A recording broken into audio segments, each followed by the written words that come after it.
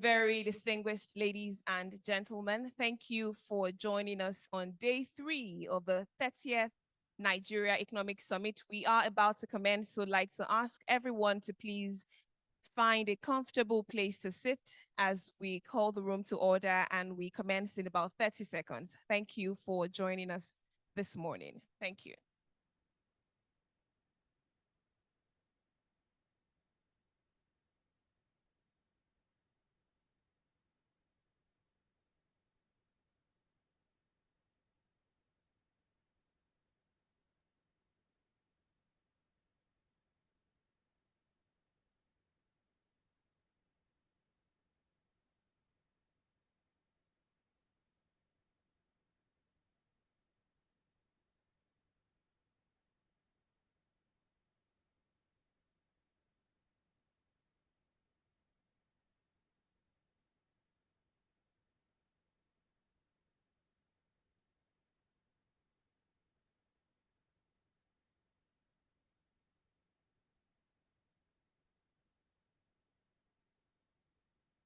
Once again, good morning, very distinguished ladies and gentlemen, our formidable leaders, captains of industry present, ladies and gentlemen. It is my absolute honor to warmly and very specially welcome you to day 3 of the 30th Nigeria Economic Summit. My name is Mojibade Shosoya, and it's my pleasure to serve as one of your compares today. It has been 2 exciting days at this summit with rich, extensive, and insightful conversations around collaborative action for growth, for competitiveness, and of course, for stability. Yesterday at the summit dinner, we had the pleasure of having a conversation with the governor of the Central Bank of Nigeria. It was a rich conversation. I mean, he talked about how far they have gone with economic reforms, but one major thing stood out for me, and you can imagine if you were here. He talked about how they're partnering with development banks to ensure that women-led businesses enjoy single-digit interest rates. I mean, we're looking forward to that. That is exciting for me as female, so we applaud them for that, and we are looking forward to the implementation of that to ensure that women are truly empowered, because you know that when you empower a woman, you empower a nation. So that for me is exciting. However, we're coming on to day 3, and it is my pleasure to again welcome you to day 3 of this summit as we get started with our conversation today. Now, our conversation today, the very first plenary today, which is the 3rd, is tackling hunger. I'm truly looking forward to this conversation because we know that hunger has remained a global challenge despite reports of sufficient food production. We will have a conversation that would address how to tackle this challenge going forward. To start this conversation, we do have a moderator who is in the room and ready for this session. It is my pleasure to make welcome on stage the Director, Lagos Business School Public Sector Initiative, Franklin Emeka Ungu. A round of applause as I make him welcome. He will be off stage to receive other members of this conversation. Can we sustain the applause till he gets off stage? Thank you very much. We are looking forward to a truly rich conversation because this panel has very exceptional individuals, and I will hand over to the moderator very shortly as I bring up members of this panel. First, for this conversation, we have distinguished Senator Dr. Aliyu Sabi Abdullahi, who is the Honorable Minister of State for Agriculture and Food Security of the Federal Republic of Nigeria. Can we give him a resounding applause as he comes up stage to join this conversation? Coming up right next, we have Mrs. Asalama Dawalak Sidi, who is the Regional Director for West and Central Africa at Oxfam International. Thank you very much for joining this conversation. We're looking forward to a robust conversation today. We also have the Country Director for World Food Programme, David Stevenson. Please give David Stevenson a resounding applause as he joins this conversation. And lastly, but by no means the least, we have the Chief Executive Officer of Flour Mills Nigeria PLC, Mr. Boye Olusoya. Can we give him a resounding applause as he joins this conversation as well. Now we have a knowledgeable group of experts, and I will be handing over to our able moderator who will steer the conversation from here as we discuss tackling hunger this morning.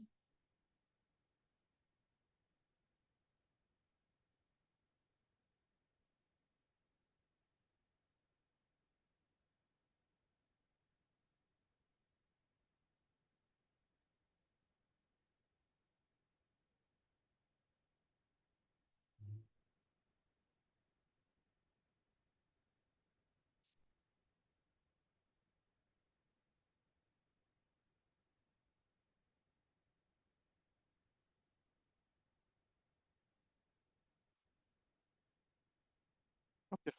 Good morning, everyone, and I hope we are all fine and well. You are all highly welcome to this session.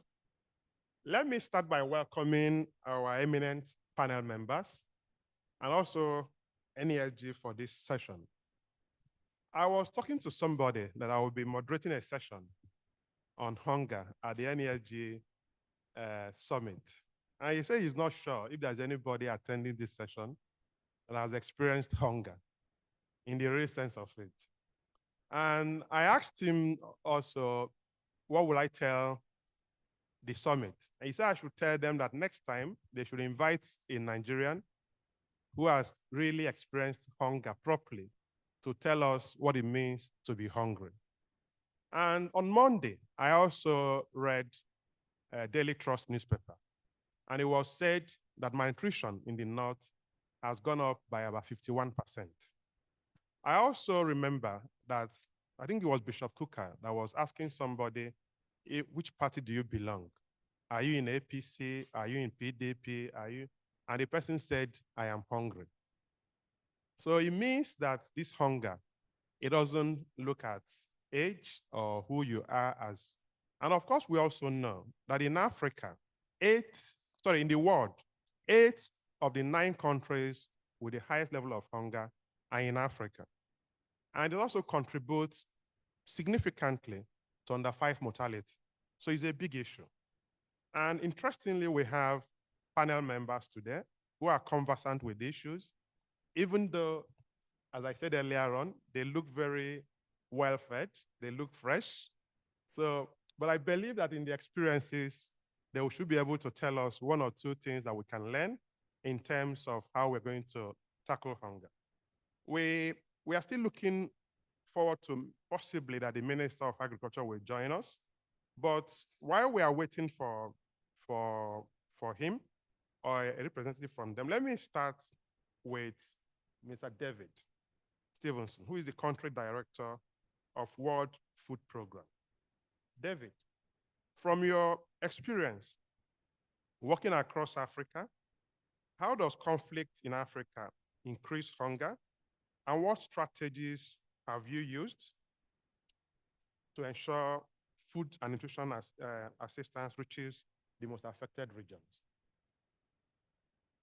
Okay, thank you very much, moderator. And let me just start by complimenting the NESG, the Nigerian Economic Summit Group. This is my 2nd time attending since I've been based in Nigeria, and I've been around Africa for 32 years. I've never seen anything so impactful as this thought leadership group bringing people together.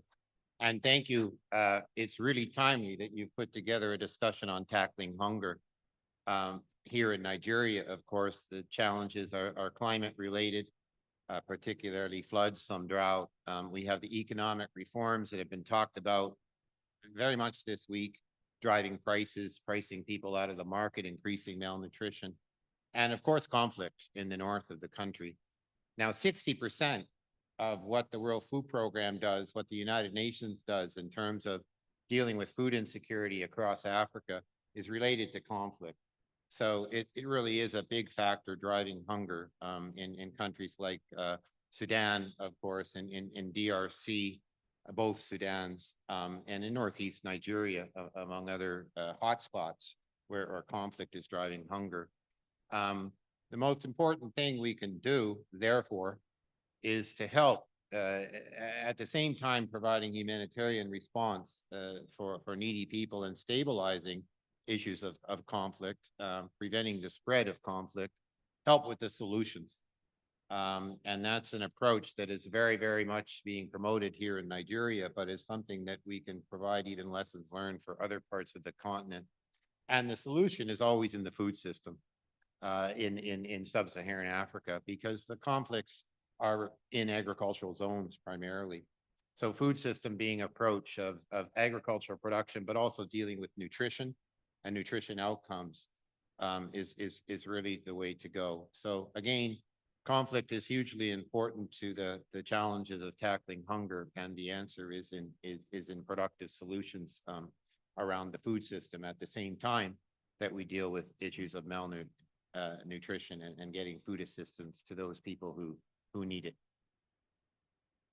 Excellent. Thank you very much, David. I think where you stopped links up to what I want to ask Mr. Asalamo.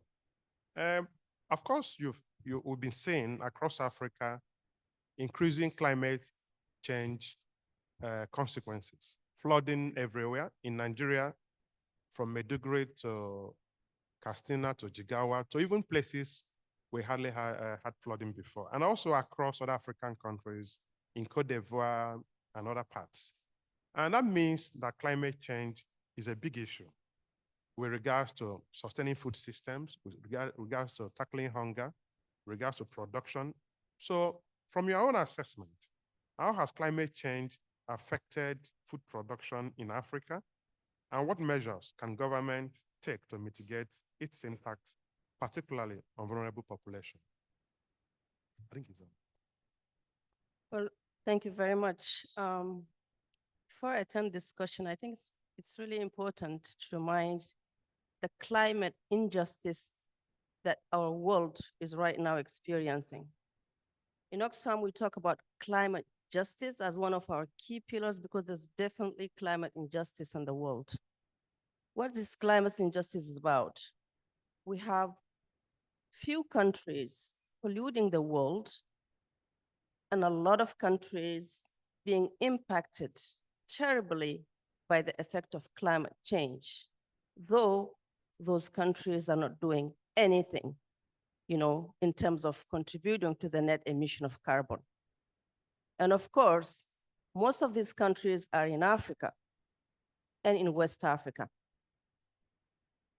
What's happening, I think you already said it, we have high carbon emission by the world polluters, which are creating almost on a yearly basis, drought, flooding, shortage of rain, exacerbating all types of crises that we live in Africa, and ironically impacting the most vulnerable people and creating even more inequalities in the world.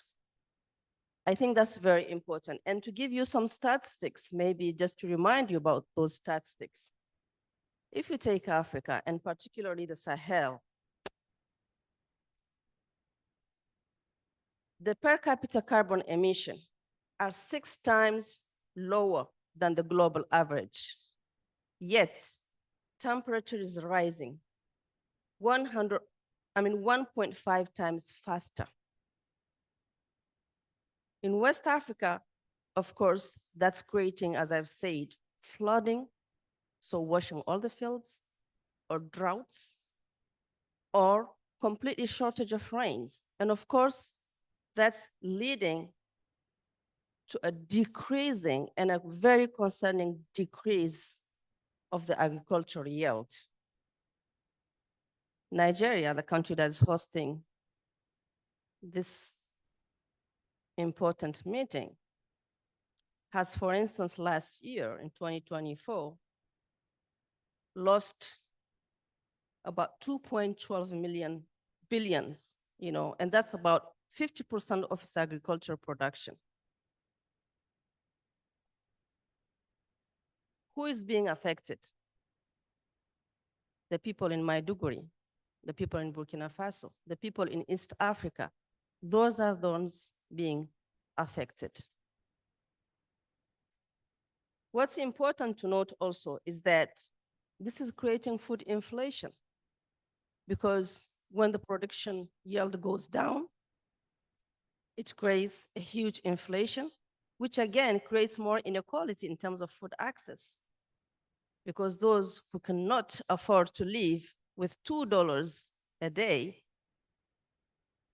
cannot necessarily be able to afford the food when the prices increase. For instance, and again, to give an example, in Nigeria, food inflation went up to 40% in March 2024 with the agriculture sector, which used to employ 70% of the workforce. And that workforce is now declining just because of the climate change issues. And across Africa, a lot of people are actually being impacted.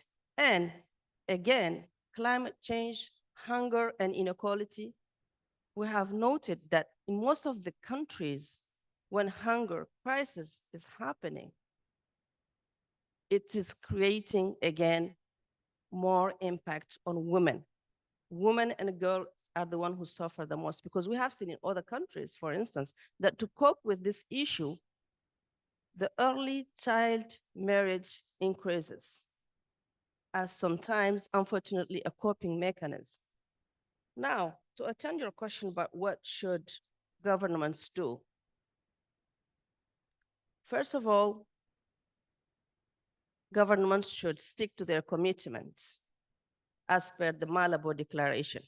In 2014, African states have all committed to invest 10% of their budget in the agricultural sector. But our studies have shown clearly that the average percentage being spent by African governments in the agricultural sector is around 3%, including in Nigeria. So how can we tackle hunger? How can we end this hunger cycle if we're not investing the right amount in agriculture? That's the first thing to be done. Second, there has been a Paris Agreement where the rich countries polluting the world have committed to pay $100 billion per year to the countries who are the most suffering from the climate change effects. But that's not happening. Actually, and ironically, our studies have shown that from the amount, which is actually far beyond the $100 billion that's being spent, 70% of this amount is given to the countries as form of loan, which of course is increasing the country's debt, ironically. And I think here the governments and all the stakeholders should continue advocating and holding to account those polluters so that they pay their fair share and respect their commitments. What should be done? I think policies also needs to be reviewed. Are policies in favor of small-scale farmers? Are policies in favor of women who constitute the most important and the majority of agriculturers in Africa, and yet the ones who don't necessarily have funds or guarantees to get loans? Policy should also address small-scale farmers and women so that they get access to funding, to skills, and be able to get the right skills to be resilient when climate change is impacting their fields in agriculture. So let me just pause here. Excellent. Very good place to, for me to bring in Mr. Mobode Olusanya, the Group Managing Director of Flour Mills. Mr. Olusanya, I'm sure you heard what Ms. Asamara said with regards that government is not properly funding agriculture, which means that for us to tackle hunger, this might need to be complemented from other sources. And of course, we always talk about public-private partnership. She also mentioned, which study have also proven, that the best way to increase food production in Africa will be supporting the small scale farmers. So my question to you is, what role can the private sector play in supporting small holder farmers? And how can technical expertise, research, and funding be scaled to enhance food production? Thank you very much. And first, good morning to everybody. And once again, thank you all for attending this year's summit. Look, it's been clear for quite a while that industrial development for Nigeria is going to be driven by excess agricultural production. It's the excess of the agricultural products that we need to be able to drive industrial production. So from support for small-scale farmers, it comes back to how we reach a certain level of offtake from the private sector based on industrial output that drives the quality or that is driven by the quality of what the smallholder farmer produces. Our incentive from the private sector has always been that contrary, not just the need for agricultural spending to increase, but agricultural spending to be focused largely on yield enhancement. Africa, and in particular Nigeria, has a yield problem. Let's get to the point where if we can every year double yield, we simply increase food production to the levels that we want them to play at. So how do we support that from private sector? Our view has always been, we largely try to offtake from farmers and have relationship with farmers at that level. Our role is to be able to support the farmer through a series of inputs and agronomic strategies, i.e. training and development. A lot of the small scale farmers that exist are still using techniques that existed years back. Agronomic practices make a huge difference to how output can be better. Just simply planting at the right time, simply putting in, using the necessary inputs at the right time, make a huge difference to the output.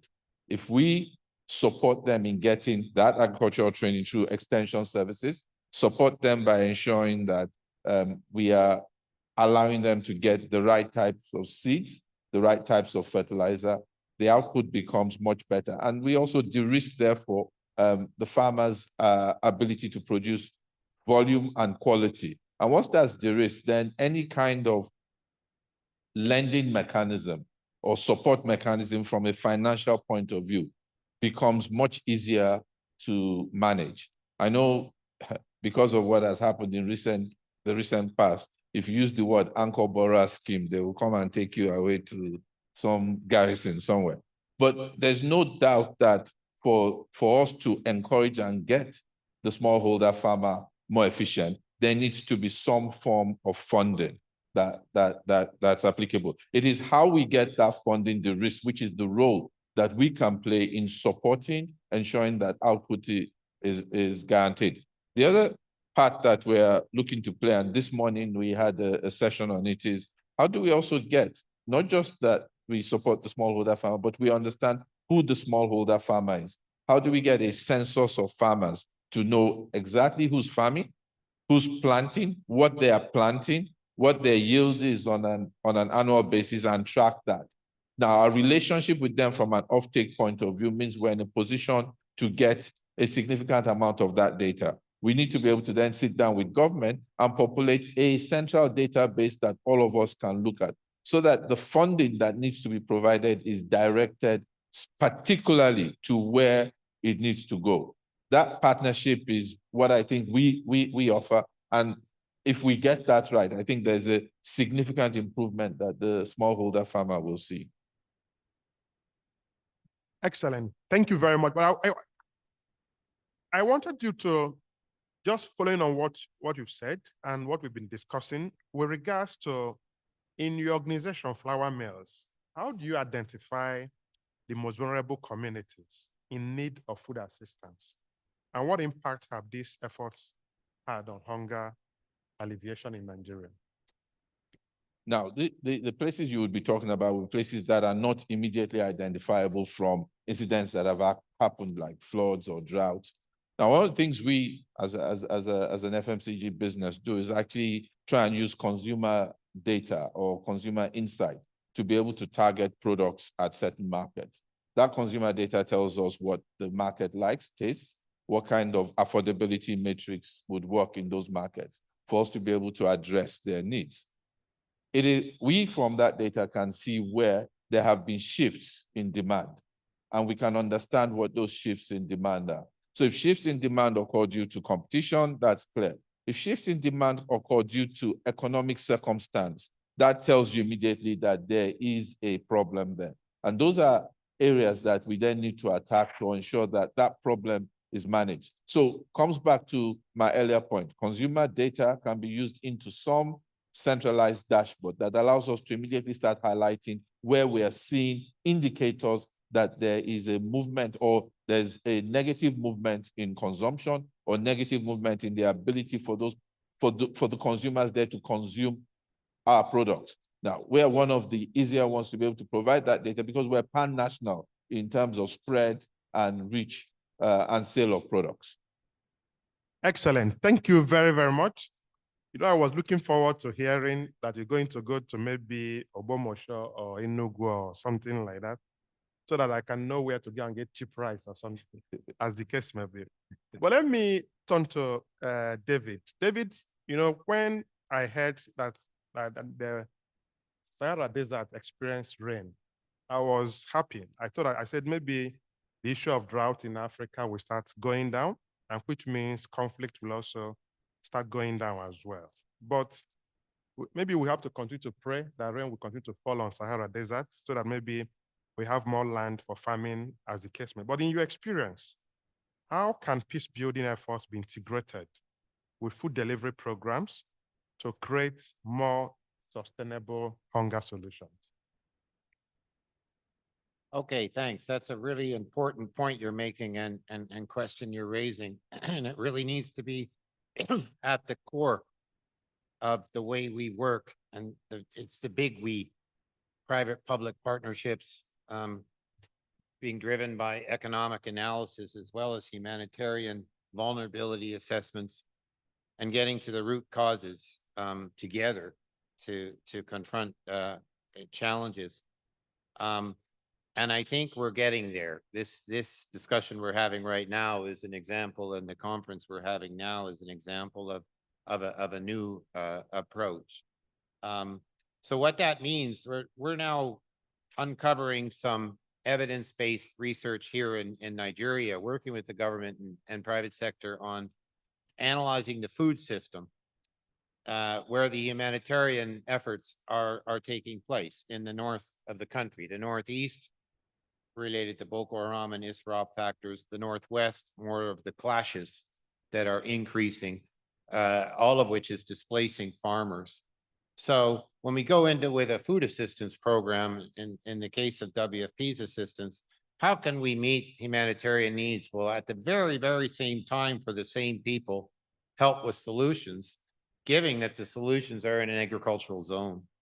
And so it's an approach called out of conflict into solutions. I signed an MOU with Governor Zulum last week in Maiduguri, and the answer is going to have to be peace and production.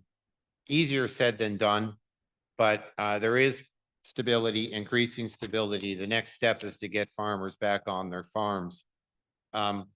Where we can have more win-wins is, you know, we've gone well beyond the food aid approach. You know, World Food Program used to be an agency that was bringing in food and distributing food. Now we buy $100 million worth of food in Nigeria per year. That was in 2023. Another $100 million invested into the agricultural economy through cash transfers and vouchers going to retailers. So that's about encouraging the local food economy at the same time as having a relief program.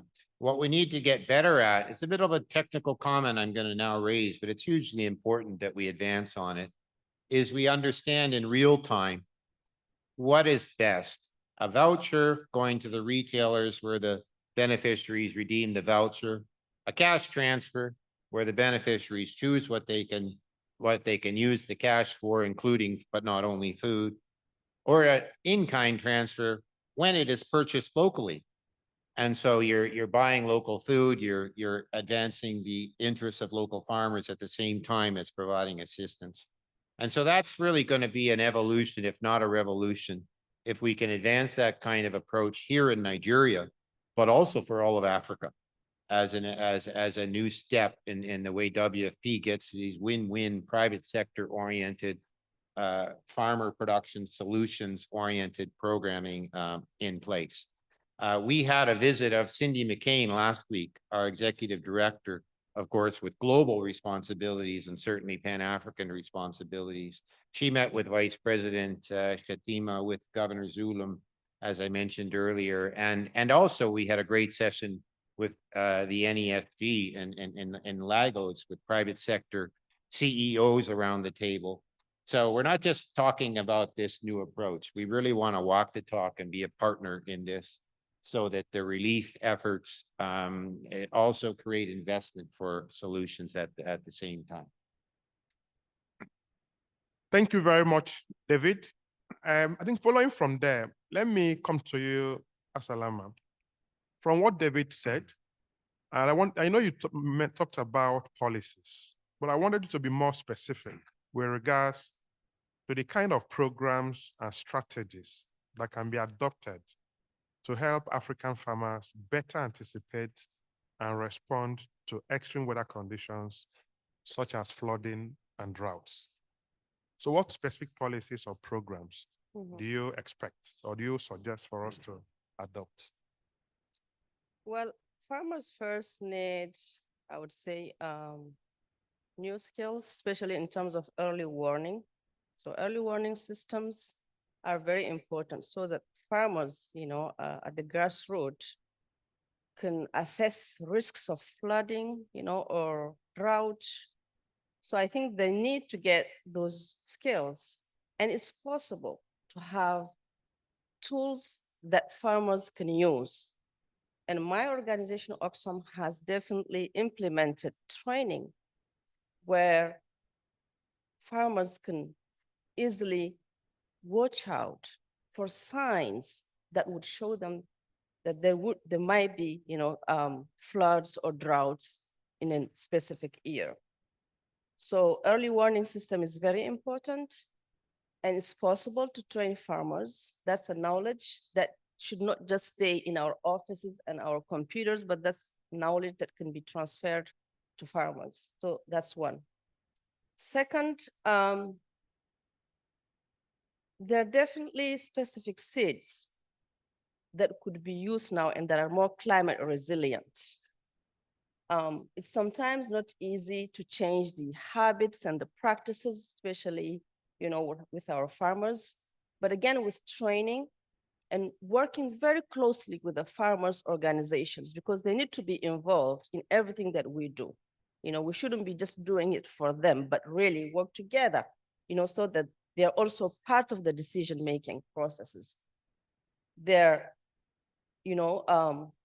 specific seeds, and I think this climate resilience seeds have proven actually to be very important and to strengthen the resilience of communities and farmers, at their community level.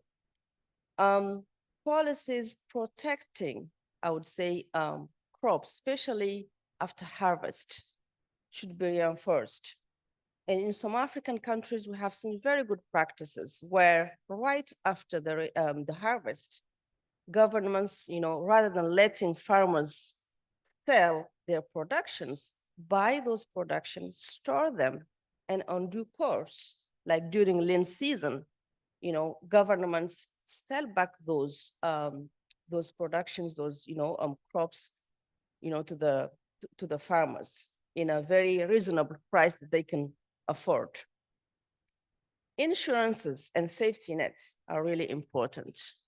Because the thing is about really ensuring that farmers and community members at rural area are protected, that they have, access to food during the most difficult time and a food that's affordable for them. So that's something very important. But let me go back to the funding.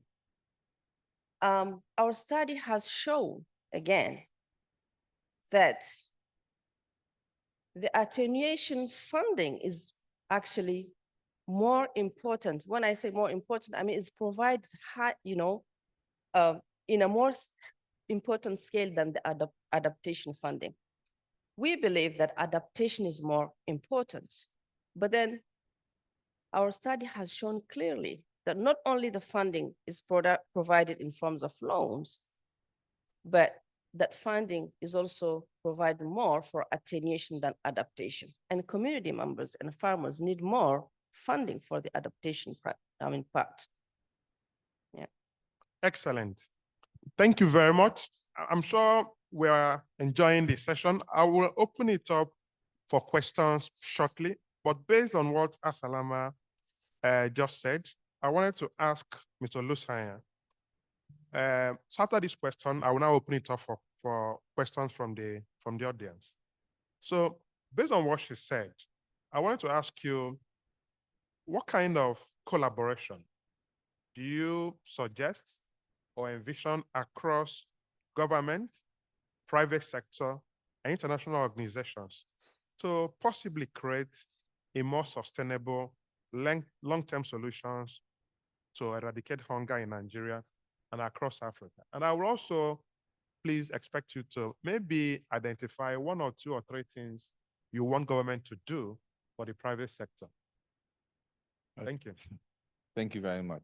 Well, the first part of the answer is related to what David said, where today we're collaborating with the World Food Program, with certain other agencies through NESG to look at how to establish early warning systems for government. I think the first step that we need to make altogether is actually to start collating enough data that allows us to make rational and logical decisions, and to be able to understand what exists and what needs to be done.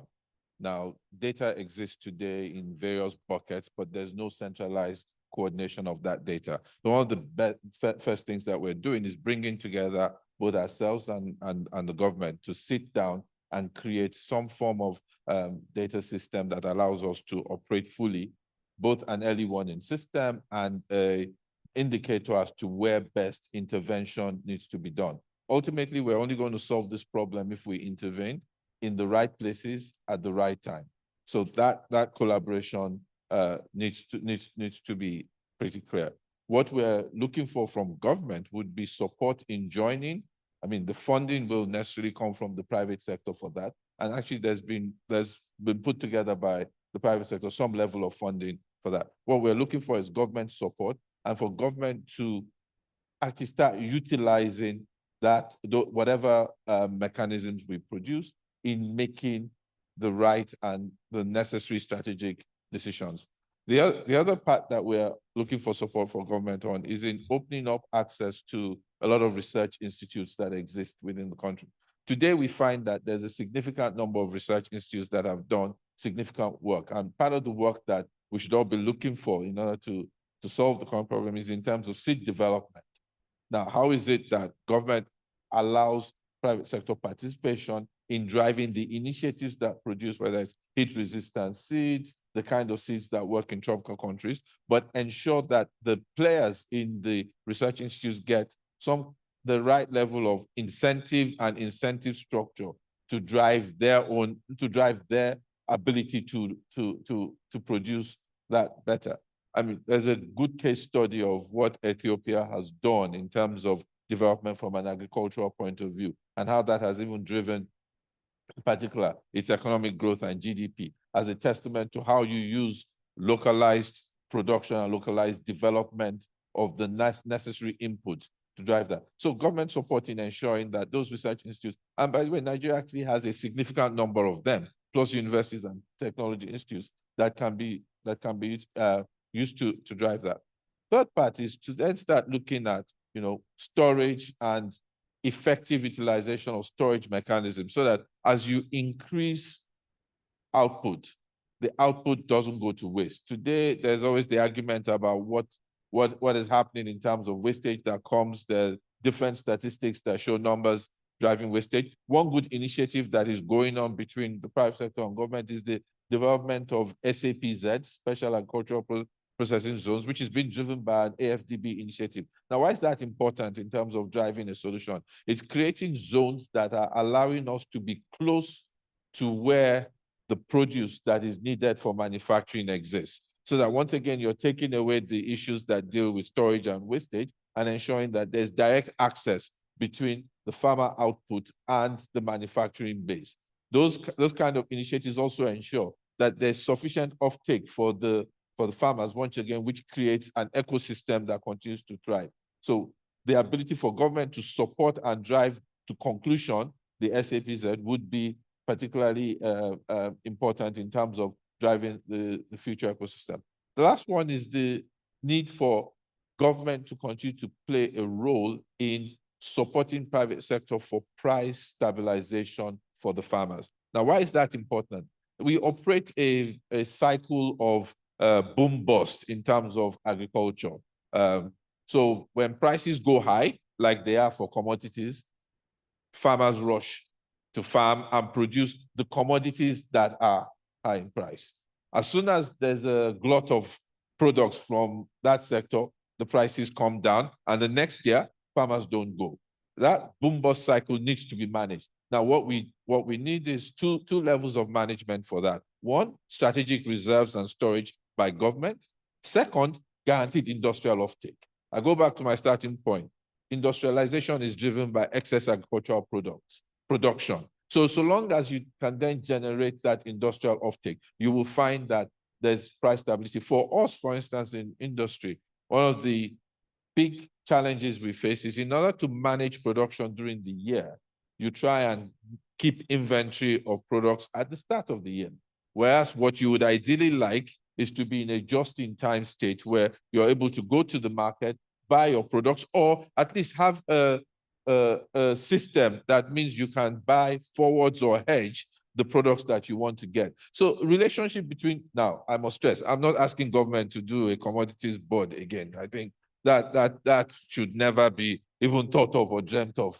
But support in ensuring that there's a partnership between both government and the private sector, where the private sector comes with the capital that guarantees offtake, and government does strategic reserves, would actually be essential in driving the initiative through. I think if we do a couple of these steps, we start seeing an ecosystem that is economically driven.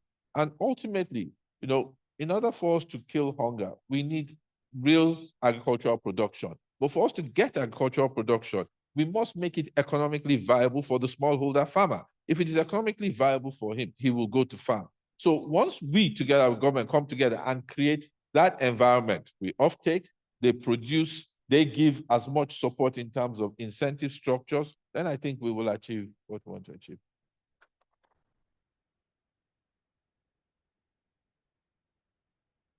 You know, early in the morning, we had a session on public sector leaders, particularly regulators, moving to private sector. And we also discussed about how the private sector can move to the public sector. I'm sure you will agree with me that the panel members are doing well with regards to particularly this last submission by Mr. Lusaya, that we will recommend that he should also think of going into the public sector when he's done with flour mills. So thank you very much. Can you give him a round of applause, please? So we are now open for questions. Please raise your hand. The mic will come to you. We have a very handsome man by this side, and also here. And so what we can do, we take maybe 3 or 4 questions and we answer. If there is still time, if time permits, we take another round of questions. Good morning. Good morning. Good morning. Okay. My name is Romeo Gane from Ecosystem Africa. My question directly goes to Mr. Olusoya. You talked about the collaboration between government and the private sector.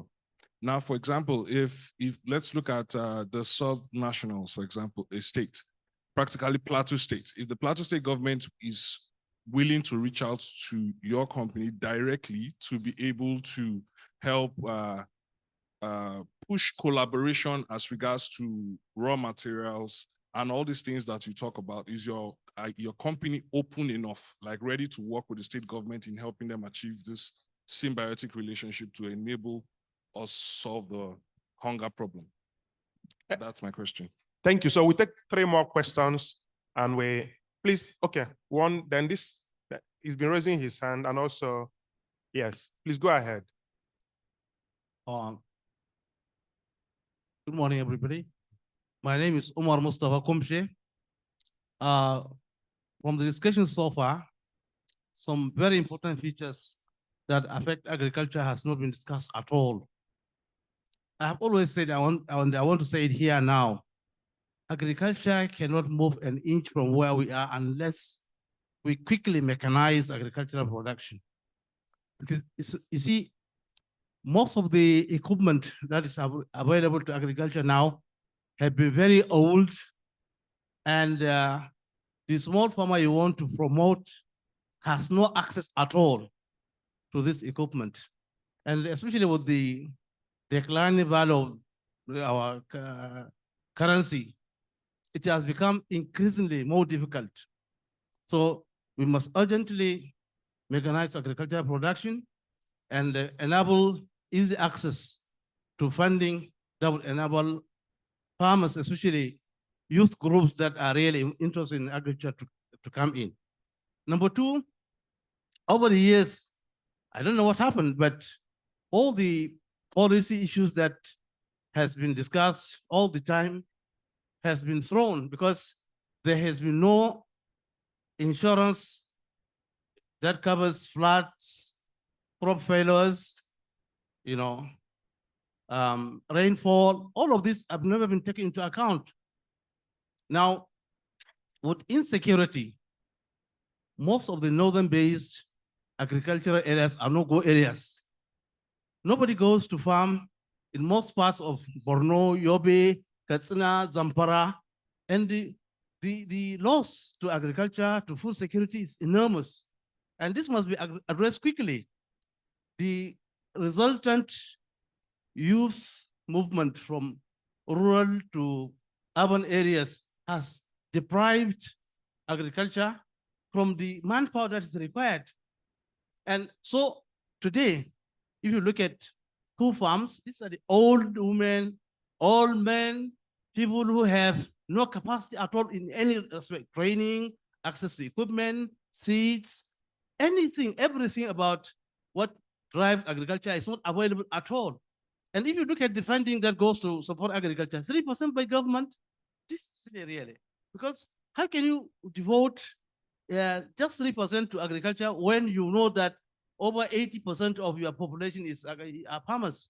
And finally, let me say this quickly, that as long as we remain where we are, talking about, I am really very happy that the moderator noted that are there people who suffer from hunger here? Hardly any. Because if you know hunger, we are dealing with a situation where people will be going without food for days, not 1 day, not 2 days, days without any kind of food. And we are still sitting and talking about things that are, only understandable to people who don't have any concern about what we are talking about. If people have no food, nothing else matters or should matter to them. So most of these things are documented and have been said before, but this time we should go beyond what we have always said, beyond what we have always done. And the private sector, the key people in the private sector are here. Let them ask themselves, well, how much are they doing to support agriculture anyway? So the matter of agricultural involvement, those who use agricultural raw materials for their factories, their production, are here. And so let's see how we can get involved directly, especially when we're talking about mechanization of agriculture. This mechanization can only come with real serious involvement of government and the organized private sector. Thank you very much. Thank you very, very much. Please, question here, then. My name is Benjamin Aduli. Can I go on, sir? Yeah, please go ahead. Yeah. All right. My name is Benjamin Aduli. I work with Mechanized Agricultural Investments and Services Limited. The last I attended the Economic Summit was the 6th edition. Now I'm attending the 30th edition. The questions haven't changed. Something is wrong.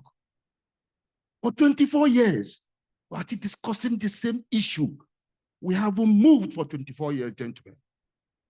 Maybe we have, but haven't seen the movement because this issue was also discussed in the 6th Economic Summit in this hall. Now, here's my question. I stopped attending because I got sick of the talk show. And I have spent my time for the past 14 years building an SME ecosystem. Presently, I manage a network of 46,000 smallholder farmers, farming an average of 2 hectares land. I provided the solution end to end, and I'm ready to offer the network to the government free of charge if they're interested. Thank you. Thank you. Thank you very much. There's a thank you very, very much. Thank you very much. My name is Patrick Odiegu, CEO, Managing Director, Polygon Investment Nigeria Limited, a licensed mining company. We have operation in Benue State. I would like this type of discussion to also be doubled up with mining because they are really, really together. Okay, last year, I decided to farm. And I wanted to have a practical experience on farming, not just theoretical policy discussion of farming, but practically farming. Please, you can be very precise to the question. Yeah, I will be very precise. Because of time. Well, Thank you. The other gentleman took a lot of time. Let me just say this. I constructed 22-kilometer access road. The hopes of the cattle that are roaming destroyed it even before the rain starts. Now, these are things that we need to find a way to disaggregate and solve. It brings in security. The whole of Benue State appears to be in a state of war. But why should that be? Can we not deploy proper technology to monitor this movement of unregulated cattle movement? Can we not do that? Is it too much to ask for? Must everything be politicized? Cattle rearing is a business. Can we not be able to control this? Because their hopes are causing a lot of other damages to the infrastructure. That's number one. Number two, we experience cattle that moved into the farm and eat up some of the crop. I recorded it and I brought it to the attention of the Minister of Agriculture and Food Security. He emanated the letter to the Permanent Secretary for redress. We are still waiting for that, 6 months on. I just wanted to go through this to have a best idea understanding as to what we must do to support our country. It's not about incrimination or punishment. Let's see how we are going to solve this problem practically. Because everybody is a Nigerian. Nobody is more Nigerian than Nigerian. But if we do this properly, we can actually export food.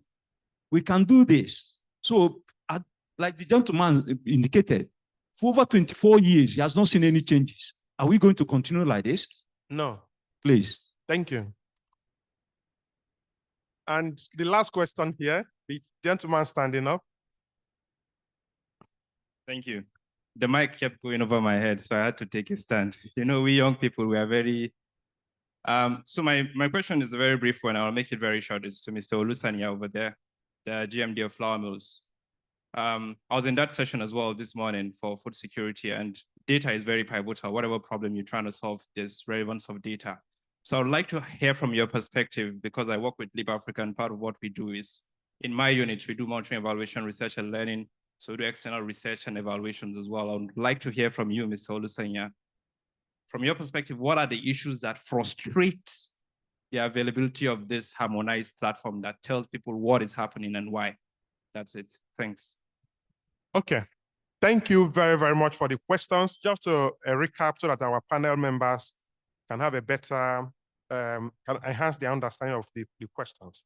The first one is more or less from Plateau State, offering flour mills more or less an open contract so I can get food product from Plateau State. And I know and I believe that if this contract is signed, NESD should get a brokerage fee, and me that is moderating it also will get a little percentage as well.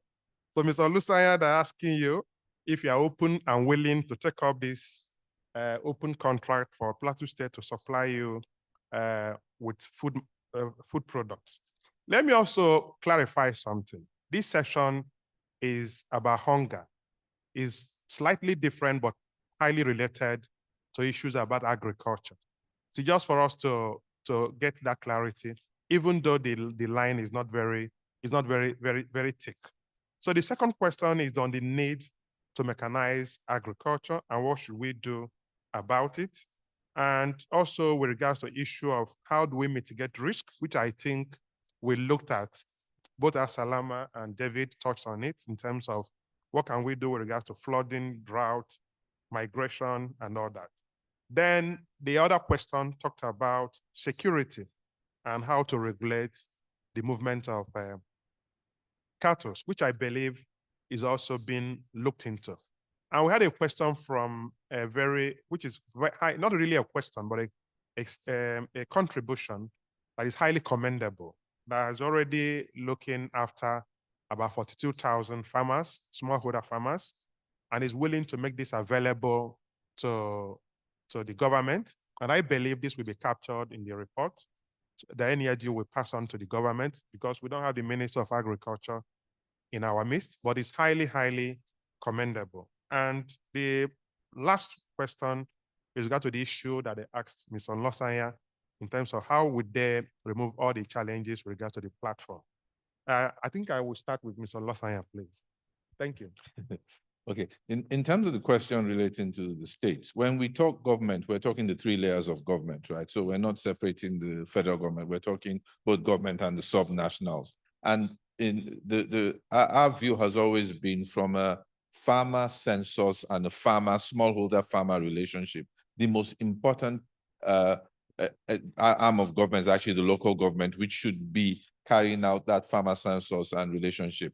Our perspective from farmers has always been we would operate and work with any of those arms of government that is willing to give us the right type of support and the right access to be able to achieve our goal of obtaining food commodities. So we're open to any discussion that you have. The question on data. Now, I'll use that to also relate to the question on insecurity. We keep having, the reason that conversation about, agricultural land that is not available for farming due to insecurity continues to raise head is because today, a lot of the conversation we have about that is anecdotal. So we will sit down and say there are places in the state that don't have, and farmers don't have access. This has happened, farmers don't have access. We have never quantified what the real impact of that has been on the total agricultural output of the country. And that's a different type of conversation when you're saying, you know what, insecurity has led to a drop in total production of grains from 10 million tons to 2 million tons. I think you start quantifying the size of the problem. Because if you go to the government side, they have a conversation today where they're saying that they have solved the security problems in a large proportion of the country. But if the output that is clear is showing that there's still a problem, then that conversation is not an anecdotal conversation. It really is a real conversation that whatever you have solved has not led to an increase in agricultural output. And I can't stress more the point about having that data because it removes a lot of the emotion that comes into the conversation. Now, on mechanization, we go back to the extension services. I stress, you cannot automate rubbish and expect it to be better. We need to get extension services out there so that when we're utilizing any mechanized tool, we're utilizing them with a combination of the right seeds and the right agronomic practices. And that's part of the conversation that needs to occur. It's a shame that the Minister of State is not here so that the elements of that conversation that he needs to respond to. But I do agree that, yes, we need mechanization, but it comes with the development of an extension set of services that are training and developing farmers, not just in the use of mechanized tools, but in the utilization of sufficient tools that mechanization comes. And mechanization also will only come when there's a large element of de-risking of the agricultural process that needs to take place. Last point on data was how do we ensure that why is it that there's a difficulty in doing that? I think just like the moderator wanted to get brokerage, I think you find that when we create data voids, it creates arbitrage opportunities. And that's a thing that we do very well in this part of the world. So there are people who will always ensure that there's insufficient access to data because the arbitrage opportunities to be able to then use information to obtain whatever is required is done. And it's not just on the agri side. It's the same, we argue about population. Let's actually get, real with the numbers that we've got and be able to develop based on that as opposed to using that as a sharing formula, and we will stop lying to ourselves. So it is more that. So how do we then, my view has always been, how do we then, which was the conversation this morning, create an incentive structure that works for all of us to be a lot more honest and to have interest in putting the right data on the table. Once that incentive structure works, I think you will find that we will all work together to use data appropriately.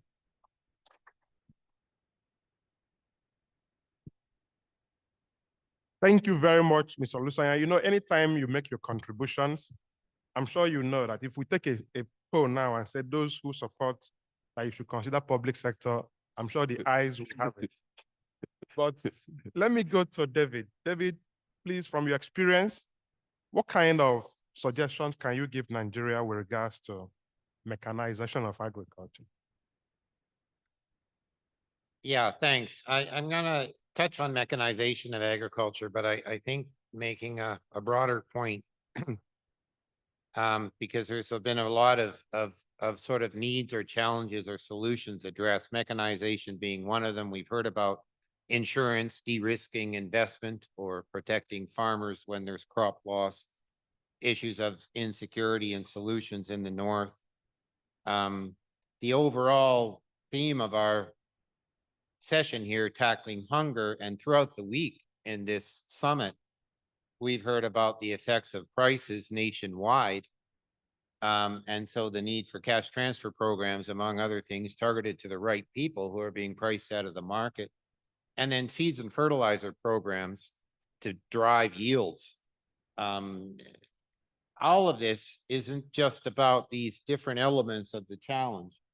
But the point I want to make, and it's true in Nigeria, it's true throughout Africa, it's true in my country, Canada, it's true in different institutions. I'm now at World Food Program. I was 5 years at African Development Bank before I came back to World Food Program here in Nigeria. And it is performance management and accountability. This is a thread that runs through everything. If you're going to do mechanization, do it right. If you're going to do seeds and fertilizers, get it to the right farmers at the right time. If you're going to do insurance programs, make sure it really de-risks the right farmers and the trigger for a payout gets to the right people. This is not an afterthought. This is the thought. This is the solution. And countries that get it right, institutions that get it right, agricultural policy that gets it right, the private sector that gets it right, as well as the public sector, gets performance management and accountability right, that will drive growth, economic growth, reducing hunger, and agricultural progress. And so I'm all for mechanization, rolling it out. But I've seen in other countries where mechanization is driven by the private sector, incorporating small-scale farmers and associations that they can rent out equipment, use it productively, increase their yields, and then increase the mechanization from it. Then it works. But when it's a handout of tractors or it's an unmanaged mechanization network that's not sustainable, when it's not based on performance management and accountability, it doesn't work. you end up having tractors sitting around underutilized and irrigation falling off, not being maintained, and all kinds of mechanization efforts not reaching the dividend that we're really looking for.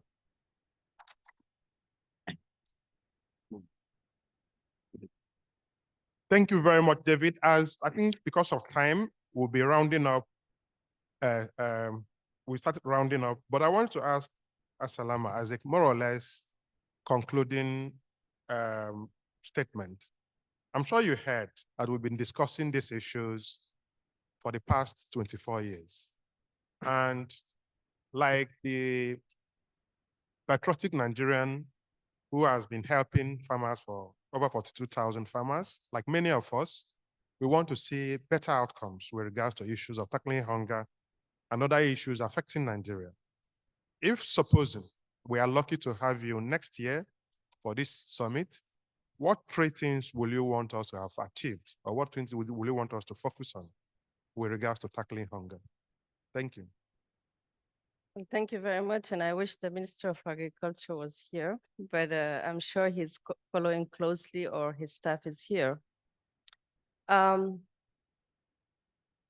think as far as commitment taken are not being respected, we'll always find ourselves talking about the same things and making the same decisions and taking other commitments and having one wake-up call after one wake-up call. So the Malabo Protocol or Declaration or Agreement, whatever you want to call it, is one that have been made by African government to spend at least 10% of their budget in the agriculture. That was in 2014, almost 11 years after. We're still sticking around 3% investment in this important sector that employs most of the African young people and women and people, I would say, in the rural areas. So one thing that I would expect for the African countries and for the government of Nigeria, because we're in Nigeria, is to see an increase in the budget invested in the agricultural sector.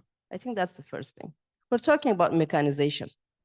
Mechanization could be only done in an equal way if small-scale farmers have subsidies from the government that can help them afford those machines. If not, we'll be creating another inequality issue where rich people would be getting all the mechanized tools and everything, and small-scale, farmers staying and watching. That's what would happen. That's one. Second, I think it's good to create an accountability framework that would hold all the decision makers to account. And at each step, at each layer, because it's easy to take commitments for X or Y reasons, but the most difficult is to implement those commitments. And that's what we see in every African country, not to say in the world. But unless we have the citizen, the people holding to account those, those decision makers, the wheel will continue turning over and over. So we need to create that accountability framework, that transparency, that accountable governance, where a small-scale farmer can hold to account the highest senior person within the government, and who would be feel free and happy, to stay where they are about their commitments. And third, we are talking about climate change. It's just unacceptable that the world polluters are now paying their fair share as per the Paris Agreement in terms of loans, increasing the debts of the African countries. Isn't it ironic that a country like Chad or Nigeria or Cameroon has to borrow money to attenuate climate change effects and borrow money from whom? From those who are polluting the world. So I think our governments need to be really strong enough, and they are already, but push for more accountability within the climate change funding system. So let me just stop here. Thank you.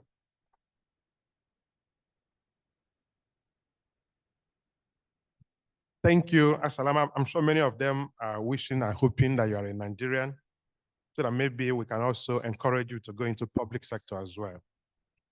But let me ask David, just one thing or two things you want to see next year that we should focus on.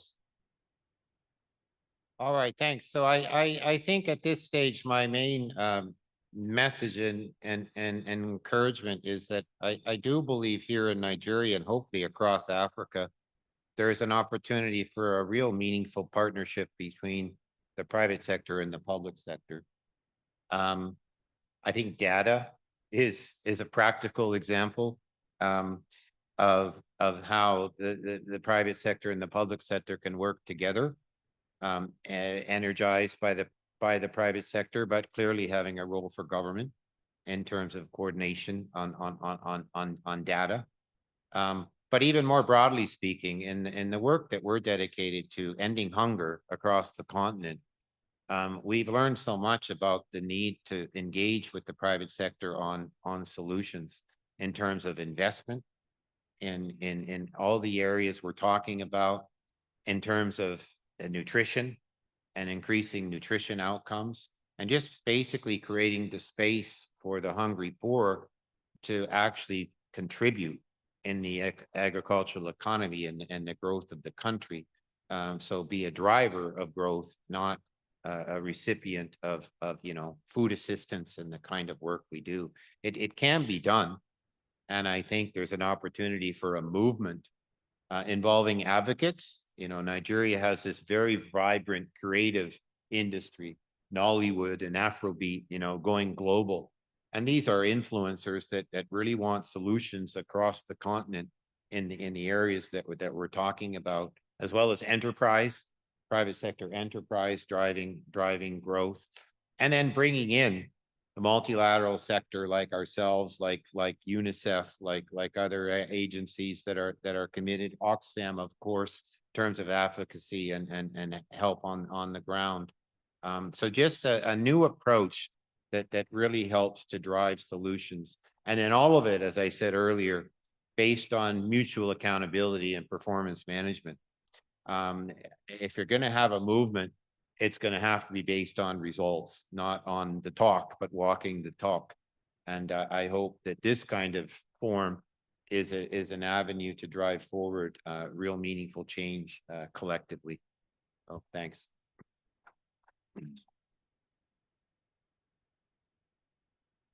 Thank you very much. Mr. Lusanya, final comment, one word or two words that you expect from the public, from the government to support the private sector. I think it's all been said. I'll only reiterate what the question that came from the audience, where it says from between NES 6 and NES 30, nothing has changed. The key thing that we should all come back with next year is to show what has changed and to be clear as to. I think that's a task both for us and the government, because we should be showing those dashboards and be clear as to not only what has changed, but how we have achieved it. We cannot continue to just talk. Excellent. Thank you, thank you, thank you, thank you. Let me just conclude by saying that we look forward to a better policies, programs, projects to tackle hunger in Nigeria. We also know, just to encourage us, I'm sure many of us, since we were born, we've been going to church or mosque for many years, and we continue to go even with the different challenges that we have in the world. So on this note, let me say a very, very big thank you to Mr. Lusanya, to David, and to Asamara for a very, very interesting session. Thank you and good morning. Thank you. Thank you very much, Dr. Franklin Ugu, for moderating and steering this powerful conversation. We'd like to ask you to please rise as we take a group picture. I'd like to invite any of our directors in the room, directors at the Nigeria Economic Summit Group, to please join this picture very quickly. Please, center stage. Yes, center stage. If you enjoyed that conversation or you found it insightful, can you please give all our panelists and our moderator a resounding applause? Thank you.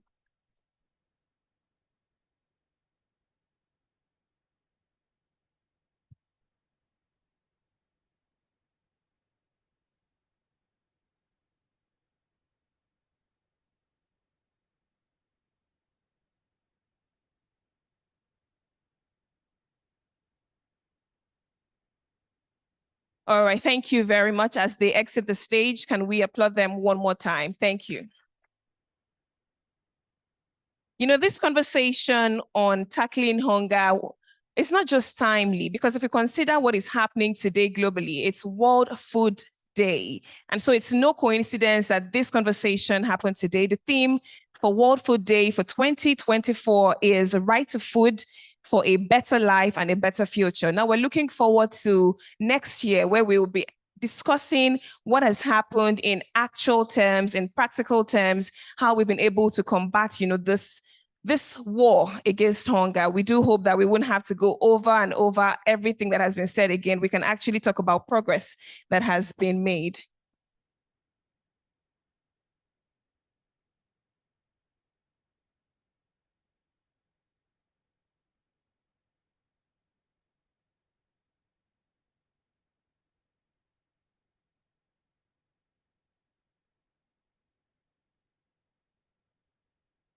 Okay, I'd like to respectfully invite our moderator and our panelists to please return on stage. We will retake this picture for the future. So I'd like to invite Dr. Franklin Ogu to please come back up stage. Mr. Boyo Lusoya, please come back up stage. I'd also like to invite David Stevenson and, of course, Mrs. Asalama Dawalak Sidi to please come back up stage for this group picture. And at this point, if we have any directors or any board members, please join this picture. Thank you. Mr. Nana, please. Yes, sir. Thank you.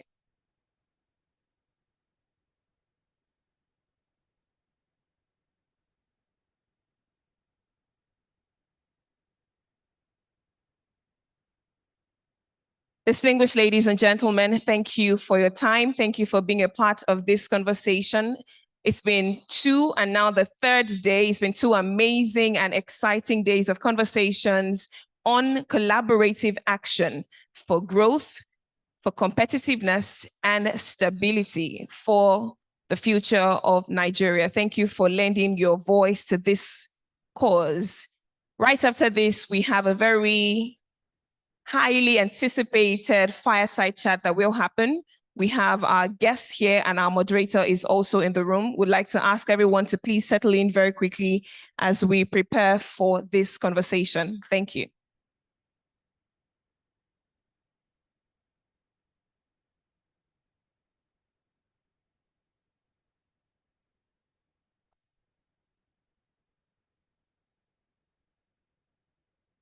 Press and media, once you have it, please give me a thumbs up so we can allow our distinguished panelists return to their seats. Thank you. All right, again, distinguished ladies and gentlemen, give them a round of applause as they exit the stage.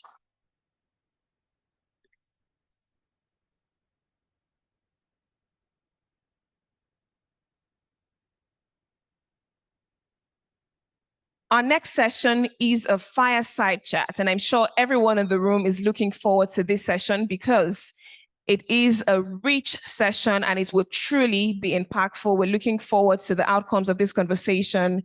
We have our guests here, we have our moderator, and right after that, we have the 5th plenary conversation today, which will focus on race to 2030, catalyzing subnational action towards meeting the SDGs. That is also going to be a rich and impactful conversation. And I'm asking everyone to please remain in the room so that you can benefit from what promises to be truly, truly insightful.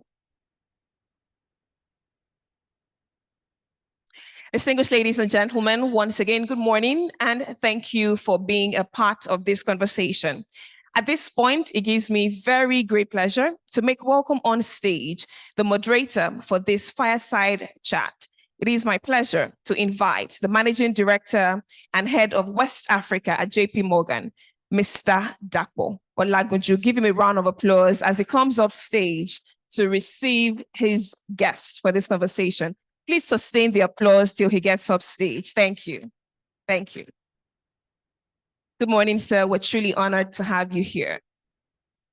And now, distinguished ladies and gentlemen, it is our pleasure to have one of the most influential leaders in global finance here in the room. Please join me as I make welcome the Chairman and Chief Executive Officer, JP Morgan Chase, Jamie Dimon. A round of applause. Sustain that applause till he gets to his seat.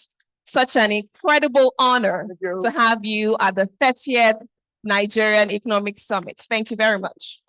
Over to you, our moderator.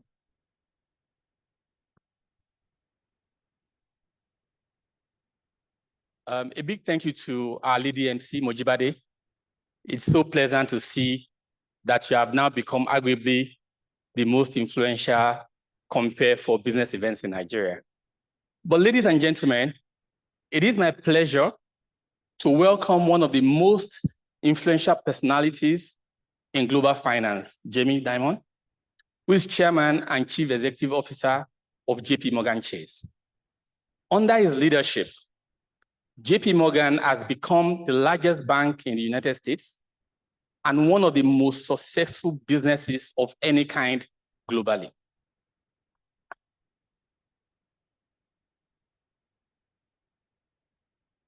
Jamie's expertise and insight on the economy, the financial markets, and on leadership have made him a sought-after voice globally. Please join me in welcoming Jamie to today's fireside chat. So Jamie, let me welcome you once again to Nigeria. I know it's not your first time, so welcome to Abuja, which is the first stop on your tri-nation sub-Saharan African trip. I guess a good place to start will be on geopolitics. Reading, listening, or watching the news today could be very depressing. The Russian-Ukraine war, the deteriorating situation in the Middle East, the rising tension between China and Taiwan, and even just last week, you said, and I quote, recent events show that conditions are treacherous and are getting worse. So my first question is, how worried are you? And how should business leaders manage for situations like this? Thank you. Thank you. First of all, I am thrilled to be here in Nigeria and going to South Africa and Kenya later. We're opening our first branch in Kenya, which we're really happy to do as part of an expansion into Africa, which I think is very important. So we just had our earnings last week, and I did mention that the situation is kind of treacherous. If you look at history of the world, it's probably the most treacherous since World War II. You have a major land war with 1 million casualties in Europe, major armies battling each other. You have terrorism in the Middle East and terrorism around the world. You have Iran, North Korea fostering it. It's quite clear that they're orchestrating with Russia, both against Ukraine and against Israel. And then, of course, and that's a complex situation. And of course, you have America's relationship with China, which is extremely complex and made more complex because of these wars. And so, having said, and I think it's very important for America to have a strong, consistent foreign policy and to make sure that we navigate through this, which I hope we do. But as you know, wars often have different outcomes than people expect. And sometimes when they start, they can be lasting for 5, 6, or 7 years. And so I think it's incumbent on all of us to worry about it. It doesn't stop JP Morgan from expanding. We want to serve clients and serve countries and be respected wherever we do business to help Nigerians in Nigeria and Nigerian companies here, and also Nigerian companies as they go overseas. So we still have expansion plans. So worrying about that doesn't stop us from doing things, but we just have to be very conscious of the risk it creates. Right. Oh, thank you. But I also know it's not doom and gloom.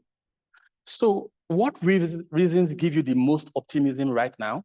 And Or what is JP Morgan's approach to risk management in these rather volatile times? So, again, I love to look at history and read history. So if you look at the history of mankind, it's done pretty well. Over the last, even since the World War II, billions of people have been taken out of poverty. Most countries are developing over time, some with more difficulty than others. And policy really matters inside countries. And technology has cured so many ills and problems. I know the Gates Foundation is here. I think AI will be another round of technology, which will probably cure some cancers. And that's kind of an amazing thing.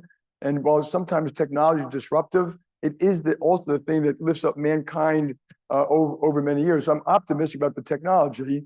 We have to navigate the complex geopolitics, but hopefully mankind will continue to grow, get healthier over time, and good policies and good medicine and good issues will circulate the world. And I'm hoping that America, plays a very healthy part. Like, one of the reasons I'd like to be here is America should play a very healthy part in expanding into Africa, helping African nations, through diplomacy and business and foreign investment, education, all those things which can actually help countries do better. Thank you. And it's interesting you mentioned technology. So over the last decade, you've seen the rise of neobanks, payment institutions, and the definition of banking, in a sense, has sort of changed in the last 10 years. I guess the question is, how do you see banking and finance industry evolving into the future in the face of disruption and emerging technology? Yeah. So actually, after this, I'm having a lunch with a lot of the fintech companies here. Technology has been changing banking my whole life. And if you look at certain things we do, if you didn't have mainframes, you wouldn't have mutual funds. It wasn't possible to calculate things that quick. And so, but part of banking will, I would say, ask the first question, what will remain the same? Well, people are going to have to raise money, lend money, move money, hold money for themselves, for business. That will stay the same. And banks will play a critical role in that. How that happens will always change. So now you have some great fintech companies here. You have some great fintech companies around the world. But we've always been able to adapt to use technology to do those things for our clients better, faster, cheaper, more efficiently, to use data to help the clients. It is really important to have a healthy financial system. I mean, a financial system is kind of the flywheel for the health of an economy. It allocates capital, it raises money, it gives entrepreneurs money to do things. So wherever I go around the world, where you have a healthy financial system, you usually have a healthy economy. If you don't have a healthy financial system, you usually don't have a healthy economy. So, and whether it's fintech, and I'm never worried about competition, or main banks, we're together. Very often we partner with what you and I would call fintech. But the goal is to do a better job for the client. That client could be an individual, a corporation, the government, the sovereign wealth fund, et cetera. Thank you. But how can regulators and financial institutions balance innovation with risk management in this evolving technology space? Okay, now you ruined my day by mentioning regulations. Regulators, obviously you want a healthy system, and if you don't, and the financial system collapses, it's obviously terrible for a country. So I think it's very reasonable that regulators are always trying to make safety and soundness. But some of the safety and soundness is very basic.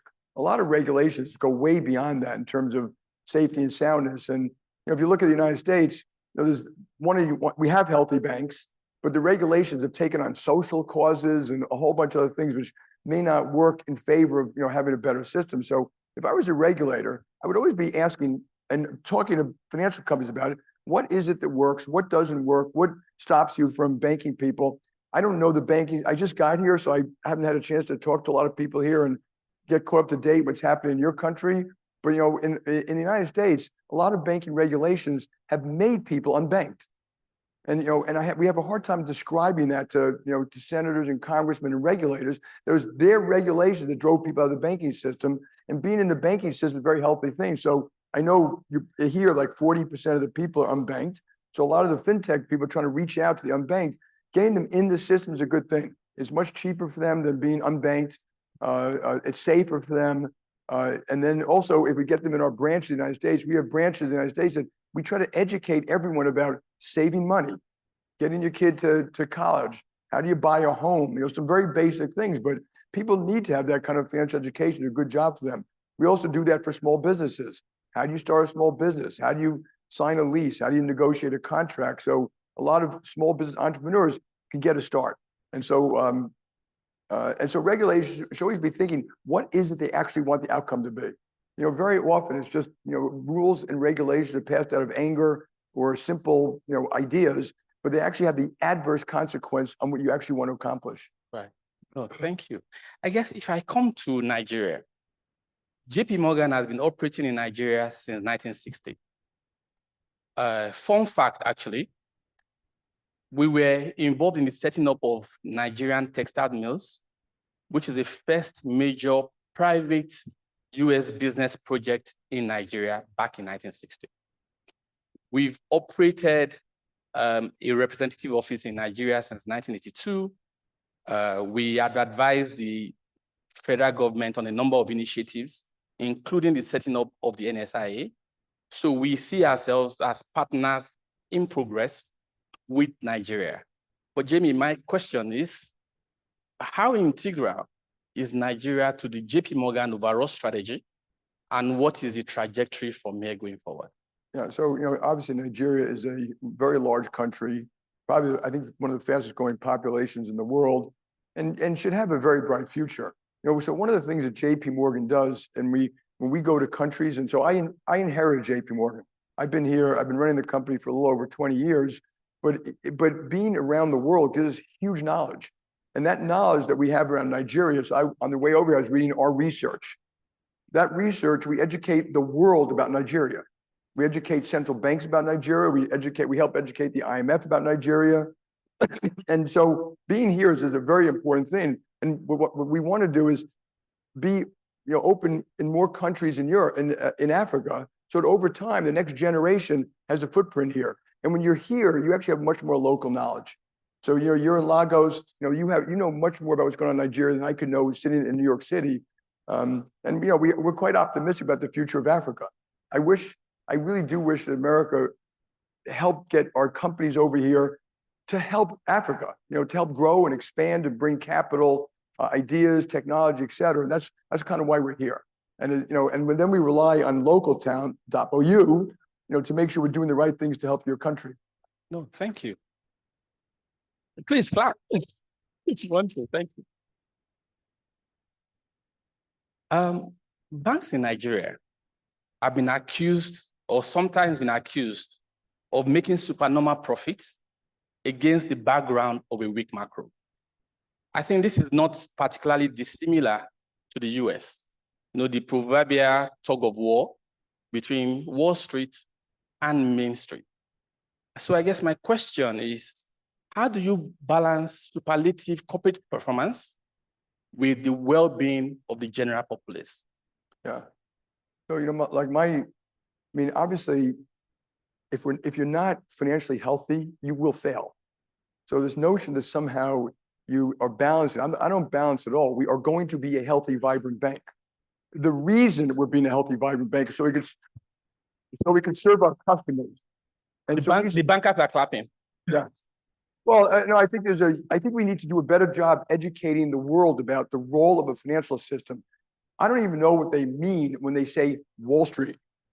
We bank 80 million Americans. We bank 100 countries. We bank cities, schools, states, hospitals. We bank 12,000 corporations around the world. We bank sovereign wealth funds. We in the United States, we have branches in low-income neighborhoods. We have special products and services. We reach out to all different communities, which we're unabashed about, including in the United States, the Black community, the Hispanic community, et cetera. And so that's what we do. And we have to be healthy and vibrant, and our profits kind of go up or down based on a lot of different things. There are a lot of businesses where I tell people profits aren't based on what you did this quarter. They're based on what you've been doing over years. We've been here for 60 years, and that's how you earn your respect, earn your trust. And I don't worry as much about, short-term fluctuations in profits. But again, and so when they say Wall Street, is that the investor? A lot of veterans own our stock. We think 100 million Americans own our stock, you know, and we're just a piece of the flywheel that lends money to companies, gets entrepreneurs, takes people public. And, you know, like all things, people make mistakes, you know, and we make mistakes, but we try to bank all citizens in all countries. And I would hope wherever we are that we're respected for helping that country and those people. And so I think that's true for all things, like even in business, we have to educate the world. Jobs, capital and jobs are good for countries. Investing is good for a country. All jobs are good. That first job is a dignity job, you know, and when I go around the world, when we get kids jobs, that gives them dignity. It gives them income. That first job is the first rung in the ladder. They often, you know, get promoted and they can form families and buy homes. And so it's just important we get it right. And very often people do things that they think are in the interest of the people and they destroy countries and companies. And so we have to be very careful how we educate the world about the role of business. I think if business mistreats customers, they should be punished. If business is bad, they should be punished. You know, if business is doing things that don't make it could be any business, but that's not the same thing as just people just angry at companies. You know, free market, free enterprise, since I've been in business, has never been unregulated. We have a heavily, properly regulated free enterprise system, which helps lift people out of poverty. So 2 billion people lifted out of poverty in the last 20 or 30 years. That's extraordinary. However, if you look at the bottom 20% of America, their incomes didn't go up for 20 years. So I understand their frustration. They're right. It's not because JP Morgan did well or not. It's because of our own policies around education, regulation, permitting, healthcare. And so, you know, governments have to like, what's the problem and how do you fix it? And they're always looking for a scapegoat. And I think that is a huge mistake. And, you know, and I've made a list of countries. I know you had a speech here earlier from someone from the World Bank. You can make a list of those things that help countries grow: skills, universities, jobs, foreign investment, domestic investment, you know, making it easy for entrepreneurs to start companies, proper permitting, regulations that don't inhibit companies from growing and things like that. And you can have very healthy countries. And that's what we should all be striving for. And instead of yelling at each other, figure out those policies that work. And often they're not the ones that governments undertake, including in the United States, by the way. Thank you. So we have a lot of business leaders in the room, including some of us that work for you. And we benefit from your advice quite regularly. But could you please share with the audience some of your thoughts on what makes a great leader and how African businesses can apply that? I mean, so was it with you, how African business can apply what? Your thoughts on leadership. Oh, leadership, yeah.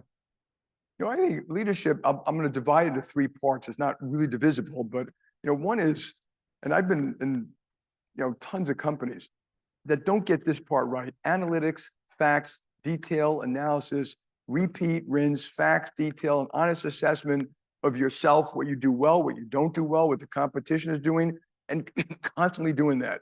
So at JP Morgan, while we've been very successful, we also look at all the mistakes we made, lessons learned from mistakes we made. How come, you know, other companies, you know, ate our lunch in this country or that product or that services? Even in areas where we're #1 in the world, we're not #1 in Africa. We may not be #1 in every country in Asia. Maybe #8 in somewhere in Europe. And there are reasons for that. It could be the quality of your people. It could be your technology. It could be, and that, so we're quite critical and analytical of ourselves. And that's essentially you do. And your people have to do it, and they have to be very honest about it. A lot of companies I go to, they don't have those honest assessments. You know, the people are busy telling the boss what the boss wants to hear. And as a corollary to that, it's very important that we all get out, that we all listen to each other. So when I get around and I go to Africa or Europe or even cities around America, I learned a tremendous amount about my own company, my own clients. I can go to any branch, sit down with any teller, and they'll teach me something I don't know about JP Morgan, including something we're doing which is really stupid. And so that's one thing. The second is, I'm going to call it administration, but you got to run it well. You have to be very thoughtful. Do people get things done? So you could be the great analysis, but very often people are a hot mess when it comes to running things. They're not organized. They don't show up in time. They don't have follow-up lists. They don't tell people. They don't delegate properly. And you've seen this, and I've seen it everywhere, where companies, they may be really smart, but they're unable to manage themselves out of a paper bag. But the third is, I think, the most important, for real leadership, is that you earn people's trust and respect. You do not earn people's trust and respect if you are always blaming them, or if you're taking credit for everything. You need people to work who want to work with you because you earn their respect. I've seen a lot of bosses that people don't want to work for. Well, how are you going to build a great company if that's the case? That's true in the military, it's true in government, it's true in business. And to earn people's trust and respect, I think it's something they don't talk about a lot in business. It's about your heart. Do you care? People know if you really care or not. It's about your curiosity. Are you always learning? Or is it always that the boss thinks he knows the answer to everything? And those things create trust and respect so that the team around the table speaks up. They contribute. They want to do their share. They're part of that team, because at the end of the day, it's that team that's going to get the stuff done. And that's true whether you're talking about technology, branches, countries, and then, my job is to support you. So by the end of this day, I'm going to learn a lot from you about what, and I'll ask him later. I always ask Logan, what more can we do? If you were making decisions, not in New York City, what would you do differently here? And, we may find a way to do things better. And so, it's a broad set of things: analysis, facts, really tight administration, like run things operationally, and then, have enough heart and soul to get out and understand that you don't know everything, and you're not going to do a great job if people don't want to work for you.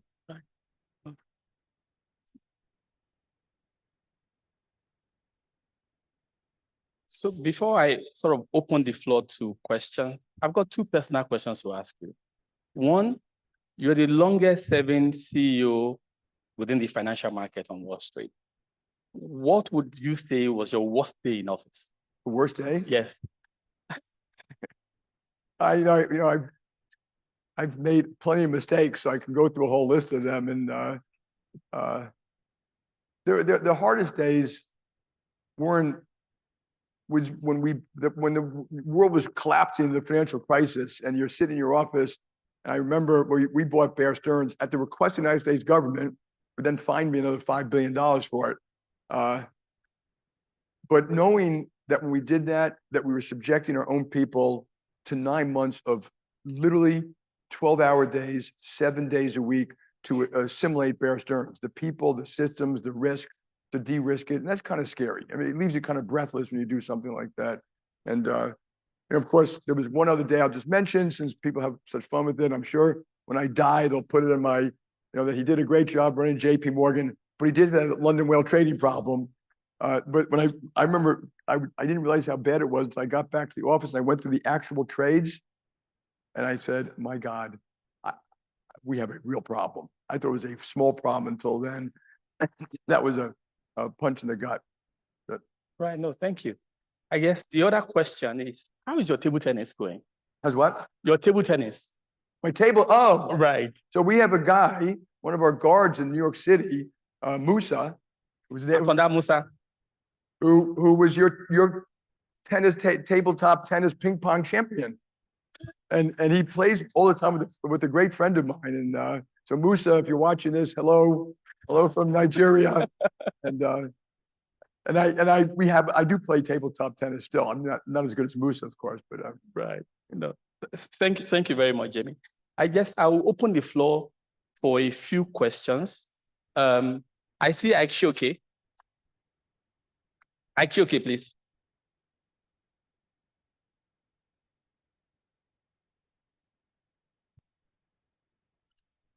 Good afternoon, Jamie. And thank you for a very enriching conversation. My name is Ike Chioke. I'm the Group Managing Director of AfriInvest, an investment banking firm based here. And I also have the distinction of having worked in Wall Street at Goldman Sachs many years ago. My question is this. In view of the long-standing relationship between JP Morgan and Nigeria, and given all you've spoken about, and that what talked about establishing business here in the 60s, and also given all the American businesses operating in Nigeria, when can we expect JP Morgan to set up a full-fledged bank in Nigeria? answer that question. I know I just got here. I think it's a great question. And matter of fact, I was asking earlier about our licenses and our plans here and things like that. So I don't have an answer for you. I wish I did, but you might.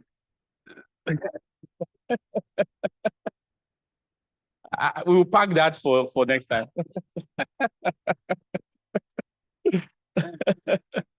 But wherever we do business, we slowly expand clients, lending, payments, foreign investment, et cetera. We just always expand. We're almost always in an expansion mode. I guess the next question will go to Amina Maina, please.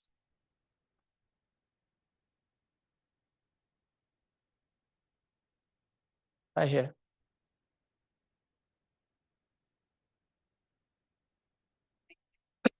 Hi, my name is Amina Maina, and I'm the Group Chief Operating Officer of a company called MRS Holdings. We're an oil and gas company, but I sit here as the third vice chairman of the Nigerian Economic Summit Group.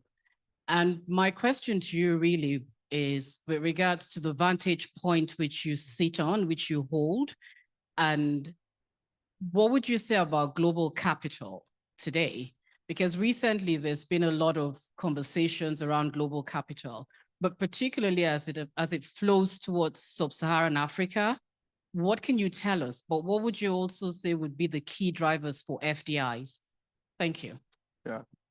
So there's no mystery to that. Capital goes to where it's taken care of, where people think they can make some money and have a return on capital in the long run.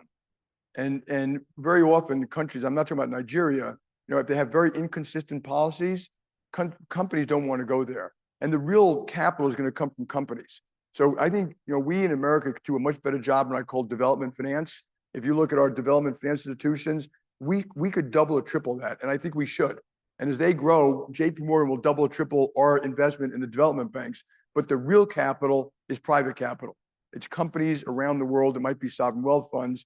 And they want to come here for investment opportunity. So, to do that, consistent laws, consistent regulations, consistent rules, consistent legislation, consistent legal environments, you will get plenty of capital here. But it's got to be consistent because in a lot of countries, when the legal environment flips back and forth and the government flips back and forth, people are just afraid to make those investments. And our investment, when we try to do it, at least since I've been to JP Morgan, we've never left the country.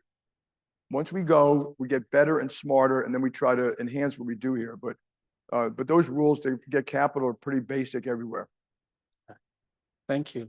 Yes, one more question for IJ Ojeneme. Is there? Right. Thank you very much. My name is EJ Onejime. Right. I'm with Veranda Energy. My question is this. The global financial architecture has long been creditor-centric. For borrowers, sovereign lines of credit come at a premium and have unsustainably expensive terms for repayment. Consequently, low and middle-income countries run their economies having large development finance gaps in a financial system that does not accommodate their development needs. On the other side, creditors have an established practice of convening, coordinating, and aligning positions on debt treatment. Stretching as far back as the 1950s, creditors like the Paris Club and London Club have gathered to discuss and resolve debt repayment challenges faced by borrowers. So my question, Mr. Diamond, is do you think we need a borrowers club in Africa to match geopolitics of financial architecture? Thank you. I would answer that by saying not really. That won't solve the issue. The issue is, like certain countries have gone bankrupt 10 or 15 times. For capital to flow, it's got to be sustainable. And so you need really sustainable policies. But I do think that like I've already mentioned, the IMF, the World Bank, the Asian Development Bank, the African Development Bank, that we could do a lot better in. In fact, I met, next week is the IMF in DC. And last year I met with all these development banks. And one of the things that surprised me is how small they are relative to the needs of the world. And they could actually be the capital that brings in other capital. So what will bring in a lot of capital is projects that are successful. And, you know, roads, bridges, ports, tunnels, mines, that's what's going to bring in capital. And, you know, if you have a borrowers club that's going to negotiate, that won't bring in capital. That'll just help you make up for mistakes. And so I'm not against doing something like that. But I think we could do a much better job, literally bringing more capital into Africa. I think America could do a better job getting American businesses here. You know, America's own regulations sometimes make it harder to do business here. And I'll give you for example, you know, the Foreign Corrupt Practices Act. I'm for it. It's a very important thing. It helps countries have standards and things like that. But if an American company makes a mistake, the punishment is so high that any board of directors will always be asked a question, why are you going there? If you make a mistake, you know, the criminal penalties can far dwarf the, you know, what went wrong. And so I think it's just a lot more we can do. And we've taken upon ourselves to try to double our own effort in development finance. Thank you very much, Jimmy. I guess we just have some time for you to give your closing remarks in terms of your view of the meeting today and what you expect from Nigeria going forward. Say it again? Your closing remarks. Oh, completely. Well, you know, I just got here. I'm going to know a lot more about Nigeria and maybe some of the things by the time I leave here, but I am thrilled to be here. I had wanted to expand in Africa 10 years ago, and you may not know this, but my own government stopped me. You know, it was after the crisis, and they said banks are risky, and they didn't want us adding risk. They were wrong. They didn't hurt JP Morgan. They hurt Africa. You know, by now we've probably had 6 or 7 additional countries. So we bank, I think you told me 14 countries in Africa, but we want people on the ground. There's nothing like local knowledge and local people and local research that can enhance us and, you know, help the flow of business between, in this case, Nigeria and the rest of the world. Remember, when we educate people in Nigeria, that education goes to China, Europe, Latin America, and the United States, not just the United States. And so I'm thrilled to be here. I hope that we expand over the years and that, you know, that people who succeed me, they'll inherit something in Africa and help them grow for another 100 years here. Thank you very much, Jamie. Thank you so much for your time. And thank you, NSG, for inviting us. I think that applause can indeed be louder. And of course, let's make it lusty. This has been rich, powerful, and indeed insightful. We'll take a group picture, both of you. We'll take a picture of both of you. And I would also like to respectfully invite all board members at the Nigeria Economic Summit Group to please come up stage. Thank you. While we're waiting for them, the compare will join them for a group picture. Privilege, privilege. Thank you. And so we'll have our incredible board members at the Nigerian Economic Summit Group. Thank you so much, Jamie Dimon, for coming to this 30th Economic Summit.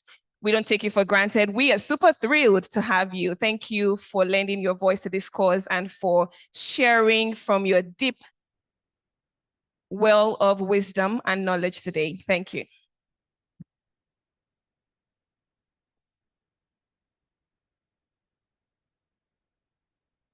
Right after we're done with this, we have another fantastic plenary that will take place, very rich. We have a lineup of eminent discussants who will join this conversation. We have our able moderator from Malala who is here. We can't wait to hear from them. So please don't go anywhere. This is a very vital conversation to our topic for this economic summit for 2024. It's the 30th year. And of course, we do have a lot of rich conversations that will benefit the theme for the year, which is collaborative action for growth, for sustainability, and of course, for competitiveness. Thank you very much. All right, one more time as they exit the stage. Thank you. Thank you very much. Let's give them a resounding round of applause. Thank you to the distinguished Jamie Dimon, and of course, our able moderator, Mr. Dapo Olagunju. I would hand over now to my co-compare who will invite the next panel conversation. Thank you for that rich session.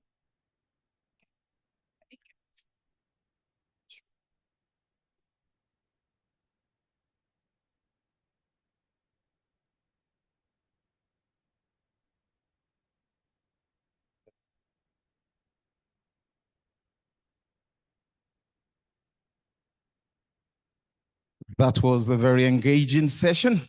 Please, a round of applause for them once again.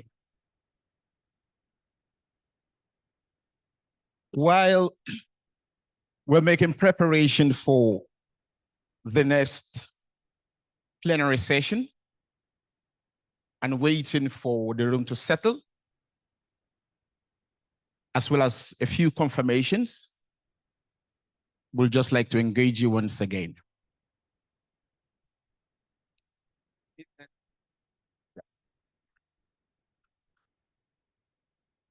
Finally.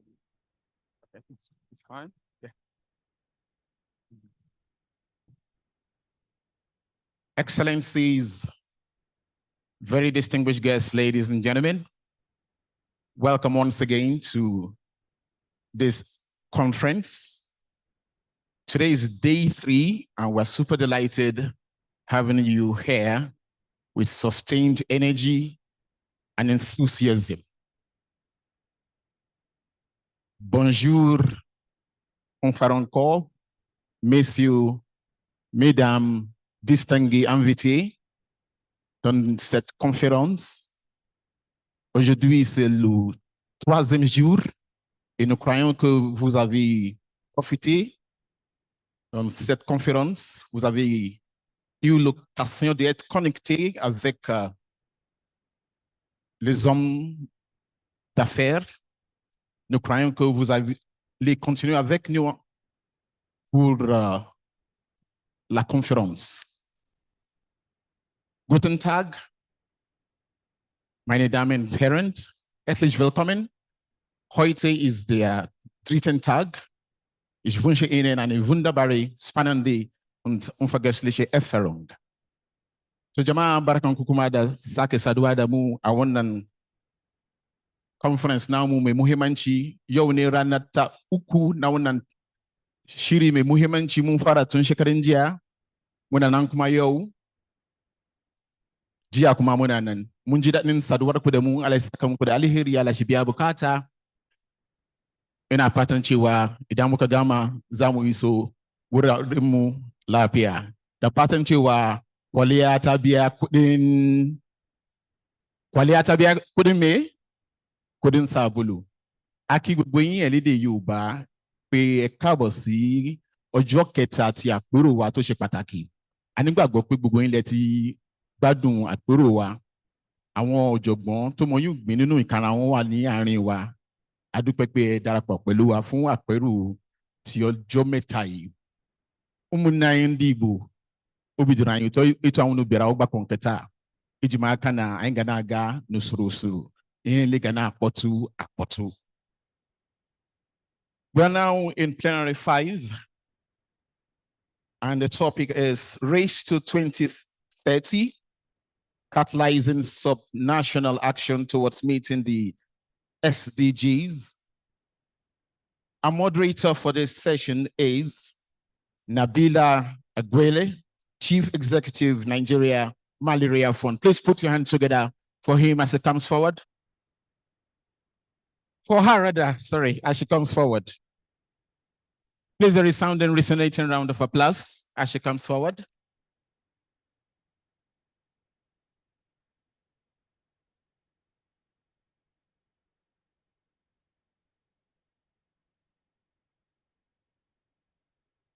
Not yet in the room?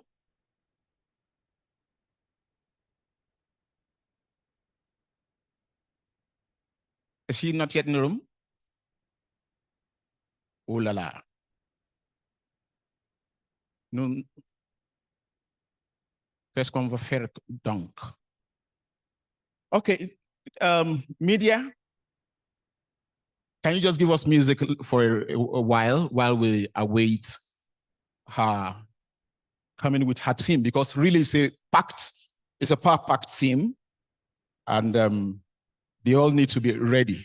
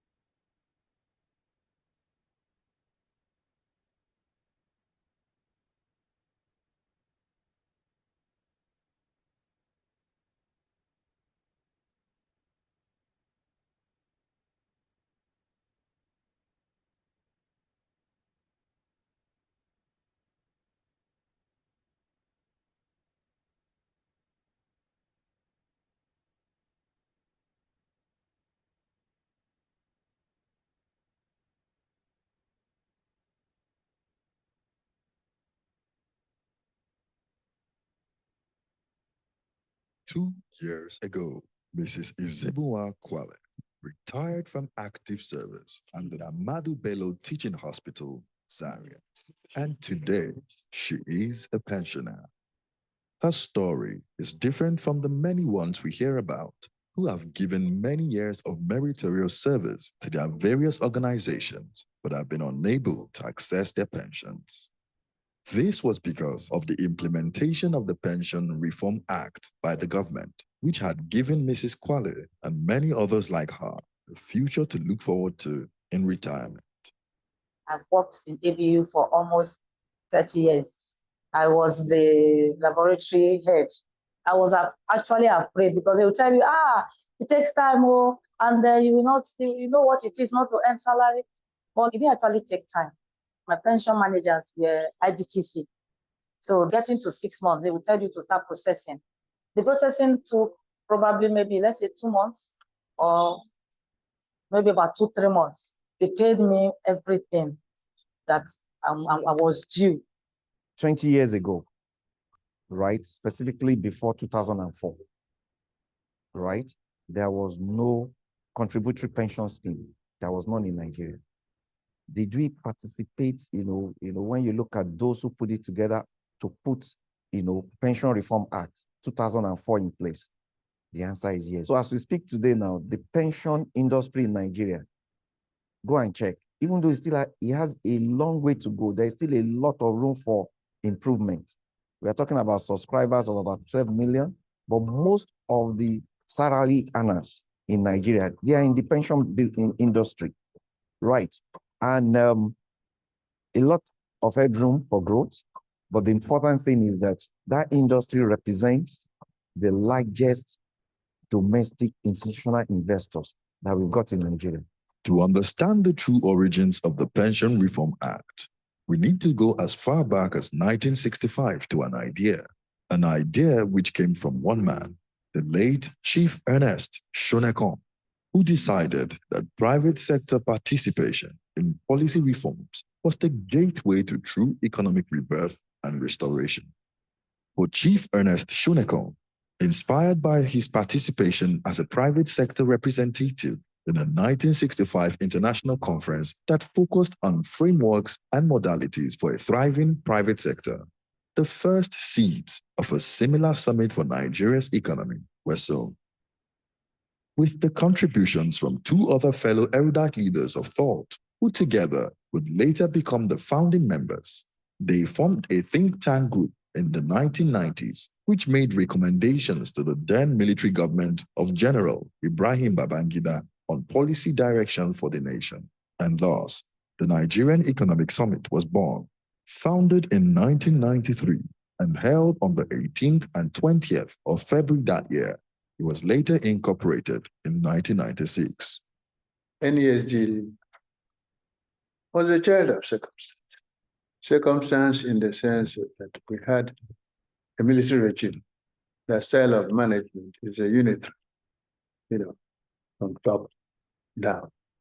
And at that particular point in time, both the private sector and public sector all believed in the public management of economic affairs. And so by the early 1990s, we were dealing with almost complete state capture by military rule. Nigeria was also short out of many global cooperation frameworks, so we were isolated as a state, and the economy was closed. It was in that context that a group of concerned business professionals and industry leaders got together and started to discuss a need to engage the government of the day on the future of the economy. As technology, economic growth, multiculturalism, globalization, and IT began to advance across the world, and nations began to consolidate economic and political power, the NESG realized that Nigeria could not afford to be left behind. And so, on the 30th of September 1997, Nigeria's Vision 2010 Committee, chaired by the former head of the nation's interim government, Chief Ernest Shonekon, presented its report to the then head of state, General Sani Abacha. The NEASG pioneered the concept of visioning. And back in 95, within our first 3 years, I think we had Vision 2010. During this phase, the Nigerian Economic Summit, NES, made notable impact by establishing global benchmarking discipline as the premise for national economic scorecard measurements, reviews, and assessments. This was part of the efforts to set the agenda for the modern Nigerian economy. This era, the early opening up phase of the economy, heralded commercialization, liberalization, and privatization policy reforms. See, NESG's, should I say the philosophy or the concept we adopted universally also influenced subsequent regulations and legislation, but it did so in a manner that was almost difficult to discern. I give an example. There are several laws that came out: Pension Reform Act, Central Bank Autonomy.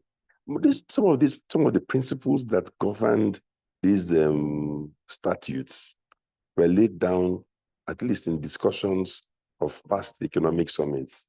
Deregulation, opening up our country, and bringing a more understanding between the public and private sector became the hallmark. And most of the institutions you see today, EFCC, ICPC, Nigerian Regulatory Due Process Offices, these things, most of them were instituted because of our recommendation. If you go back, you have to go and queue at night if you want to make international calls. Now you can do from the convenience of your home, anywhere. That's what Thank you very much for your understanding. We've kept the last for the best.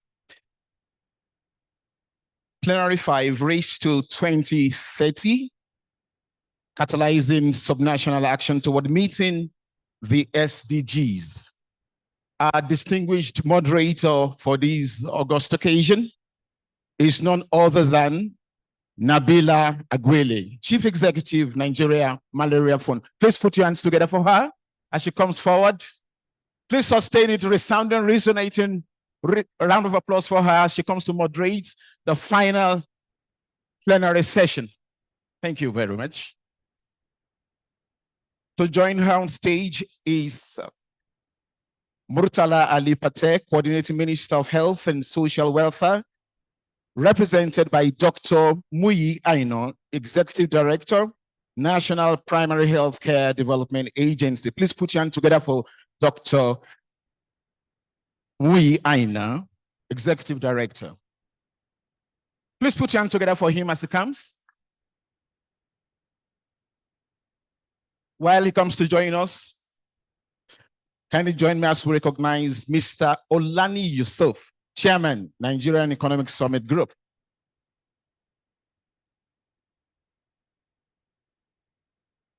And to join us also,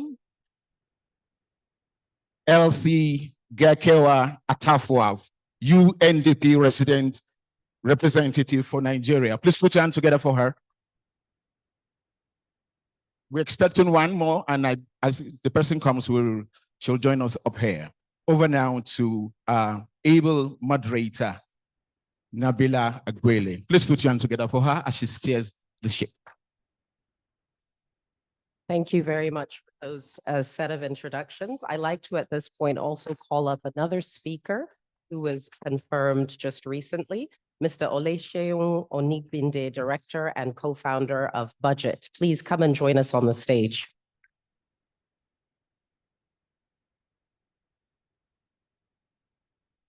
There you are. Please take a seat right here. Yes. So we are really excited to be joining you today for the closing plenary. And it was very intentional for the summit to close with this session on how we catalyze subnational action toward meeting the Sustainable Development Goals and ensuring inclusive and sustainable development for all in Nigeria. Now, we all know that globally, countries have made a bold commitment to achieve the SDGs, as they're called, by 2030, with Nigeria both at federal and at state level focusing on several key areas, including the SDGs that are related to ending poverty, ending hunger, addressing issues around health, education, and gender equality. We know that globally, everyone is far off from achieving the SDGs, and that to really make the catalytic progress that we need to in Nigeria, we need to mobilize collective and collaborative action that centers the action at state and local government level. That is where service is provided. That is where citizens' needs are met. And so today I am joined by an incredible panel of experts who will share their perspectives on how we better catalyze and mobilize action at state level, and how we partner across sectors and across practice areas to achieve this, with a focus on issues around collaboration, financing, citizen engagement, and other areas. So what we will do is we will start with a round of perspectives. And as you heard, the Honorable Minister, Coordinating Minister of Health and Social Welfare is being represented today by one of his Director Generals, or by the ED. So he will join us when he is available, and we may also have a representative joining us from the Governor's Forum. We'll start with a round of perspectives, and I have been asked by His Excellency Governor Abdulrahman Abdulrazak, who's also chairman of the Nigeria Governors Forum, to share his remarks. He had planned to be here with us today, but is unavoidably absent due to another commitment, and has asked me to share a set of remarks that he had planned to provide as part of the opening session. So I will start with his remarks, and then I will hand over to the chairman of the NESG to provide his own set of remarks. Subnational governments are pivotal in translating the Sustainable Development Goals into actionable strategies that directly impact the lives of citizens. Their proximity to the people gives them a unique understanding of local challenges, making them the most effective drivers for implementing SDG initiatives. Many states have made commendable progress in areas such as healthcare, education, and gender equality, with concerted efforts geared towards poverty alleviation, improved nutrition, job creation, and livelihood support, and economic growth aligning with the SDG targets. Most states like Kwara, Abia, Lagos, Zamfara, Delta, Nasarawa, Kaduna, and Anambra have integrated SDG frameworks into their development plans, showing the transformative power of subnational leadership. Despite this progress, significant challenges remain, such as inadequate funding, limited governance capacity, and coordination gaps between federal, state, and local levels. Issues like insecurity, climate change, and socioeconomic inequalities further complicate efforts to achieve the SDGs, necessitating greater focus on partnership and innovation. Local governments are on the front line of SDG implementation, delivering essential services and fostering grassroots development.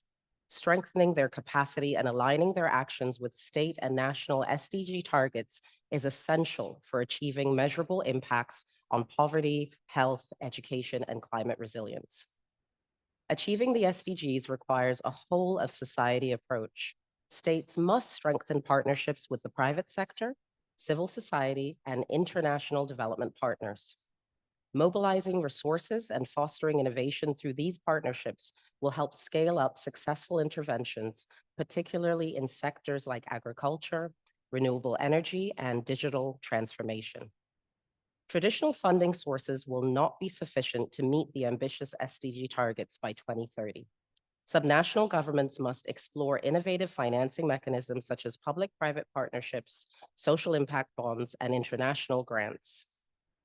Additionally, improving internal revenue generation at the state level while ensuring efficient allocation of funds to priority areas is critical to SDG progress. Peer learning and exchange are key accelerators for achieving the SDGs. States must continue to engage in platforms where best practices are shared, and high-performing states must mentor others on successful SDG implementation. The Nigeria Governors Forum has facilitated such peer learning initiatives, helping states refine their approaches and improve outcomes in critical sectors. The 2030 deadline is fast approaching, and while progress has been made, there is an urgent need to intensify efforts to meet SDG targets within the next 6 years. States must focus on accelerated action plans in high-impact areas, such as poverty reduction, education, healthcare, climate, and gender. Data is critical in tackling progress and ensuring that SDG interventions are effective. States should leverage data analytics to guide decision-making, prioritize investments, and measure the impact of their initiatives. Strengthening the capacity of subnational governments to collect, analyze, and use data will ensure that interventions are evidence-based and sustainable. As we race toward 2030, the success of SDG implementation at the subnational level is crucial to Nigeria's overall development trajectory. States must prioritize sustainability, inclusivity, and resilience in their policies and programs, while forging strong partnerships across sectors. Through collective action, we can ensure that the SDGs become a reality for every community. So that is the set of remarks from His Excellency, the Chair of the Governors Forum. And I know many will be wondering who is here from the forum, who is here from state level to listen to what is said today and take away those recommendations. Rest assured that we have here representing the NGF, the Director General, Dr. Abdulateef Shitto. He is in the audience and will be taking notes and thinking about how to translate what is said today into action. So with that, I would like to hand over to the chairman of the NESG for his opening remarks, and then we'll head to our UNDP resident representative, and then to Seun to open with a set of perspectives before we go into our Q&A.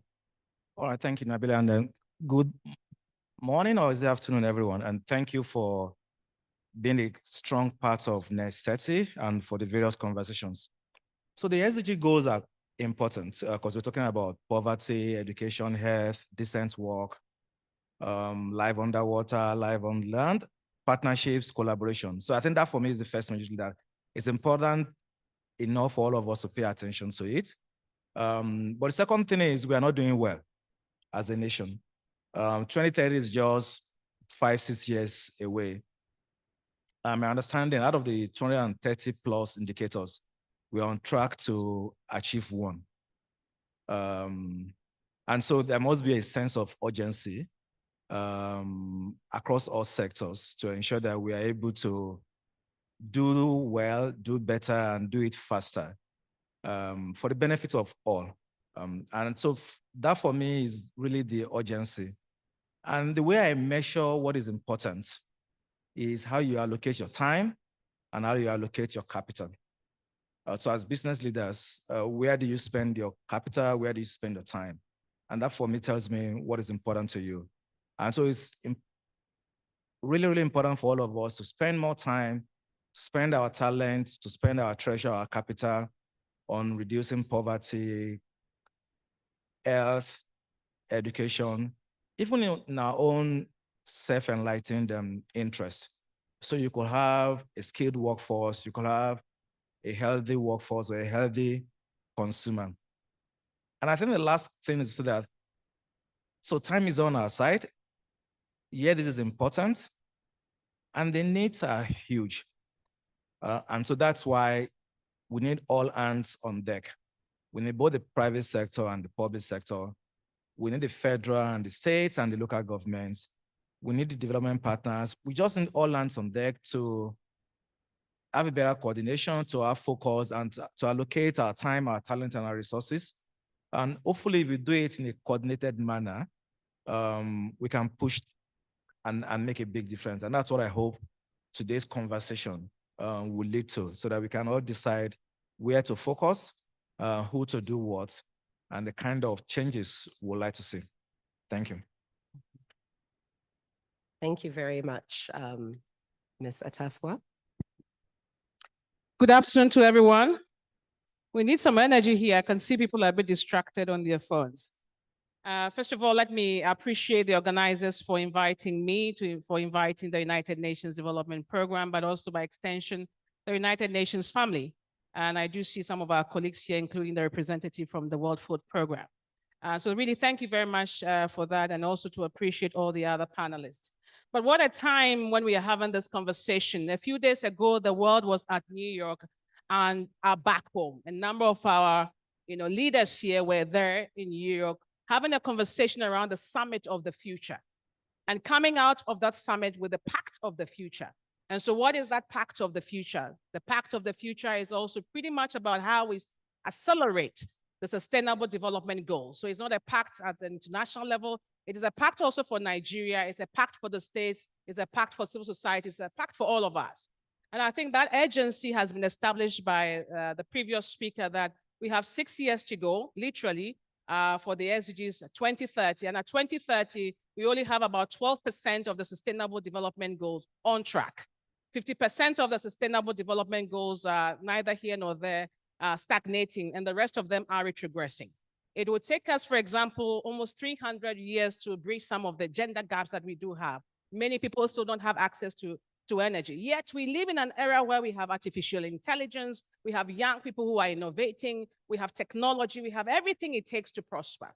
So I think as we delve down into the conversation around how do we catalyze the role of subnational in moving that agenda forward on development, in moving that agenda forward on the pacts for the future, I think it will require a number of shifts.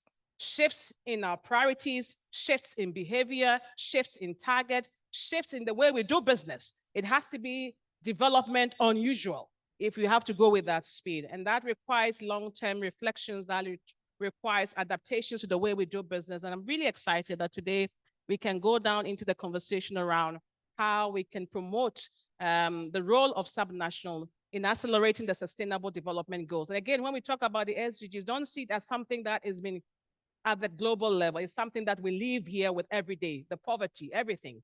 And I think this is what we want to do in terms of shifting the needle. Thank you. Thank you for that. Sheung, please, can you come in with your opening perspectives? Thank you very much. It's a pleasure being here today. Thanks so much, the speakers. I would say that we have few time. We don't have time anymore. We're running out of time. And if we just don't want to be the laggards when the assessments come in, when the voluntary assessments kick in, we need to make haste as much as possible. Because we don't see key development in SDG. And if you start from hunger, you go to education, poverty, health, those fundamental principles, we still don't do enough resource allocation. And even when we do the resource allocation, we also don't even do the releases. When we even do the releases, we are not measuring effectively. So in some sort of way, we want to build classrooms, but we are not checking literacy and numeracy levels. We want to build healthcare centers and primary healthcare centers, but we are not even looking at quality of service delivery and impact on maternal health, infant health, access to family planning, and all those key outcomes. So we're not measuring properly. That's something we also have to know. We are not investing properly, and even we are not even allocating at the budget level properly. My challenge mainly is also how we have not taken a look at this from a national perspective. It seems that most times when we look at SDG, we're depending heavily on the vision of the governor. We have not institutionalized it effectively. We have an office of the SDGs, definitely, who's doing projects here and there, which is commendable. But to honestly to say, is it tied to a specific target or a specific goal? We are yet to say that. So I think when we talk about Nigeria, we're technically referring to 36 states, and maybe of the federal government in addition. So we're not doing well. We're not doing well enough.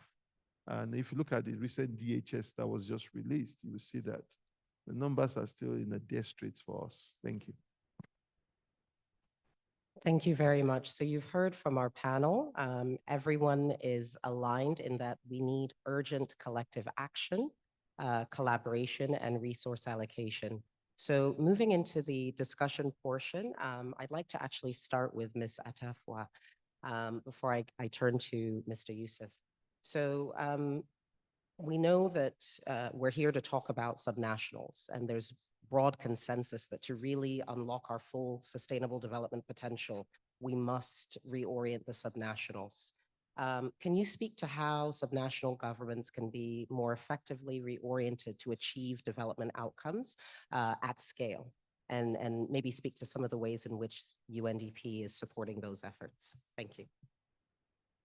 Well, first of all, let me challenge all of us Nigerians that, this is, we know they carry last. It's a big country, and we have to see the strategic importance of Nigeria in the development agenda of Africa as a whole. And this is very important because we have to connect it back again to the states conversation. And so I started off earlier in the introduction talking about the shifts that are required. The shifts that are required in our behavior, in our priorities, in our targets, in the way we respond even to crises and shocks. And so what can subnationals do? And that's a reflection that we are having in the UN family, particularly in UNDP.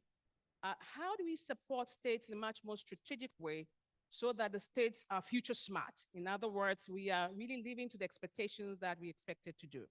And so a couple of points in the interest of time. First of all, I think it's very important to look at institutional capacity building. It is very important. There is no way that you can move the needle on development if the very people who are to move the needle on development don't have what it takes to do that. And that will require for a deeper reflection, for example, in our public sector, and how we can engage a public sector in a proactive way.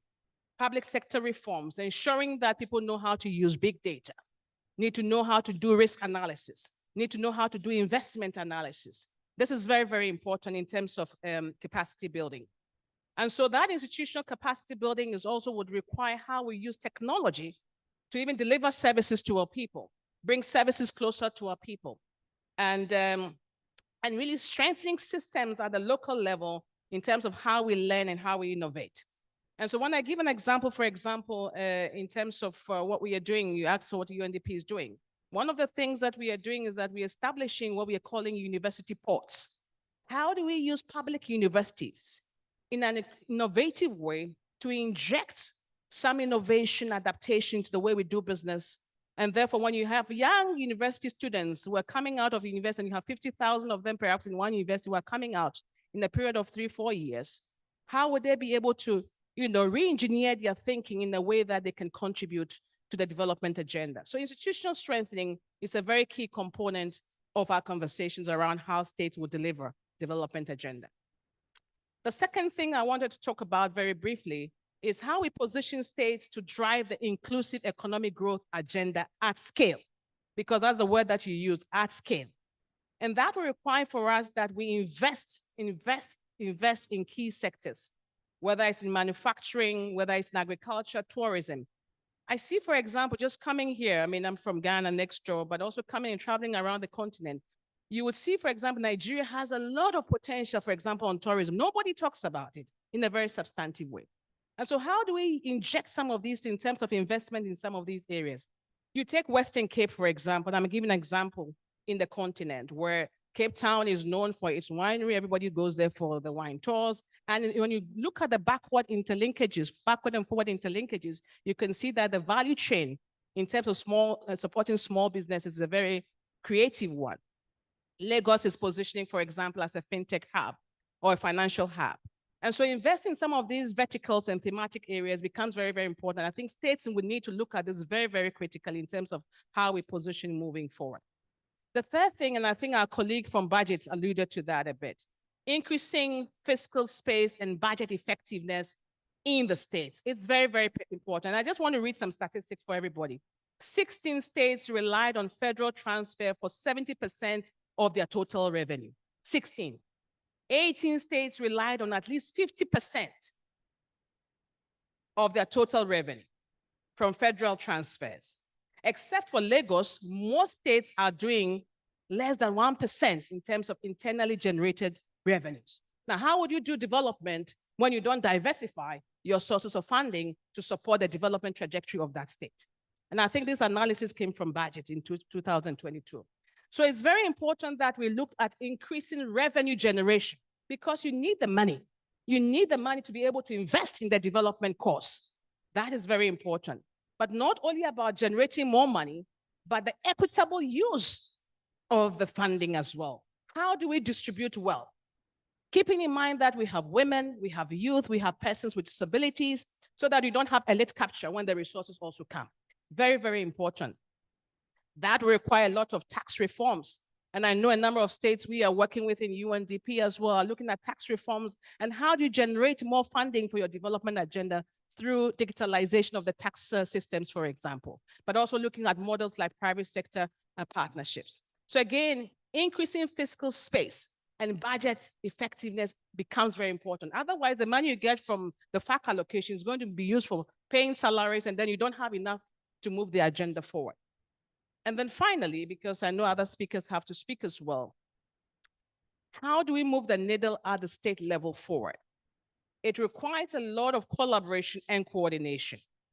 A number of times, we need to see more of that happening, effective planning, joint planning within the states. You'd have situations, and we work in different countries. Every ministry is doing their own thing. Every department is doing their own thing. There is no coming together. And that's very important because we need the whole of government, we need the whole of society to move those agenda forward.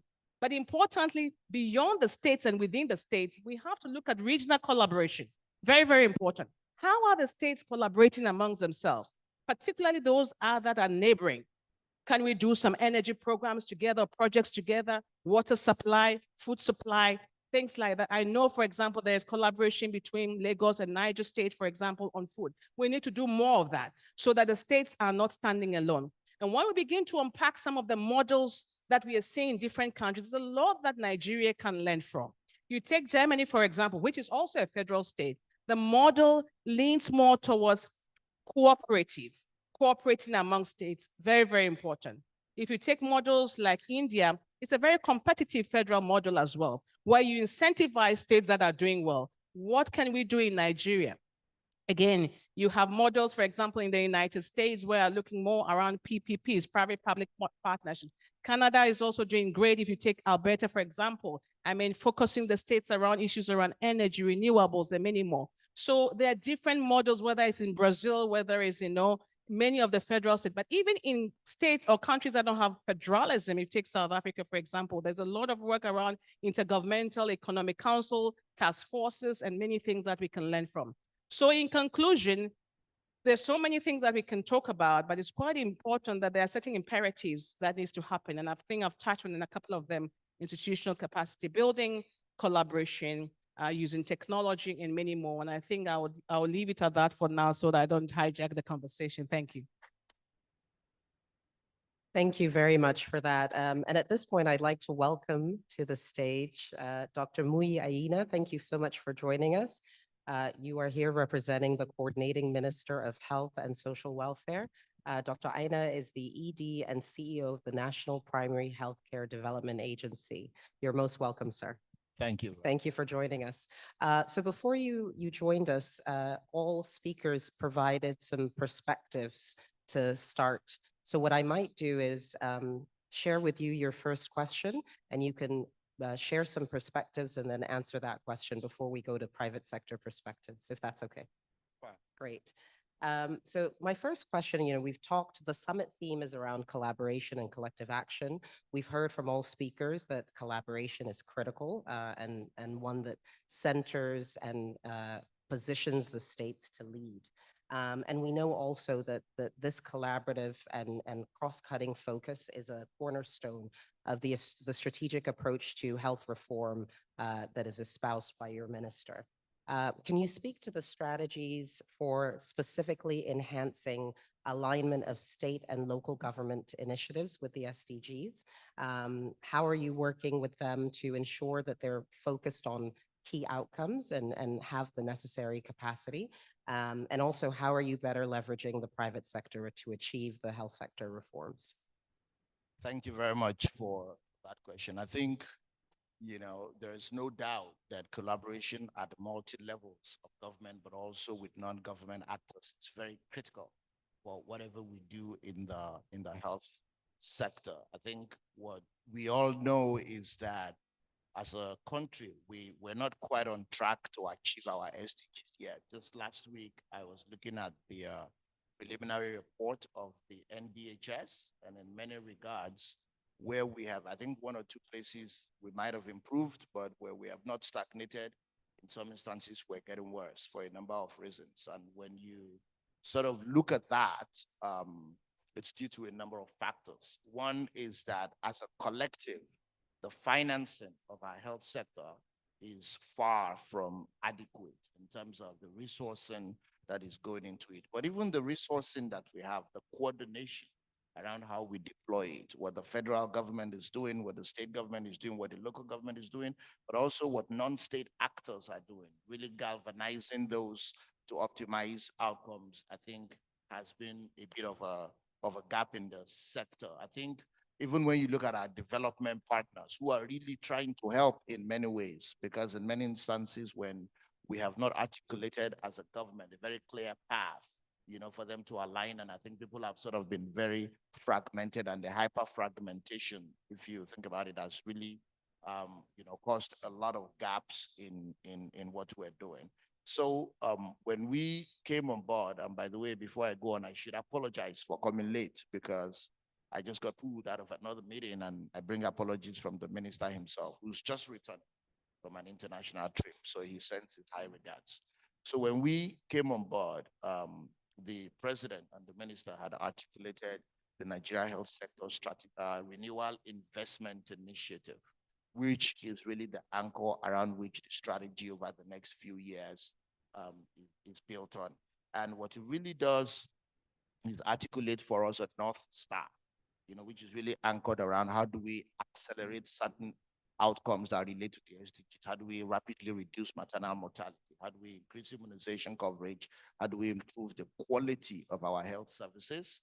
But also, some of the other indicators that are more process related. And so we came up with a health sector blueprint that has 4 pillars to it. The first pillar of that is around governance of the health sector. How do we improve accountability and coordination of the health sector? Data systems. How do we have visibility into what is being spent on what? How do we have visibility into the performance of our contribution of every tier and every player in the health sector up to health facility level? As many of you know, responsibilities cut across the 3 tiers. The federal government primarily is responsible for governance and policy making at all levels, but specifically for service delivery at tertiary level. The state governments are responsible, subnational units, states and LGAs in some split, responsible for secondary and primary level care. So you can't really, and the bulk of the service delivery that you require to achieve the SDGs actually happens at the primary healthcare level. And that's where we have the biggest gaps. So there's no way as a federal government you can really drive that without serious collaboration at that level. The second pillar of the strategy is improving population health. And again, that's really driving the access and quality in an equitable way. And a number of things that we're doing specifically at the primary healthcare level is to improve the quality, what we call the functionality of our primary health centers. Everybody sitting here has been to or seen a number of primary health centers around you. And while there are a few that are pretty, that are up to par, many of them have substantial gaps. So what we're doing is working with the states and with our partners, but also injecting increased amounts of federal resources to provide the infrastructure that is dignified. I think of it as, if a pregnant woman cannot safely and in a dignified way walk into a health facility to be delivered of a baby, you don't have much of a health facility. Implicit in that is that you have the infrastructure, you have a roof and you have a door that allows for dignified service delivery. You have the skilled bath attendants or health workers that can attend to her. You have the equipment, you have the commodities that are needed. The third pillar of the strategy is really around value chain, which is geared towards improving the security and sovereignty of our supply chain, health supply chain, really driving local manufacturing, improving, do market shipping to improve pricing and access to commodities in Nigeria. And there's a big, but across board, frankly, there's a big role for the private sector, which I can speak to a bit more. The last pillar focuses on health security, which is really positioning us to be sensitive to, new diseases and outbreaks and being able to respond in a way that is quick and effective to minimize disruptions. So in terms of your questions around strategies to align with states, we're implementing all of this through what is called a sector-wide approach. And what is sector-wide approach is taking a whole of sector and even pulling in adjacent sectors to coordinate in a way that says, what are we all solving towards and what is the role of each person and each player to achieve this, whether you're talking about federal, state, local government levels, or you're talking about development partners, or you're talking about private sector. I got pulled out of a meeting that is with the diaspora community that is investing in primary healthcare, and the conversation we were really having is, look, here's the broad agenda. How do you plug in as a diaspora? How do you optimize your resources in terms of funds, but also in terms of capabilities? And what's our own responsibility as a government to make sure, that we extract the most value out of that? There are a number of principles that underline the way we are implementing the SWAP. How much time do I have? Okay. Just a few moments. Okay, good. So there are a few pillars that underline the SWAP. One of them is what we call one plan. So a common set of goals. We have narrowed down to 13 priority goals as a sector that we're trying to achieve, many of them around the highest disease burdens, health outcomes. I spoke about maternal mortality. I spoke about immunization. I spoke about neonatal and under 5 mortality, among others. The second one is one budget, which is really saying, if you think about the spending in the health sector, it comes from multiple places and it's very fragmented.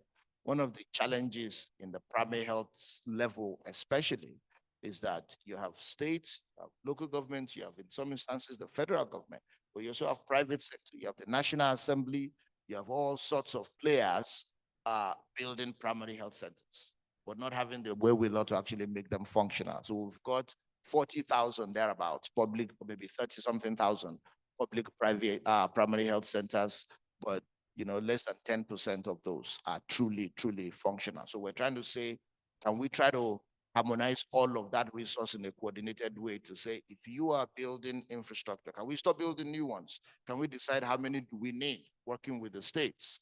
And when you decided how many you need, what do you have? What's the state of the best ones? What are the gaps in human resources? So instead of building new ones, can you invest in the existing ones to actually bring them to the level that they are truly functional?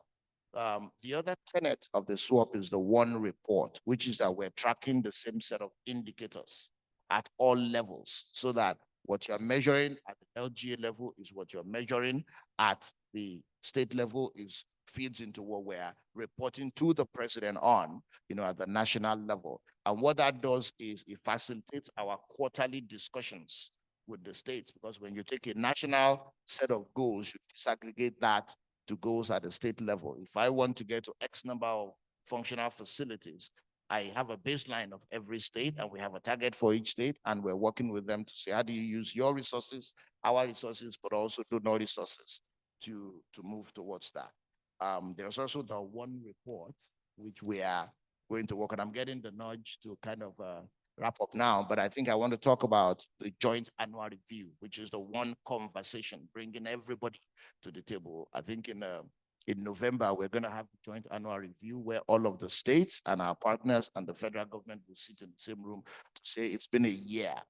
These are the goals that we set at the beginning of the year. How far are we along those goals, and what has been the contribution of each partner? Thank you. Thank you. Thank you for that. So moving to private sector, we're at the Economic Summit.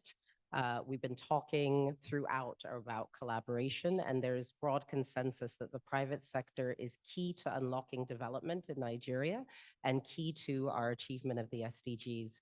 So Mr. Yusuf, can you speak to why public partnerships are important, and maybe highlight some of the key distinguishing factors for those that can be successful in unlocking SDG implementation at state level? All right, thanks. So a PPP scheme, I think speaks to the collaboration we're talking about between the public and the private sector. And typically you will expect that a PPP scheme will bring private capital. And I think yesterday we were told that there is more than 2.3 trillion of private capital on the continent that's available to be deployed, but they will need the right mechanism for that deployment. But beyond capital, private sector also brings expertise, skills, knowledge. And thirdly, is private sector also has the motivation to get things done and to get it done quickly. And when we're talking SDG, we don't have time. There's a lot to be done. And so clearly, as we're looking at both the state, the federal, the development partners, we also need to include the private sector in the mix so that that execution effectiveness, the ability to get things done will come in. But I think a PPP scheme also allows us to deliver public service and to deliver it in a very timely and a very relevant manner.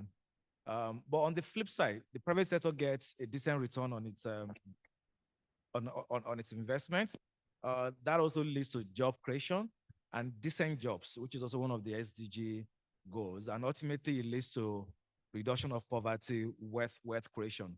So whether you look at it from public service delivery, resource mobilization, or you look at it in terms of output, in terms of the service that citizens can consume, there's jobs that citizens can be deployed to, there's wealth for not just the investor, but also for the employees. I think it's a win-win game, really. And we just need to do more to ensure we create the climate, create the regulations, create the certainty, the stability, and the predictability that will ensure that private capital is interested in going to certain sectors. You don't want a case, so you want quick settlement of conflicts or even just business arbitration in a very fast manner. You want sanctity of contract. You want to better manage the risk. And so beyond the hard issue of roads, hospitals, schools, you also need to focus on the soft issues around legislation, around regulation that is investor or private sector friendly, and also around the administration of justice that will ensure that the sanctity of contracts are maintained and investors can avoid surprises. So if we do all this, we'll be able to realize the benefits of PPP. Thank you. So turning now to Sheung, you mentioned earlier that we're off track, right? Not just in Nigeria, but globally.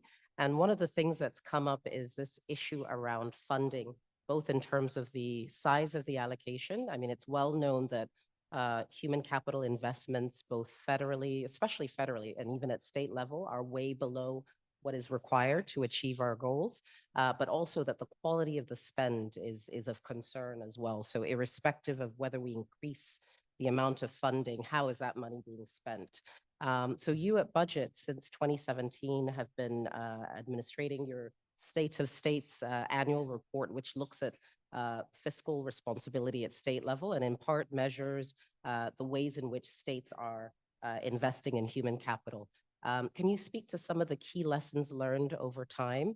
And if you were to sort of say to state representatives, federal government, what are the key things that they need to take away based on your years of administrating this report? What would those things be?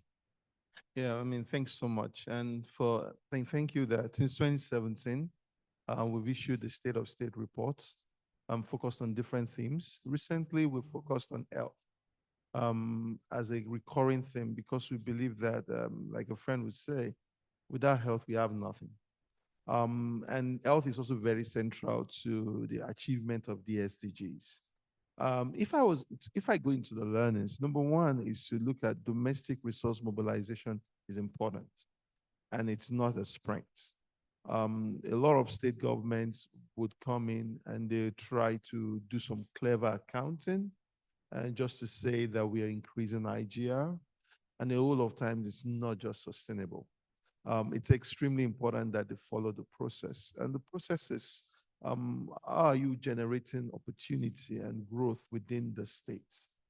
It's something that we don't pay enough attention to.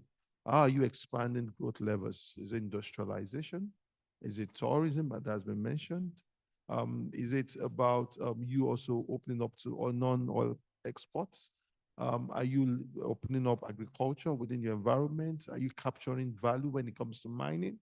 One thing we've said that a whole lot of states want to generate IGR. And what they have done is to just tax people in multiple schemes and just put a whole lot of pressure, whereas they are not even paying attention to generating growth. And because a lot of those things take time. So that's why I say, well, when it comes to domestic resource mobilization, that comes from growth generally. It is not a sprint. States must understand that there is a process, and you might tend to build trees that the shade, you might not be able to stay under the shade. You might have to take, it takes time. The second thing is also that allocation does not mean states are actually committed to things. So for example, you have states, would you look at the budget? There's some states you have even up to 18 to 20% of the allocation for health. Some states have 7%. My colleague were looking at Enugu State recently, previously, and just around 44% of the budget was released for healthcare. And so you see even 15 billion naira allocated to health, which is not enough. Then you find out that around 7 or less than 7 billion was given. So you find that the whole of states will say, we are allocating a whole lot of money to health. Also tapping into the Abuja Declaration, the famous Abuja Declaration that speaks of allocation and says you must put 15% health. By the end of the day, by the time you look at the actual spending, you get less than 5% of the entire budget is committed to health. A chunk of the money goes to cost of governance, chunk of the money goes to roads, bridges, and things that looks like they're the tangibles of now. Why those things are also critical to the fulfillment of the SDGs? Yeah, they are not fundamental in my own view. And that's why we found ourselves where we are at this point. So also being understanding that because funds get allocated does not mean the spending happens. The third thing I've also we've also understood, and in a way, is that institutional capacity is critical. And I'm happy that the UNDP representative mentioned it, because you find out that a lot of states bring consultants in, they bring partners in, and they say, we want to get this done. So you find the states now, the IGR resources is high, and somehow when those consultants disappear, or when they could no longer pay them, maybe elections are coming, and they withdraw their services, you find out that things go back to where it is again. So the state capacity, which is the civil service that's supposed to be able to have the use of technology, also how to be able to use data properly.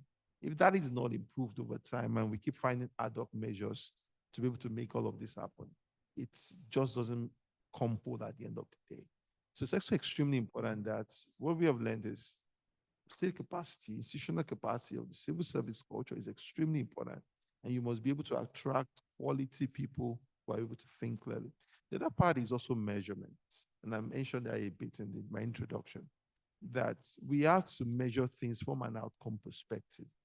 If we want to, it's not just about, say, we want to build roads, and that's the fundamental flaw of our budgeting system. You know, our budget, if you look into our budget, it's like a list of items to be procured. You know, if I look at an agency, and now you even have it that's gone wayward, in which everybody now dumps whatever they like in the budget. But if you look at it properly, if I look at an agency and I read the budget lines, I cannot fathom what exactly is the core mandate of the agency and what problem is that agency trying to resolve. And that's something you see at the state level.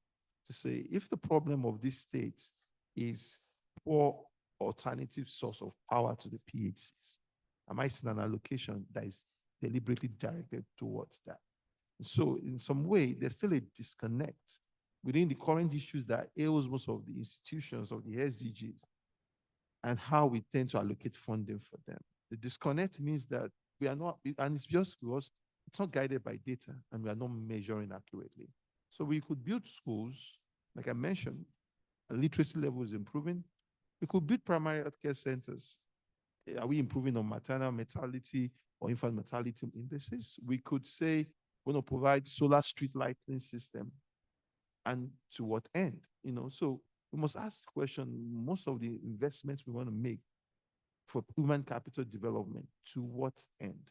And I think if we be able to dimension it in that way, that's how we get we'll get the results that we really truly seek through the SDGs. Thank you. Thank you very much for that. And since you've made the point, I'd like to ask the follow-on question, which is around this measurement, linking interventions and budget allocation to expected outcomes.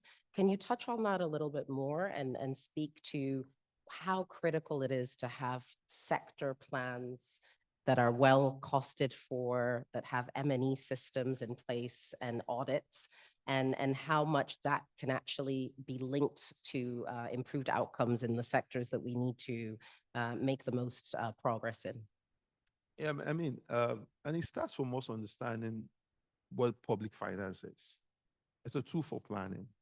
And so if it's not centered on planning, we cannot get the kind of results we want.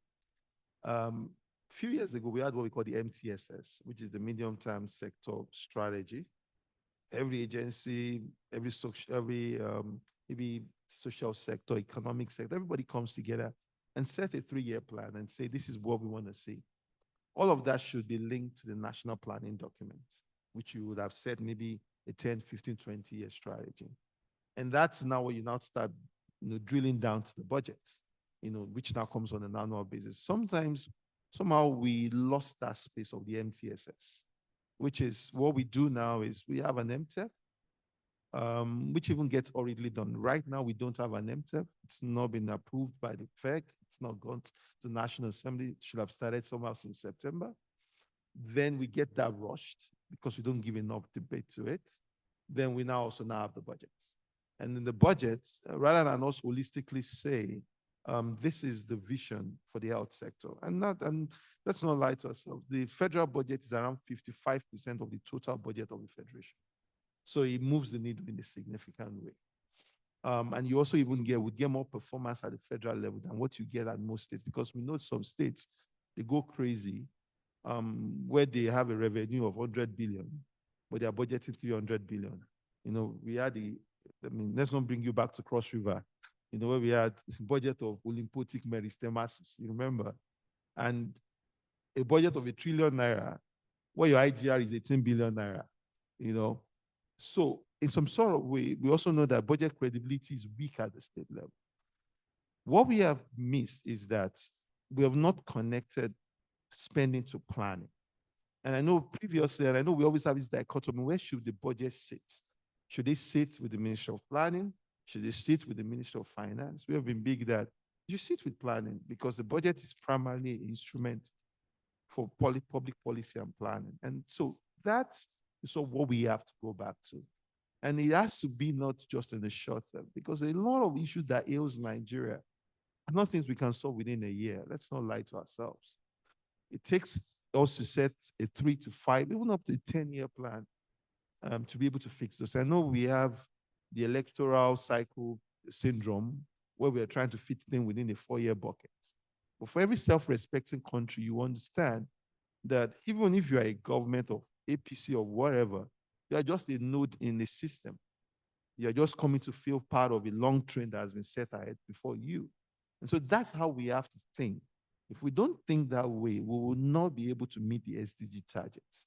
Everybody comes in and sets the agenda that is not tied to a national vision, a national planning, a multi-term, a multi-sectoral planning that now fits into, you now start cascading on an annual basis, which we call the budget. We would spend a lot of money, and we did that in the previous government. But by the time you put it together, it doesn't make a whole, just because it's not tied to some sort of deliberate planning. Thank you. A very important point. So shifting gears a little bit, one of the big critiques is, where is the citizen's voice in all of this, right? Whether it comes to policy formulation, implementation, measuring outcomes. We have Sheung here who leads budget, and we know that they play a big role in terms of budget transparency. I'd like to pose a question to both Ms. Atafwa and Dr. Aina with respect to citizens' engagement. And it's well established that when you engage citizens from the ideation stage all the way across, it leads to better outcomes because citizens know what they need and they are best positioned to help design the solutions.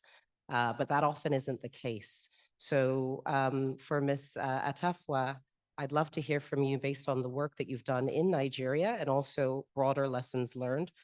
What are the ways in which government can better engage citizens? And to Dr. Aina, I'd love to hear from you the ways in which you are engaging the citizen voice and perspectives, particularly vulnerable groups, including women, rural areas, et cetera. And how are those perspectives informing the policies that you are implementing? Thank you. All right, thank you very much. Really exciting conversation around citizens' participation. Let me first of all say that when it comes to citizens' participation, it's not just a checkbox. Because many a times, you just want to bring people together and have a sheet, sign your name, tick the box, and then go away. It is not a checkbox. It is a social contract between the state and its people. And therefore, when that social contract is lost, development outcomes are not there. And it's not even sustained when it's there. And therefore, we must take this a very serious point around citizens' participation. So what can we do practically? Some of the things we can do. We must be deliberate in creating pathways for that engagement. Pathways for that engagement when it comes to young people, pathways when it comes to engagement with women, men, persons with disability. We must create those pathways. Now, let me give you a critical example. For example, when you look at the state's expenditure, 60% of that expenditure is on procurement. Many a time, the procurement is going to the big guys, the big boys and girls. The young people, the small and medium-scale enterprises are not there. And so if you take this only as an example, how can we transform that space and encourage more participation in that space? When you look at Lagos, for example, I think Lagos has some instruments to bring in small and medium-scale enterprises. South Africa has a whole policy framework around preferential procurement for young people. And so that's an instrument to use. When it comes to how do you generate the voice of people at the local level, we have examples in the continent. And I know we are doing here in Nigeria, but we can do some more. I think Rwanda presents us a very, very interesting example where one of my colleagues was telling me, I've worked in the United Nations for 30 years of my life. I've never seen this decentralized model of engaging people to make sure that they are connected to the development agenda and vision of the country. And I think most recently, I was very excited when one of our governors in the northern states came up to us and said, look, I want a system where my people even know what projects are in the field so that they can make sure that if we said 2 schools are supposed to be there, the 2 schools are there. So again, creating those pathways are very, very important. Number 2 is transforming the way we engage with civil society organizations and non-governmental organizations. Many a times they're seen as watchdogs, advocates, but these are people who are connected to the ground and to the people. That is one pathway of engaging, meaning that they become part and parcel of the development conversation on the ground. They are giving incentives, grants, tax breaks, whatever it is, because they are much closer to the people, local communities in that conversation around development. And I think that shift needs to happen because many a times, if, for example, budget is helping us, someone, are they looking at us and criticizing our budget? No, they are trying to help us improve how we allocate our resources and be more efficient. And so how do we engage with some of these non-state actors at that level is very, very important. That's the second point I wanted to raise. But thirdly, we live in an era where we have to go with speed, scale, and scope. You can't be everywhere at the same time. We need technology. We need technology to help us with accountability. We need technology to help us to improve the governance of things. And when we talk the governance of things, we are not talking about just, oh, okay, elections here with local government. No, no, no. You know, governance of the internet, governance of the natural resources. You must be able to sit in your house and be able to detect whether somebody is cutting the tree in which forest. That's technology. Then you can go back to your local community and tell them that, hey, see what is happening. Where are those spaces? And I think we need to be able to leverage someone. I know Minister Bosun and others are trying to push that agenda forward here in Nigeria to ensure that we have some of these instruments in place. And us as UN, we are also supporting that, because one of the 6 transitions we believe every country should be able to move forward with will be in the space of technology and digitalization. So again, we have examples. If you take India, for example, the Aadhaar program is the biggest biometric system in the world, but it helps you now when you begin to do social protection. You know the person who is poor. You know the person who needs benefits. You know the person who needs to be helped. And I think the type of technology that we need is one that is able to help us to move that needle forward. And finally, you can't talk all these things when people don't have skills. I think it's going to be important to come back to the core around scaling, capacity building. And this is not about workshops. We must be able to push, including digital literacy for our people, so that they can engage meaningfully. So having given that sort of broad background, what are some of the things that we are doing in our own programs in the United Nations? Again, we are engaging very much not only with the government at the federal level and the state level, but also with communities to be able to define that. But I think that needs to be a culture across board. Again, let's not see citizens' participation. I just want to conclude on that as a checkbox. It is a social contract between the state and its people, and we must ensure that people are empowered to have their voice meaningful in the development conversation, but also in the impact and in the outcomes thereof. Thank you. Thank you very much. I think she's articulated very eloquently the principles of citizens' engagement. I will speak a bit to some examples of what we're doing that actually line up quite well with some of the principles that she's laid out. I think she called it a social contract. In our strategy, we think of it as building trust between the health system and the people. You see, I spoke a little bit about the push we are making to improve the availability of better quality health services.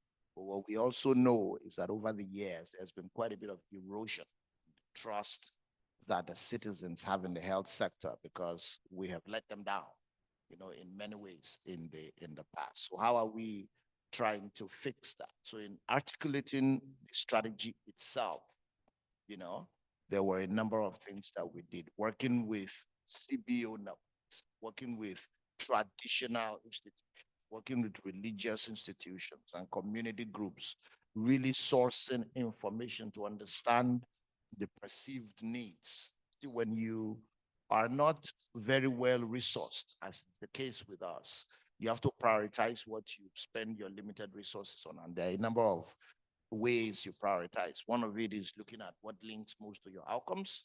But the other, which we're taking very seriously here, is also the perceived needs of the people. And that comes out in a number of ways. You know, we're working incidentally with Shell and Budget. We'll be launching, you know, in a matter of a couple of weeks, maybe, a functionality dashboard for our primary health center, so that wherever you are in Nigeria, at least truthfully, you can say, where are the primary health centers close to me and what services can I get? But what we're also adding to that is some sense of feedback. You see, when I sit in Abuja and at best have 1 or 2 people in each state, you can't be everywhere.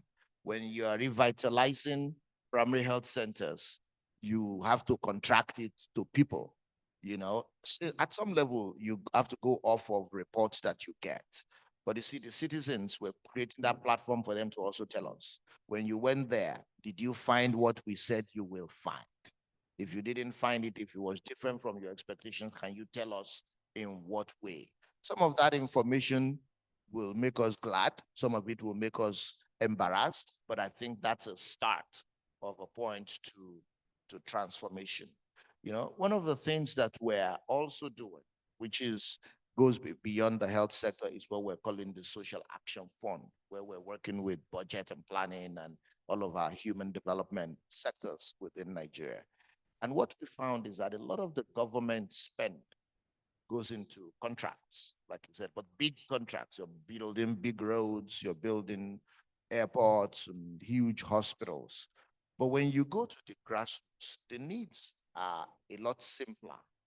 And we've engaged and found things like, look, it's all well and good that you're building the nice, fat, dual-lane roads. Almost nobody has a car in my community. What we in fact need is a small bridge of 2 million, 3 million naira that we can run our cattle from the farms to the market on market days and take the ones back that we didn't sell, you know. The transactional costs and contract management for that is just as complicated as if you're doing it as government as it is to do a multi-billion naira project. Government doesn't like that kind of engagement or framework. It's cumbersome, it's clumsy, and you don't have a lot of fat on top of that for people who like margins on contracts, if we're going to be honest. So the way we're doing that is setting up the Social Action Fund, where the resources will go directly to the communities, where you prioritize what are the one or two things that you do at a time. And you have your local oversight group of 2 or 3 people who are the traditional leader, somebody else in the community who will sign off, trying to remove the bureaucracy. So that's now been designed and about to be rolled out.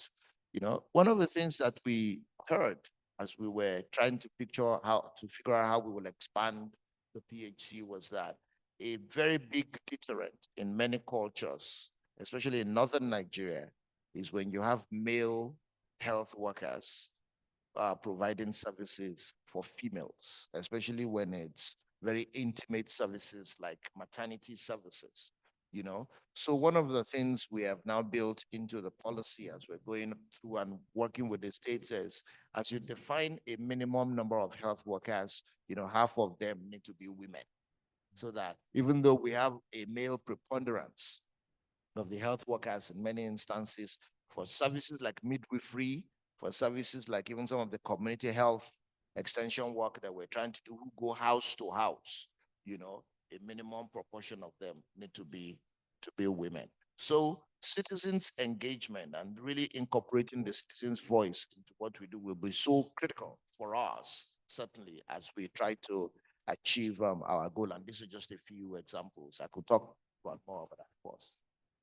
Thank you very much. And it's quite encouraging to hear not only the initiatives that you've stated, but that you are actively working with organizations like Budget, recognizing what Ms. Atafua said, which is that CSO NGO organizations are not to be feared. Their role is on one hand, accountability, but many of them are joining hands with government at federal and state to help actually actualize the wishes of citizens.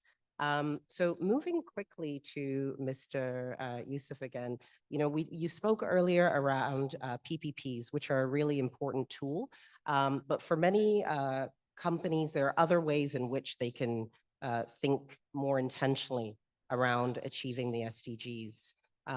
So can you speak to maybe some advice for private sector entities around how they can better align their corporate social responsibility initiatives with the SDGs, and maybe also about the power of social investments, impact investment to move things forward?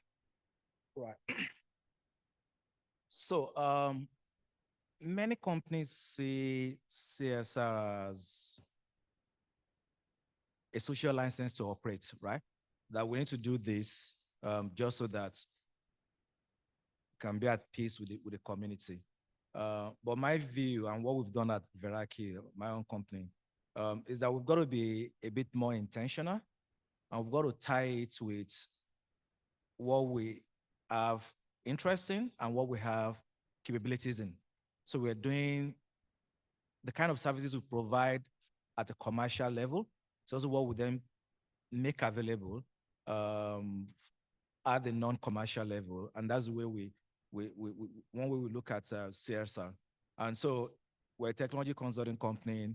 We charge you on a per hour basis. But when we're working with not-for-profit, we're working with civil society organizations, sometimes we forgo our own margins, right? And we say it's a triple play, where Veraki forgoes its margin. Our staff take a pay cut to be on that job because for them it's a sense of commitment, and then the client pays just a token to cover the cost of the staff. So that way the three entities all contribute. That is one. And the second thing is also just clarity around where you want to focus. And for us, for instance, there are three areas that we've selected: education, entrepreneurship, and nation building. So my involvement in the NESG is tied to focus on nation building, right? The things we do with schools is tied to focus on education, right? So you will not see me talking health, for instance, because again, we've narrowed our focus on those three things. And I know there are other organizations that are focusing on health, that are focusing on infrastructure, etc. So focus is important. And I think the third thing is around walking your talk. You know, like I said earlier, the way I know what's important to you is where you allocate your time, where you allocate your capital. So how much management time, how much of the staff time is involved in this engagement? That is important. When you put the right level of staff, then you're putting the right level of talent, knowledge to drive it. And then the third is the capital. How much of that are you putting in? And so being deliberate, and for us, we track the three. We track the time we spend, we track the insights and the knowledge that we make available, and we also track the amount of capital that we put in. And lastly, we also aim to then track the outcomes of that over a certain period of time. And so if I take a personal example, so for instance, I support the Lagos Chambers of Commerce and Industry, and from November 4th, I'll be doing a mentoring scheme for 6 weeks with some of their young entrepreneurs. And so that's me spending my time, which could have been time better spent consulting with some other large enterprises. But I think the other fundamental thing is trying to see how you can make it an integrated thing. So it's not just a nice to have, but it's something that's integrated into your strategy, something that's integrated into your operations. And that way you can then find ways to collaborate with several partners, partners along your supply chain. Could be from an input, could be from inputs, could be from output. So to the extent that is an integrated part of your own strategy, then it's something you can involve your staff, you can involve your partners, you can involve your suppliers, you can involve different partners. So that way you're able to operate at scale, right? What can Veraki do in nations building? Small. But what can the NESG do in nation building? Huge. And so Veraki is part of that. And so to the comment she made around scale, scope, and speed, I think when you have that integrated strategy, when your scope is clear as to the areas you want to focus on out of the 17 SDGs, and then when you create that collaboration, you can develop the scale, you can develop the speed to be able to address the scope that you define for yourself. And I think that's being deliberate, being intentional, and that's really some of the things we need to begin to see. So that it's not just tokenism as CSR, but it's a deliberate, intentional strategy where you then track what you're doing, you track your progress, you track the outcome, and you're able to also create a loop so that you can then fine-tune as the case may be. And that's one of the things that we do at Veraki, and that I will enjoy many other companies to also pick up. Thanks. Thank you so much for that. Yes, absolutely. Something that you said that I really want to emphasize is this move away from one-offs, tokenistic corporate social responsibility to really recognizing the value of integrating impact into your business model and how you see yourself as a business. And there's a lot of emerging data that demonstrates a link between that integration and better business outcomes and better revenue for companies. So I think part of also what's important is for companies and members in the private sector to be aware of the financial sort of benefit to incorporating impact as an integrated part of business strategy. So thank you for that. So at this point, I'd like to open up for questions. Do we have any questions from the audience? Hands up. Okay, I see a hand up over there. Anyone else? Okay, so we have 3 hands. I might take, okay, and a 4th there. So I'll close it out with those 4 questions. Please go ahead, sir. Does he have a mic? That gentleman. Yes. Okay, go ahead. Yes, I have a microphone here. Thank you very much, madam, for giving me the floor. Let me first of all really commend you and congratulate you on your excellent moderating skills.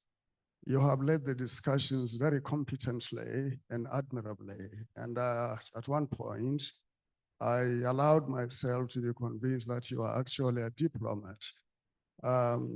My name is Ambassador Usman Saliki, former Deputy Permanent Representative of Nigeria to the United Nations in New York. We actually had the privilege to negotiate the SDGs in 2015, led by my PR, Professor Joy Ogu. We led the African group in the negotiations and successfully adopted the SDGs. During the negotiations, we insisted actually in adopting a parallel implementation strategy and a document for financing of the SDGs. So we went to Addis Ababa and negotiated the financing for development. And the outcome document, the Addis Ababa Action Agenda, is a reference point in mobilizing international and domestic capital to support implementation of the SDGs. So here I would like to really refer the Nigerian Economic Summit Group to this very important outcome document for them at least to take note of it and to draw inspirations from the various provisions of that document towards engaging with multilateral institutions in the implementation of the SDGs. Let us remember the philosophy of the SDG, which is actually leaving no one behind. And that means creating inclusivity and also accountability in the process of the implementation. And that means going to the local level, subnational level, right down to the household and family level to implement the provisions of the SDG.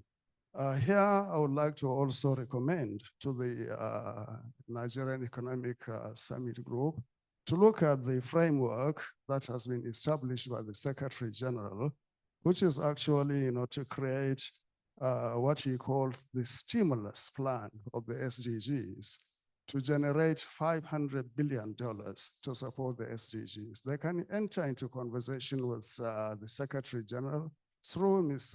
Amina Mohammed in terms of, getting access to some of these funds. Then there is the Global Investors for Sustainable Development Alliance that we insisted on being created, but that was created actually in 2019. And the totality of the assets being controlled by members of this alliance is said to be about $16 trillion.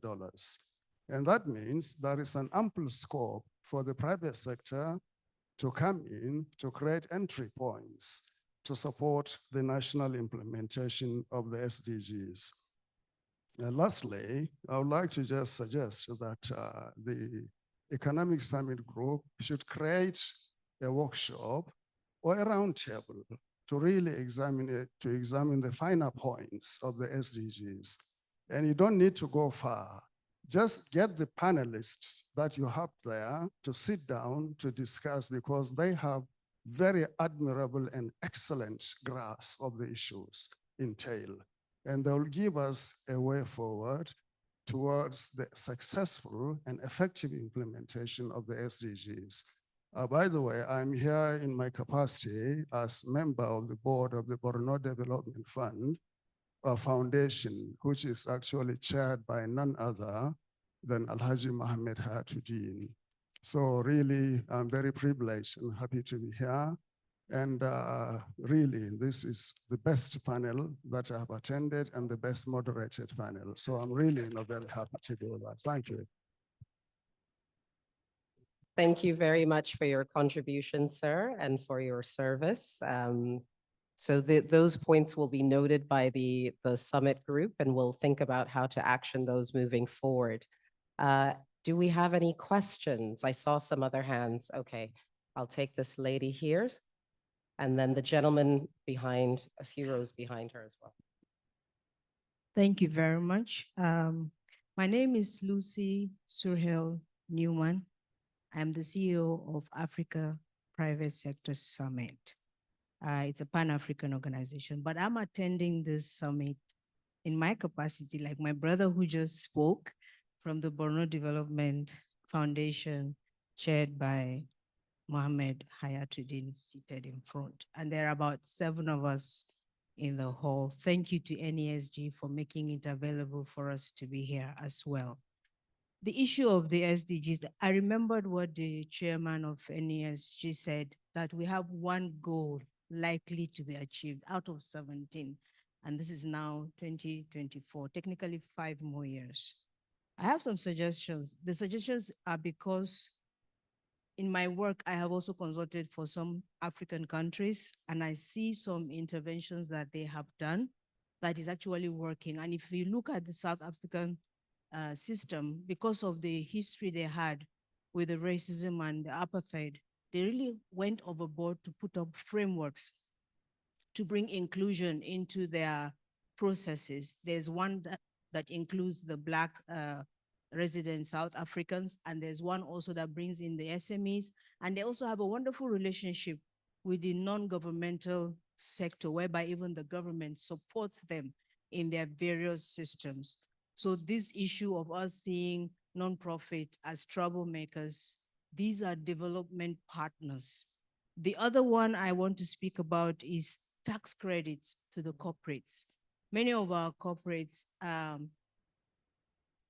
the chair mentioned the issue of CSR. Many of our corporates, even in those, some of the African countries, they have national development plans, which our brother from Budget spoke about, which are cascaded and are not bent on the party in government, but they are national documents that continue. I also know that Lagos State had something like that. Way back in 2008, they had mapped out their path to 2020. We can do that nationally in that regard. The other one is the conversation, civic education, that the SDGs are not just corporate activities. Even us as individuals in our personal CSR and philanthropy, we can take up activities that help us one person at a time. Mother Teresa said, if everybody sweep the front of their house, the whole world will be clean. So that communication of the SDGs, bringing it to civic education is very important. Then because I'm here on behalf of the Borno Development Foundation, we know the issue of the flood that happened in Borno State. I'm sure it took us backwards several degrees on whatever SDGs that Borno State was trying to achieve. But in every tragedy, sadly, there's also an opportunity to build back better. We spoke about Rwanda. Rwanda had a national disaster. Borno has suffered a lot. It's the only state that has 3 land borders with countries that have had no peace in several years. So apart from the issue of insecurity, now the flood has killed so much. Numbers are countless. But that gives us an opportunity as a subnational to build back using the framework of the SDGs as a framework to build back the state. And I think for us as Borno Development Foundation, that's why we're here. And we would like to continue that conversation with the NESG and any other partner in the room that really wants to do something. Borno can be a pilot study and other states can take cue. Thank you very much. Thank you very much for your contribution and for your service. And what I love is we've achieved what we need to, which is that it has become a broader conversation. So let's keep those questions and comments coming. Please go ahead, sir.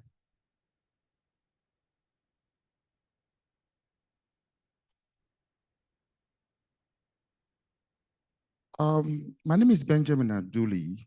I work with Mechanized Agricultural Investment and Services Limited. Because I work with rural farmers, smallholder farmers, I travel a lot to the rural areas, and I've done that for the past 14 years. And that formed the basis for the question I want to ask. And that's for the man from the health sector. I think we need to begin to think outside the box a little bit for us to actually achieve the goals they are trying to achieve. And I'll tell you why. The first time I heard about these 40,000 primary health centers was about 4 years ago, and that was from Intel, not in Nigeria, but in New York, because they were financing a pilot in Abuja to see how you can digitize a primary health care center in Nigeria. And the project was funded from the head office in America. Unfortunately, the man who was driving the project in Nigeria was transferred back to America. Intel closed their office in Nigeria. I don't know how it went. But why am I making that reference here? Because I do know that for telecoms companies, getting the land for their base station is a big problem. If you offer them 40,000 locations where they can put their base station, they will pay you for it.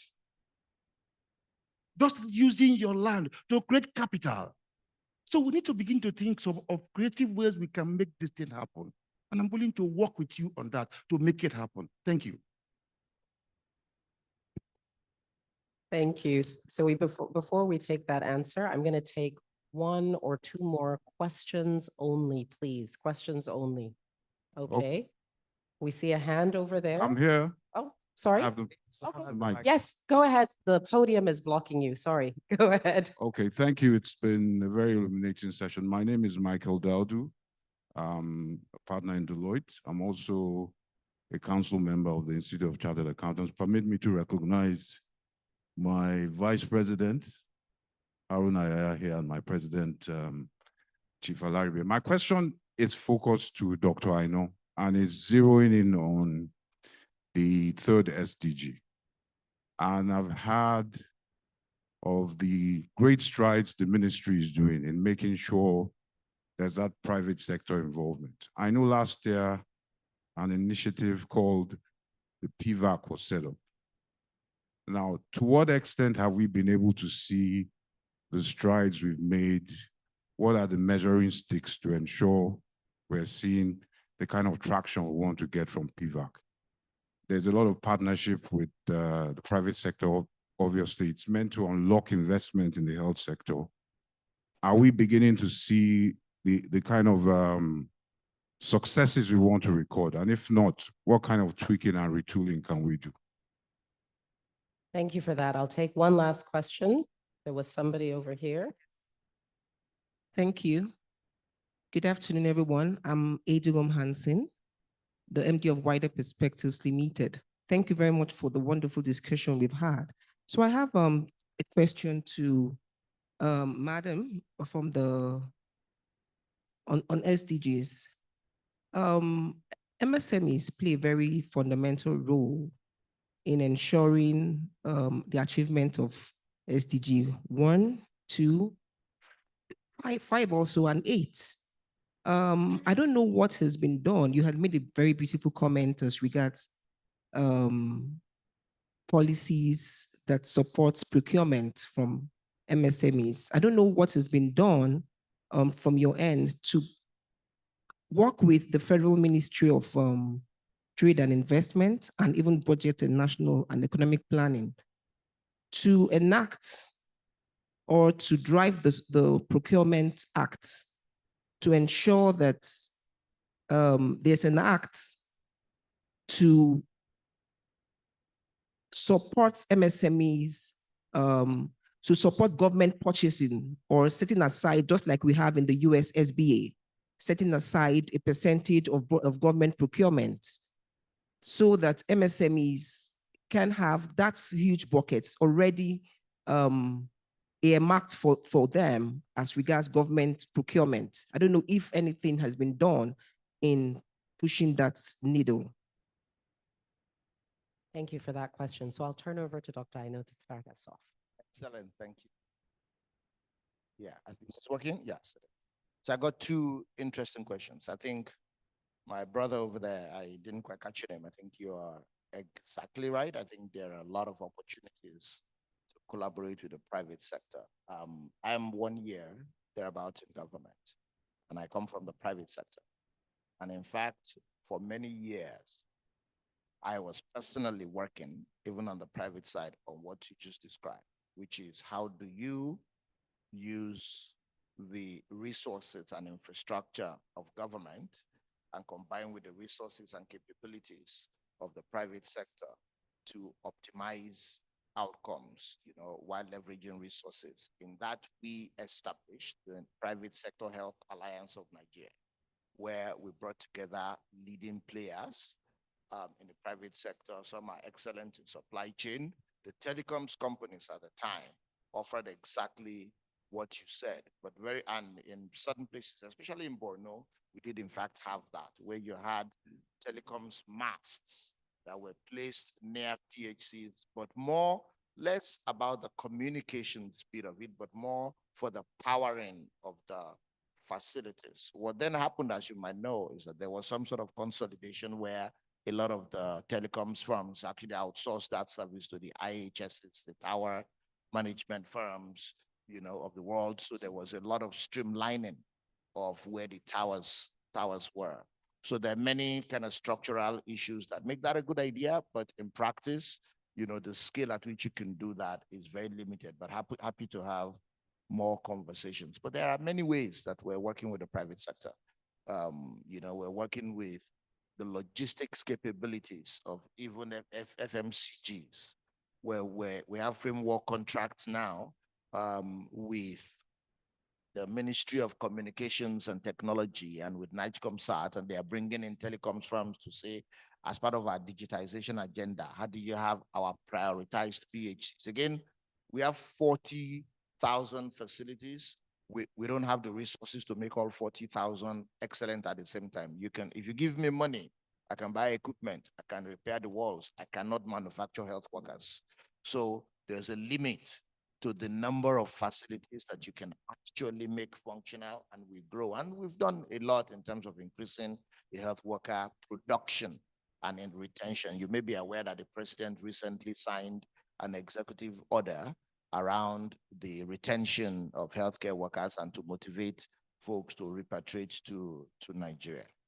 The PVAC question is also an excellent one. The PVAC is the Presidential Value Chain in Health Initiative, which really is geared at guaranteeing the commodity supplies, health commodity supplies in Nigeria, coming out of COVID and our experience when we first came in, where a lot of manufacturers, global manufacturers, were exiting Nigeria because of economic challenges. So really jump-starting domestic manufacturing, but also doing some market shaping in the region so that it makes business sense for the capital investments. And if you've followed the news, a lot of things have happened. One is on specific health commodities. First, one of the bottlenecks, by the way, was just the enabling policy environment and framework. There are legal issues, there are policy issues. The global entities, WHO and UNICEF, regulate what you can buy and what you can use. So we're tackling that in one, investing in the quality of our domestic manufacturers, but also engaging directly with the global policy entities who sometimes finance a lot of what we buy. To say, wait a minute, if we're going to use syringes, for example, it's nice, clean medical plastics. If we're going to use it locally, why can't we use our own local standards to measure it, But plus, what will it take for us to sell to neighboring countries who also need it? So there are lots of executive orders around that. I can now legally, this couldn't happen before. I can now pay more. If I were to buy a syringe, for example, as government, I'm allowed to pay within a certain window a little bit more for domestically manufactured products than I would for imported products. That's by an executive order. There are a number of other things. Test kits. There are 2 test kits companies that have now moved into Nigeria and have started manufacturing everything from our malaria RDTs to our HIV test kits. We import everything. Mosquito nets, it's cotton, it's fabric. You know, we distribute 40, 50 million units a year. You know, yet all of that is imported. So there's a big push now to really drive domestic manufacturing. It's, again, not an excuse, but it's only been a year. And before you start to see the impact of this on the market, because there's an investment that needs to happen. But that enabling environment for the investment, that's being cracked. There's also certain infrastructure constraints around power, around security, many parts of the country that the government is tackling broadly, you know, that would allow the private sector to really, you know, blossom and address some of these things. But also happy to engage with you more, or even introduce you to the coordinator of PVAC if you'd like to have more conversations about that. Thank you. Thank you. Ms. Afuata? All right, now, thank you very much. I think I'll just perhaps reflect on some of the points that were raised and respond to the one question that came. First of all, the issue around the Addis Ababa Action Plan and the finance dimension, I think there's a lot happening in the country already. And I think maybe the advice is for us to follow the conversation, because one of the things that is happening under the leadership of the Honorable Minister of Finance is an integrated national financing framework that is emerging from the Addis Ababa Action Plan on financing. And the INFF for short, let me use the abbreviation moving forward, it's one that looks at different financial options, sources, instruments, mechanism, but practically, how would Nigeria move forward with that? And a number of areas have been identified, which is being implemented currently. So it's not something that is just in the air. I think it's been translated in the country, and I think colleagues will need to follow that conversation. The second one is on the SDG and how do we move forward? Again, it has to be a collective. This is not about the summit taking it forward. It's going to be all of us, you know, from federal, from states, government, local, civil society. What I would also encourage is that instead of setting up a separate group, there are instruments and governance structures already existing in the country. There's a special advisor or a special assistant to the president on SDGs. We must engage with her office, see what we can all contribute to so that we don't start parallel processes. The third reflection that I wanted to quickly have, and I just wanted to concur with our sister who talked about Borno, just coming here, I spoke to His Excellency the Governor. And I think the point I'm trying to make is that amidst crises and shocks, we must find pathways for resilience building. And I think what has come out of it, again, is something that we are collectively working under his leadership as we speak now, in terms of what can be done differently. And us as the United Nations family, together with our development partners, are looking at a post-disaster risk assessment fully. But importantly, what have we learned from it? What are the early recovery? What's the long-term investment that needs to happen? I think that with everything that we are seeing, not only in Borno, because we have flooding in all over the country, we need to think resilience to crisis and shocks. Now, to the question around the SMEs, what are we doing? I didn't want to make this conversation around what UNDP is doing, but there's a lot that is happening on the SME front. I think working with SMEDAN, working with the Ministry of Trade on a number of fronts. Let me say that on the work around the SMEs, there's two interesting things that I wanted to talk about. One is how we're supporting the procurement processes. I mean, charity begins at home. What we are doing is within our own internal procurement processes as UN, we are creating spaces for young people now, ring-fencing some of those procurement for them. And in fact, we'll be doing a major procurement today where we're having back and forth now to make sure that a percentage is ring-fenced for them. So we are starting that within our processes as a UN family, which is great.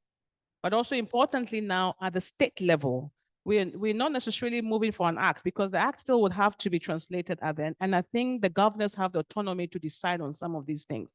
We are engaging with them to make sure that when we're talking about moving the needle around development, how then do you create that space, inclusivity, including on procurement, just like I mentioned in the case of Lagos, how do we use some of these best practices and some of these engagements? We've started to look at them as part of our broader package of support under our Smart States program with states. But of course, if at the federal level, if there is a need for a push, of course, we can collectively do that and move that process forward. But what is exciting now, and I just wanted to say that very briefly, is opportunities that we do have for small and medium scale enterprises, even outside of Nigeria. And I want us to keep an eye on that, particularly within the context of the Africa Continental Free Trade Area Agreement. Only last week or two, we sent a group of women to Namibia for the very first time. They sold out. They didn't even know about opportunities in the wider 1.4 billion. And how do we work with SMEs to take advantage of a continental market? So these are things that we need to look beyond the procurement. What are those opportunities that we can leverage for Nigeria? Thank you. Thank you very, very much for that. So we are reaching the end of our session. I'd like to invite each speaker, starting sharing with you and going down the line, to share one call to action. Like if you had one urgent message to share today, what would it be? And if you feel comfortable, I don't want to put anyone on the spot, a commitment that you're willing to make coming out of this conversation. Thank you. Thank you so much, Nabila. I think my commitment, let me start from call to action, is that we need to put communities, citizens at the heart of XCG implementation. If it's not inclusive, if it does not bring communities at the heart of it, we won't get the results we want. The same idea of how we are pushing our work on the PHC, the communities at the heart of it. They should give us feedback, they should monitor it, they should also own it. It's not just a government property, it's a public property, it's a community property. And that's a message that we're sending out to the communities. Call to action, and I think the ED made that point already. We built a platform called PHC Tracker that tracks the quality of service delivery at the primary healthcare level. It's simply to just be able to curate services available and to just spur institutional actions to work to improve the PHC performance. And we're committed to make that work. Thank you.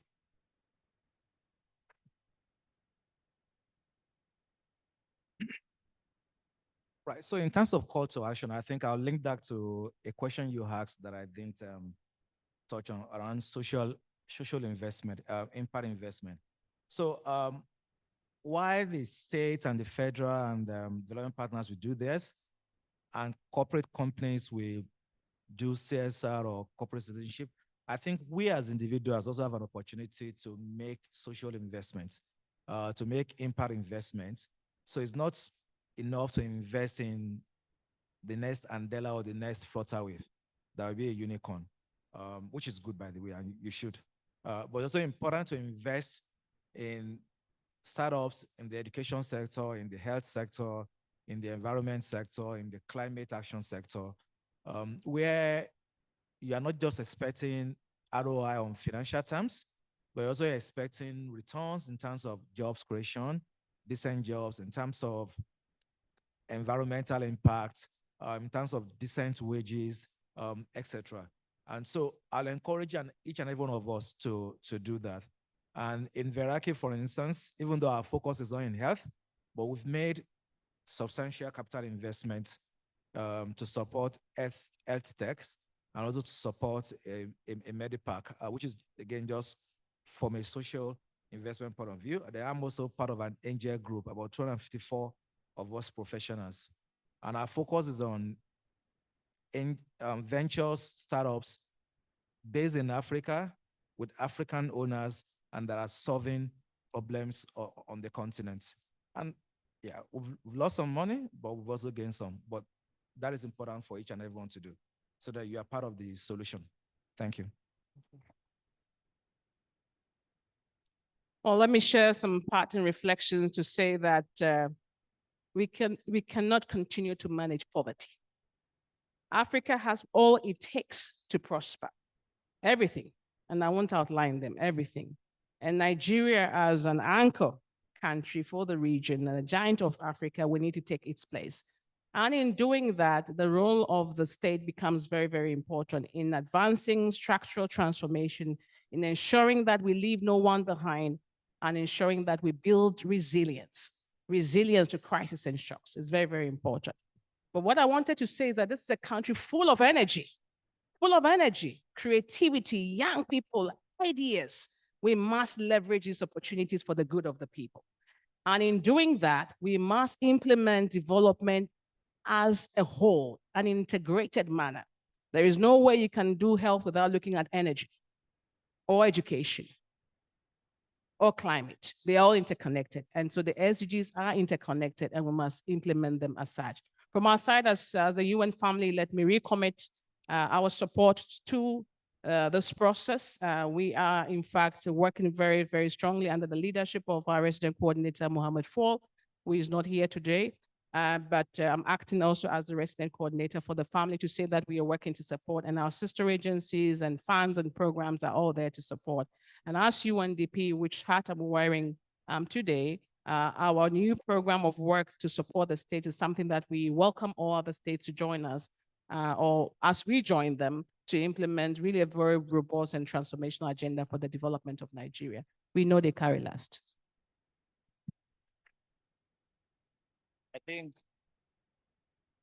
I think for me, the call to action is to invite everybody to a collective responsibility and joint accountability. I think Shion started to speak about it. You know, one of the interesting things about development broadly is that when something works great, it's due to something that one partner or one entity did.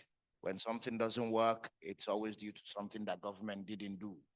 I think there is a bit of validity in that, but I think if you look at the distribution of resources, not just in terms of money, and I'm glad my boss, the Minister of Budget and Planning, is here, but also in terms of talent and capabilities, you know, in many regards, it's even lopsided to the non-state actors. And folks who work very closely with me, like Sean will know, when they come to my office, I say, don't give me money, come and help me do this. Don't just come here and talk about money, but I can only do so much as a person. You come here, help me solve this one, you know? So that sort of engagement and less government versus the rest of us, but more we're solving for the same outcomes for SDG. How can you contribute? Sometimes that is money. Many times that's not money. That's actually your competencies, your capabilities, and your thought partnership.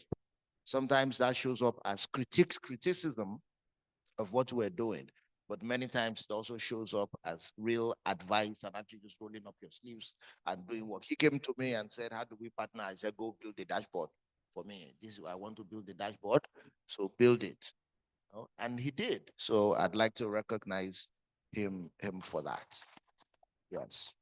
And then in terms of commitment, it's really that on behalf of the coordinating minister for health and all of my colleagues in the health sector, we commit to transparency and more engagement in just communicating in what we're doing, communicating honestly what the challenges are and where we're making progress and where we're not making progress, but incorporating from Nigerians, you know, feedback and to the extent that it's possible and appropriate. Thank you. And with that, we end our closing plenary.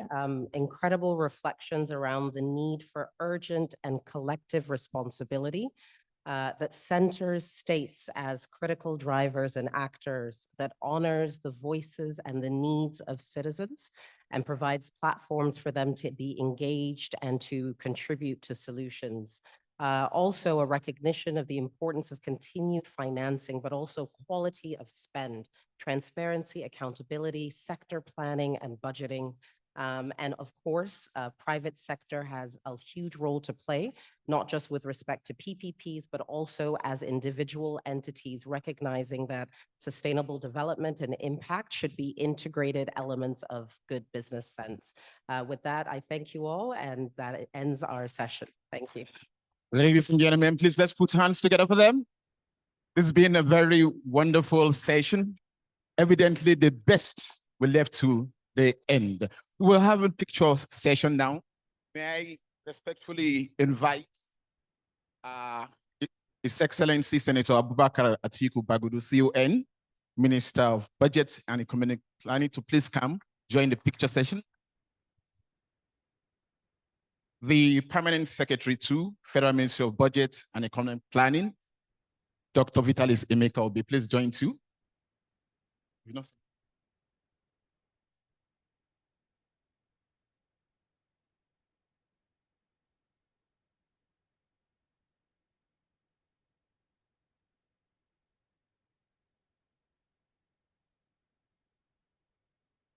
Each one of them made the session very wonderful.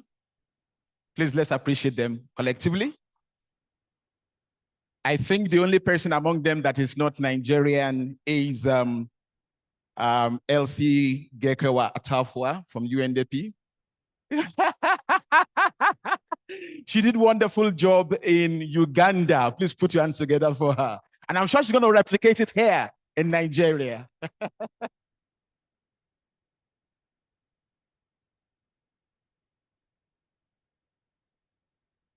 Excellent.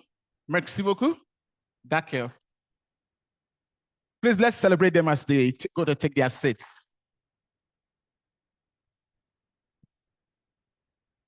Thank you for excellent moderation.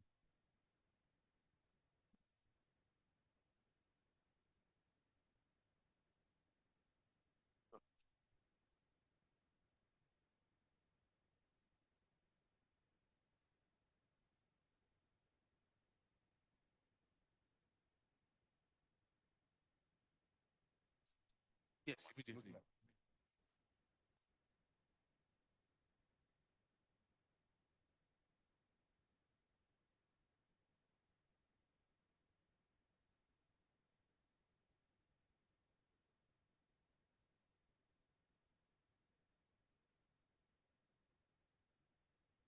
Your Excellencies, distinguished ladies and gentlemen,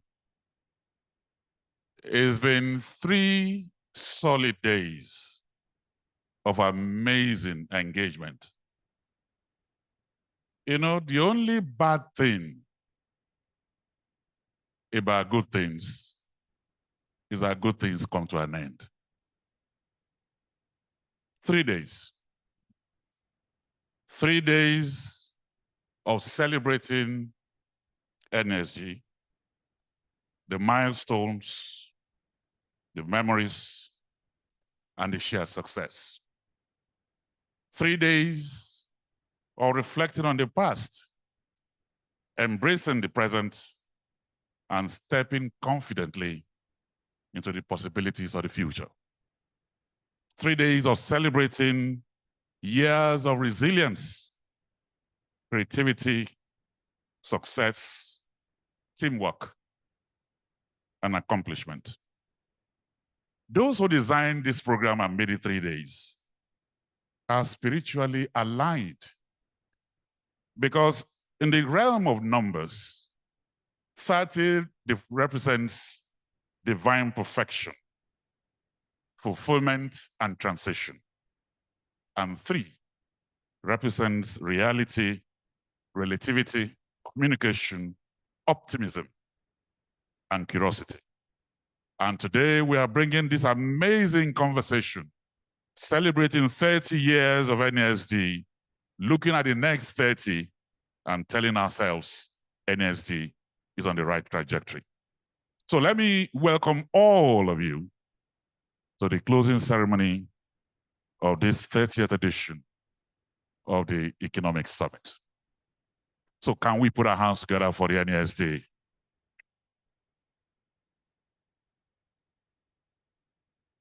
A whole lot of us are seated here in this room, engaging, talking, conversing, but there are very young people. Some of them are not stepping into this room. They are working extremely hard to ensure the success of this event. So for these young people, I'll mention a few names: Grace, Dio, Essay, the rest of them. They represent the core of the young people. Let's put our hands together for them, ladies and gentlemen. With them, NSD is in very, very good hands. So with that, let me welcome all of you. As I welcome here, this man has done extreme. I don't even know if he rests. Former governor, now the Honorable Minister for Budget and Economic Planning, and he has been part of all of this pre, during, and he will be post. Please welcome here distinguished Senator Abubakar Atiku Bagudu CON to begin to.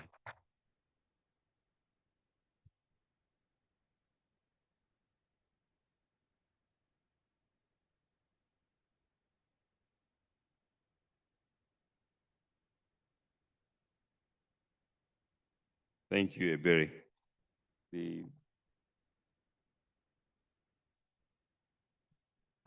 The chairman and chief executive of the NESG and former chairman, my boss, Mohammed Hayatuddin, and indeed all the hardworking organizing team under the leadership of Boy, the UNDP rep in Nigeria, panelists, distinguished participants from corporate Nigeria, especially as Ebere said, the young ones who we believe will keep NESG going for the next 30 years and beyond, and even hopefully an African Economic Summit group.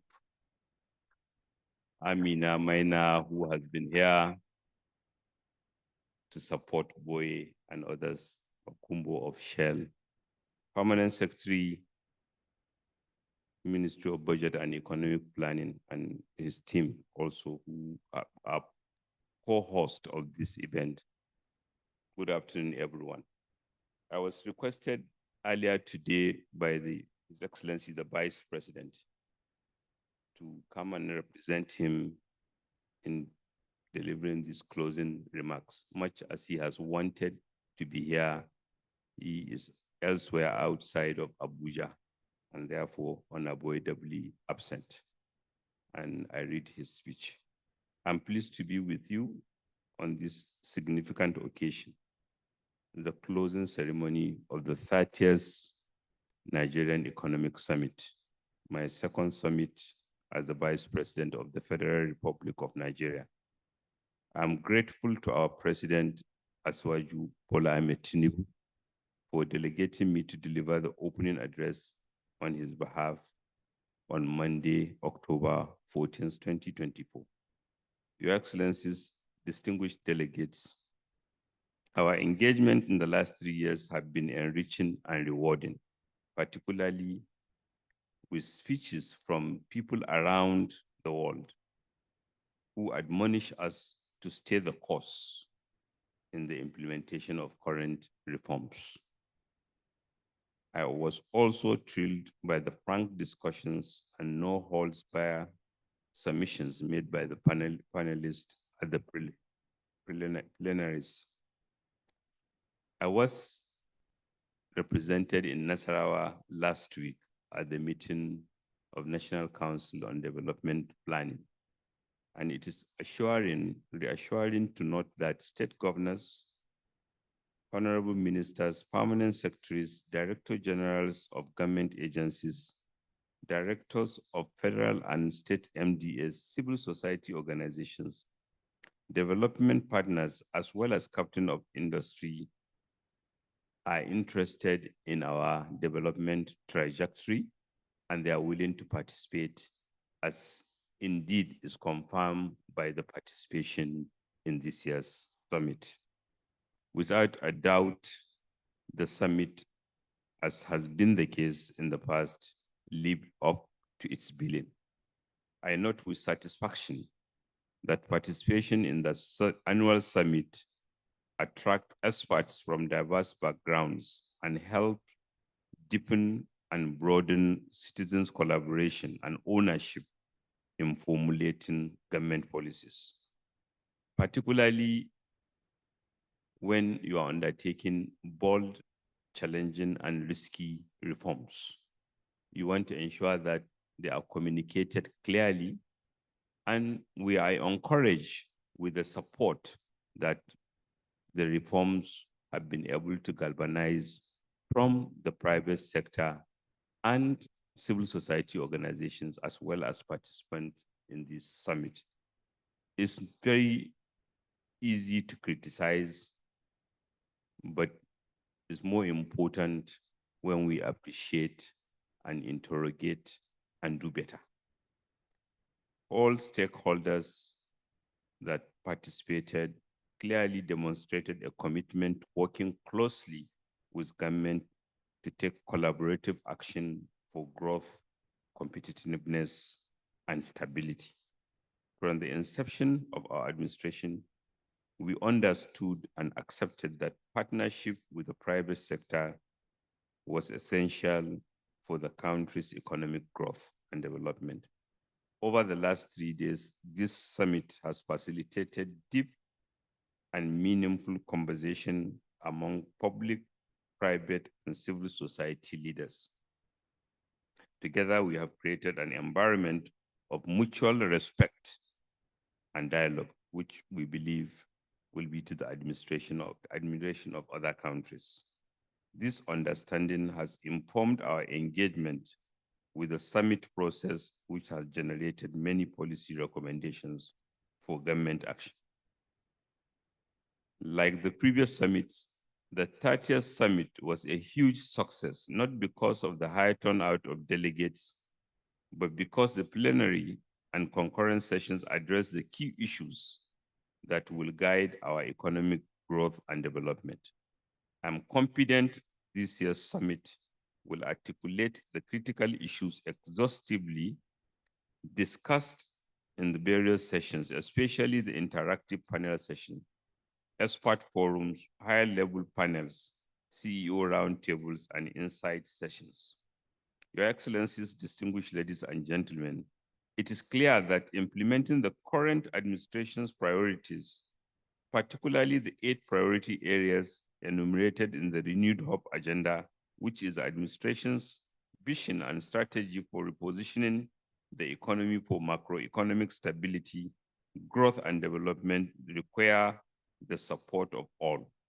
Therefore, I urge the leadership of states, private sectors, civil society organizations, and development partners to join hands with the federal government to actualize the inclusive future we envisage and a Nigeria that works for all.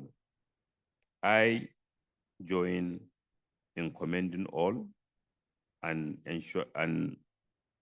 to assure that government will continue collaboration with the Nigerian Economic Summit Group to organize future summits.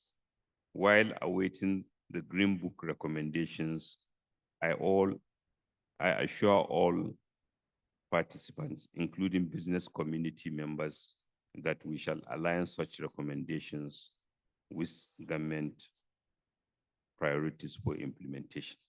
Encouraged by the successes so far, that we are confident the economy has turned in the right direction. I'm sure one question that will be on the mind of many is, will they stay the course? Yes, we will stay the course, encouraged by the commitment we saw around the room. Once again, I congratulate all of you on participating in this summit and your usual contribution. I'm honored and privileged to declare the 30th Economic Summit closed. Thank you for your attention, and may God bless the Federal Republic.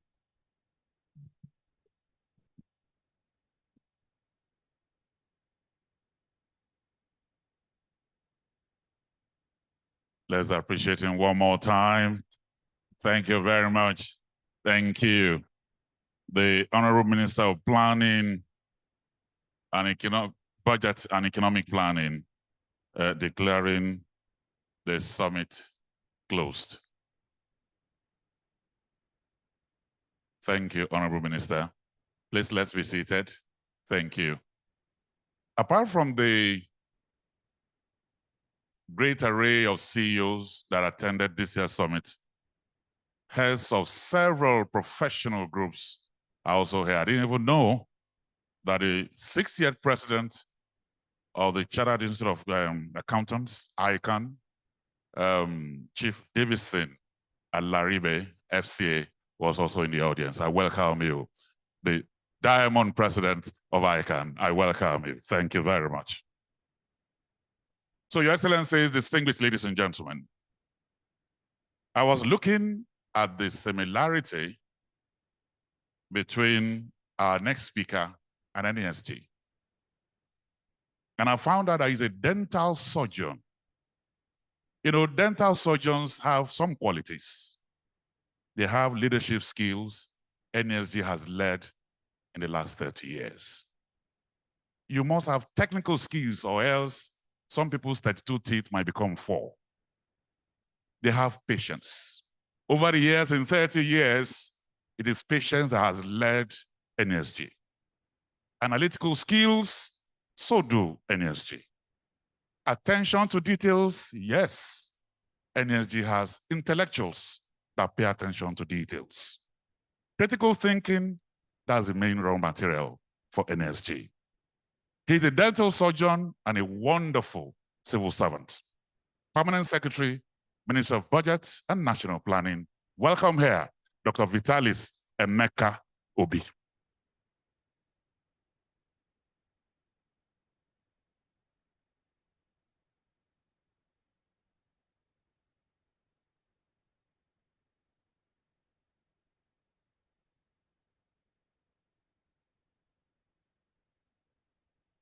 Your Excellency, the Honorable Minister of Budget and Economic Planning, Chairman, Nigerian Economic Summit Group, Mr. Nii Yusuf, Dr. Mohammed Hayatuddin, also the MD CEO of the Shell Development Corporation, Chairman and members of board, NESG, the Director General, Governors Forum, former Deputy Governor of the Central Bank of Nigeria, Dr. Sarah Alade, representatives of the private sector, members of the press, distinguished ladies and gentlemen. On behalf of the Federal Ministry of Budget and Economic Planning and the Nigerian Economic Summit Group, I thank the Almighty God for making this 38th Nigerian Economic Summit a huge success. Our special appreciation goes to His Excellency, President Bola Ahmed Tinubu, GCFR. He'll be represented by His Excellency, the Vice President, for his commitment to the success of this summit. We also thank His Excellency, the Vice President, Kashim Shettima GCON, for personally leading the presidential team and delivering the opening address and declaring the summit open. Your unwavering support to this summit process is well appreciated, Your Excellency. Your Excellencies, distinguished ladies and gentlemen, permit me to extend our sincere appreciation to the leadership and members of National Assembly, the Judiciary, and state governors for participating actively during this 3-day event. Their commitment to this summit demonstrates the determination of all arms and tiers of government to work with the private sector to realize the country's development aspirations. We are indeed very grateful to all honorable ministers, the head of the civil service of the Federation, my colleague permanent secretaries, and other senior officials of the government, both at federal and state levels, for their active participation in the summit. Also worthy of note to mention is our private sector partners who have worked round the clock to ensure the success of this summit. We appreciate you all. Your Excellencies, distinguished ladies and gentlemen, let me also use this opportunity to express our heartfelt appreciation to the Honorable Minister of Budget and Economic Planning, who is the co-host of this summit, for providing the direction and superintending over the summit process. Let me also thank the chairman of the Nigerian Economic Summit Group, Mr. Nii Yusuf, for all his efforts. He has once more demonstrated his commitment to this partnership. The CEO, NESG, Dr. Tayo Aduluju, also deserves our thanks for the leadership and commitment he has shown in coordinating this event. Thank you very much. Both the chairman and the CEO provided the needed inspiration to the members of the Joint Planning Committee for the 30th Nigerian Economic Summit and other key officials throughout the planning period for the summit. We say thank you. I will also like to appreciate in a very special way institutions, corporate organizations, and individuals that contributed financially and morally towards the success of the summit. We appreciate and cherish the generous contributions of our sponsors, including in-kind supporters, Stanbic IBTC, Flour Mills of Nigeria, PLC, MTN Communications Nigeria PLC, First Bank of Nigeria Limited, Sterling Bank PLC, Bill and Melinda Gates, Africa Finance Corporation, Shell, APM Terminal Nigeria, Tropical General Investments, McKinsey and Company, and IHS Nigeria Limited. Others include Nigeria LNG Limited, Africa Practice Google, Coca-Cola, Royal Netherlands Embassy, Nigerian Bottling Company, the Bank of Industry, and Nestle Nigeria PLC.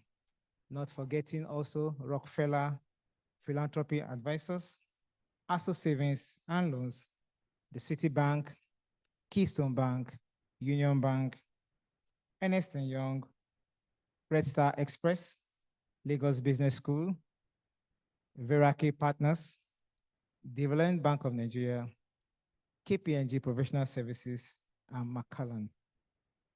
Furthermore, let me also appreciate our esteemed foreign guests, resource persons, chairmen and chairpersons of the different sessions and panelists.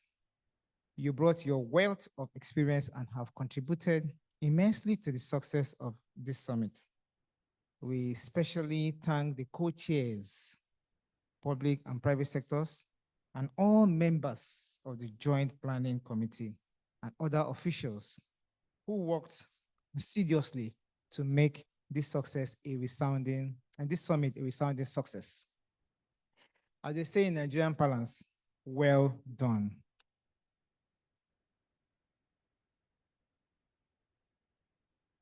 I also wish to express our sincere thanks to our friends in the media for always being very supportive. We salute your objective and untainted reportage. Finally, I will not fail to thank all our most valued participants for attending this summit. I trust that we're going back more determined in our resolve to collaborate for growth, competitiveness, and economic stability of our dear country. And thank you all, and I wish us journey messages back to our various destinations. Thank you all.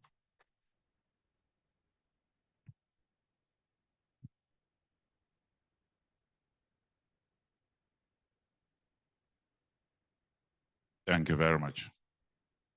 Thank you, Pamsek. The fourth panel discussion here today was on tackling hunger. And I look into the room, nobody looks hungry.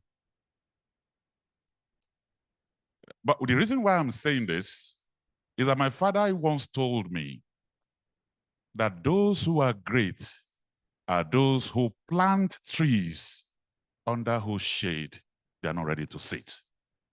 You are doing all of this, not because you are hungry. You are doing it for those who will need it.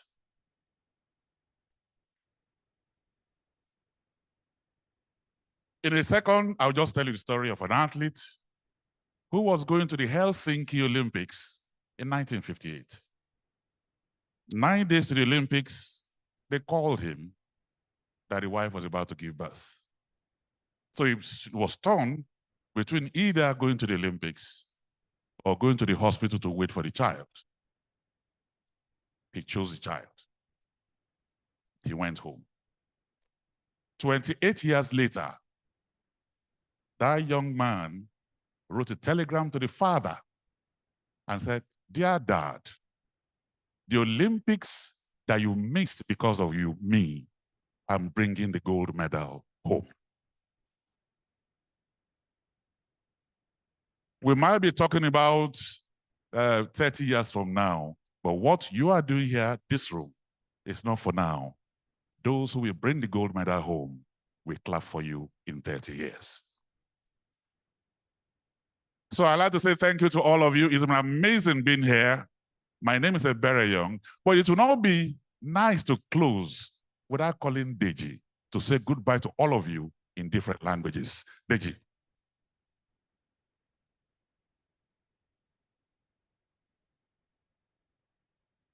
Oga, thank you very much.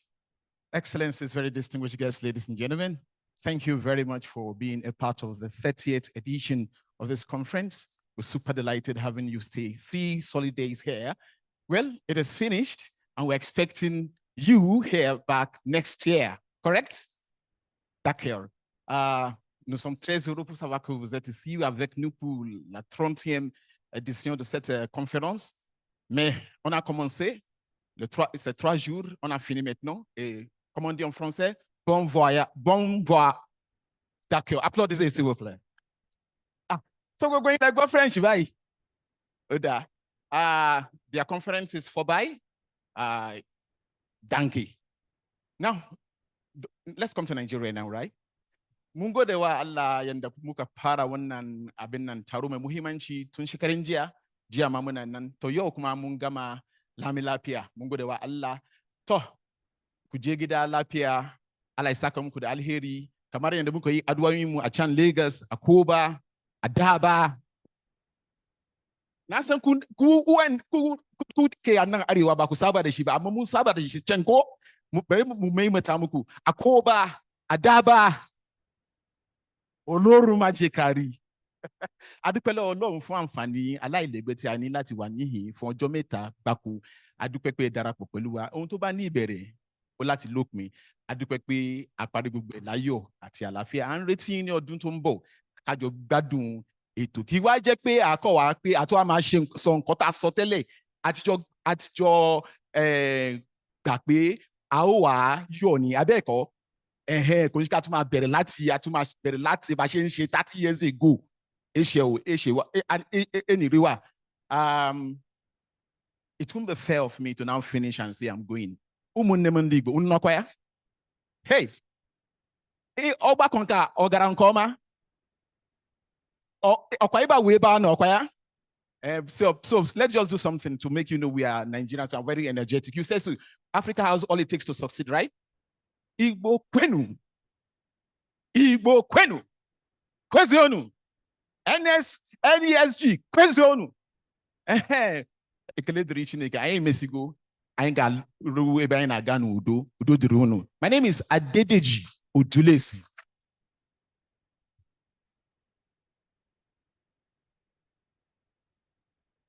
So on behalf of the polyglots and on behalf of the prettiest lady amongst us, Mojisade, amazing broadcaster, amazing MC.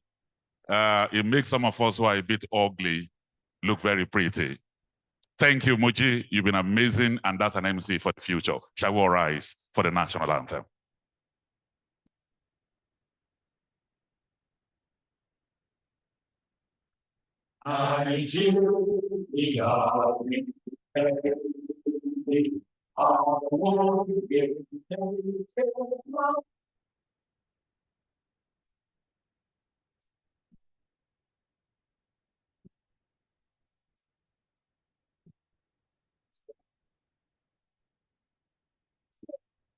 And proud to serve our sovereign motherland.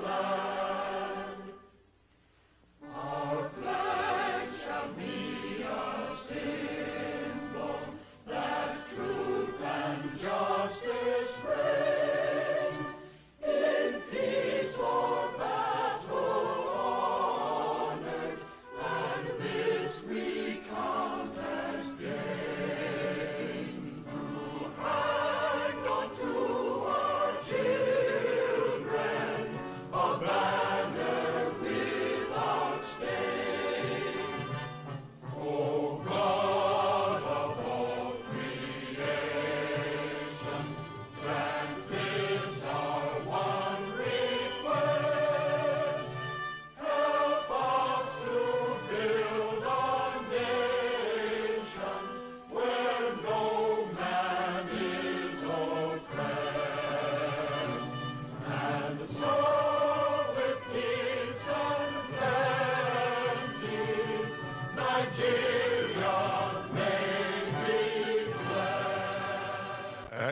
Madam, please, are you Nigerian or Ghanaian?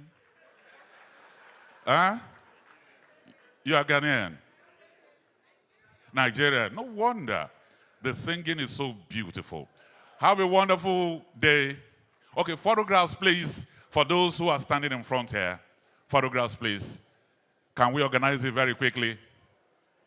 For those who are standing in front here, let's organize it. Photographers, arrangers.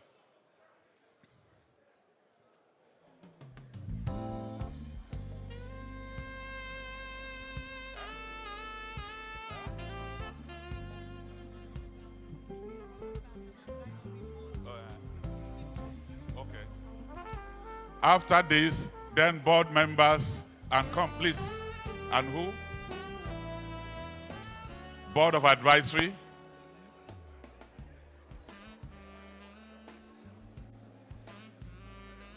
Thank you.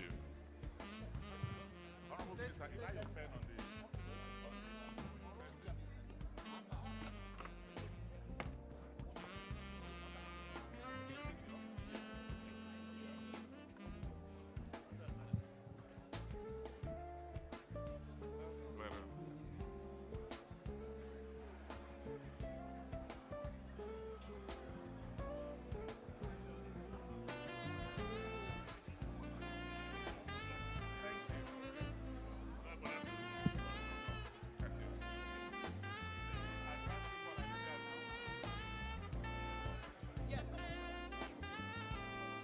Your photographs are done.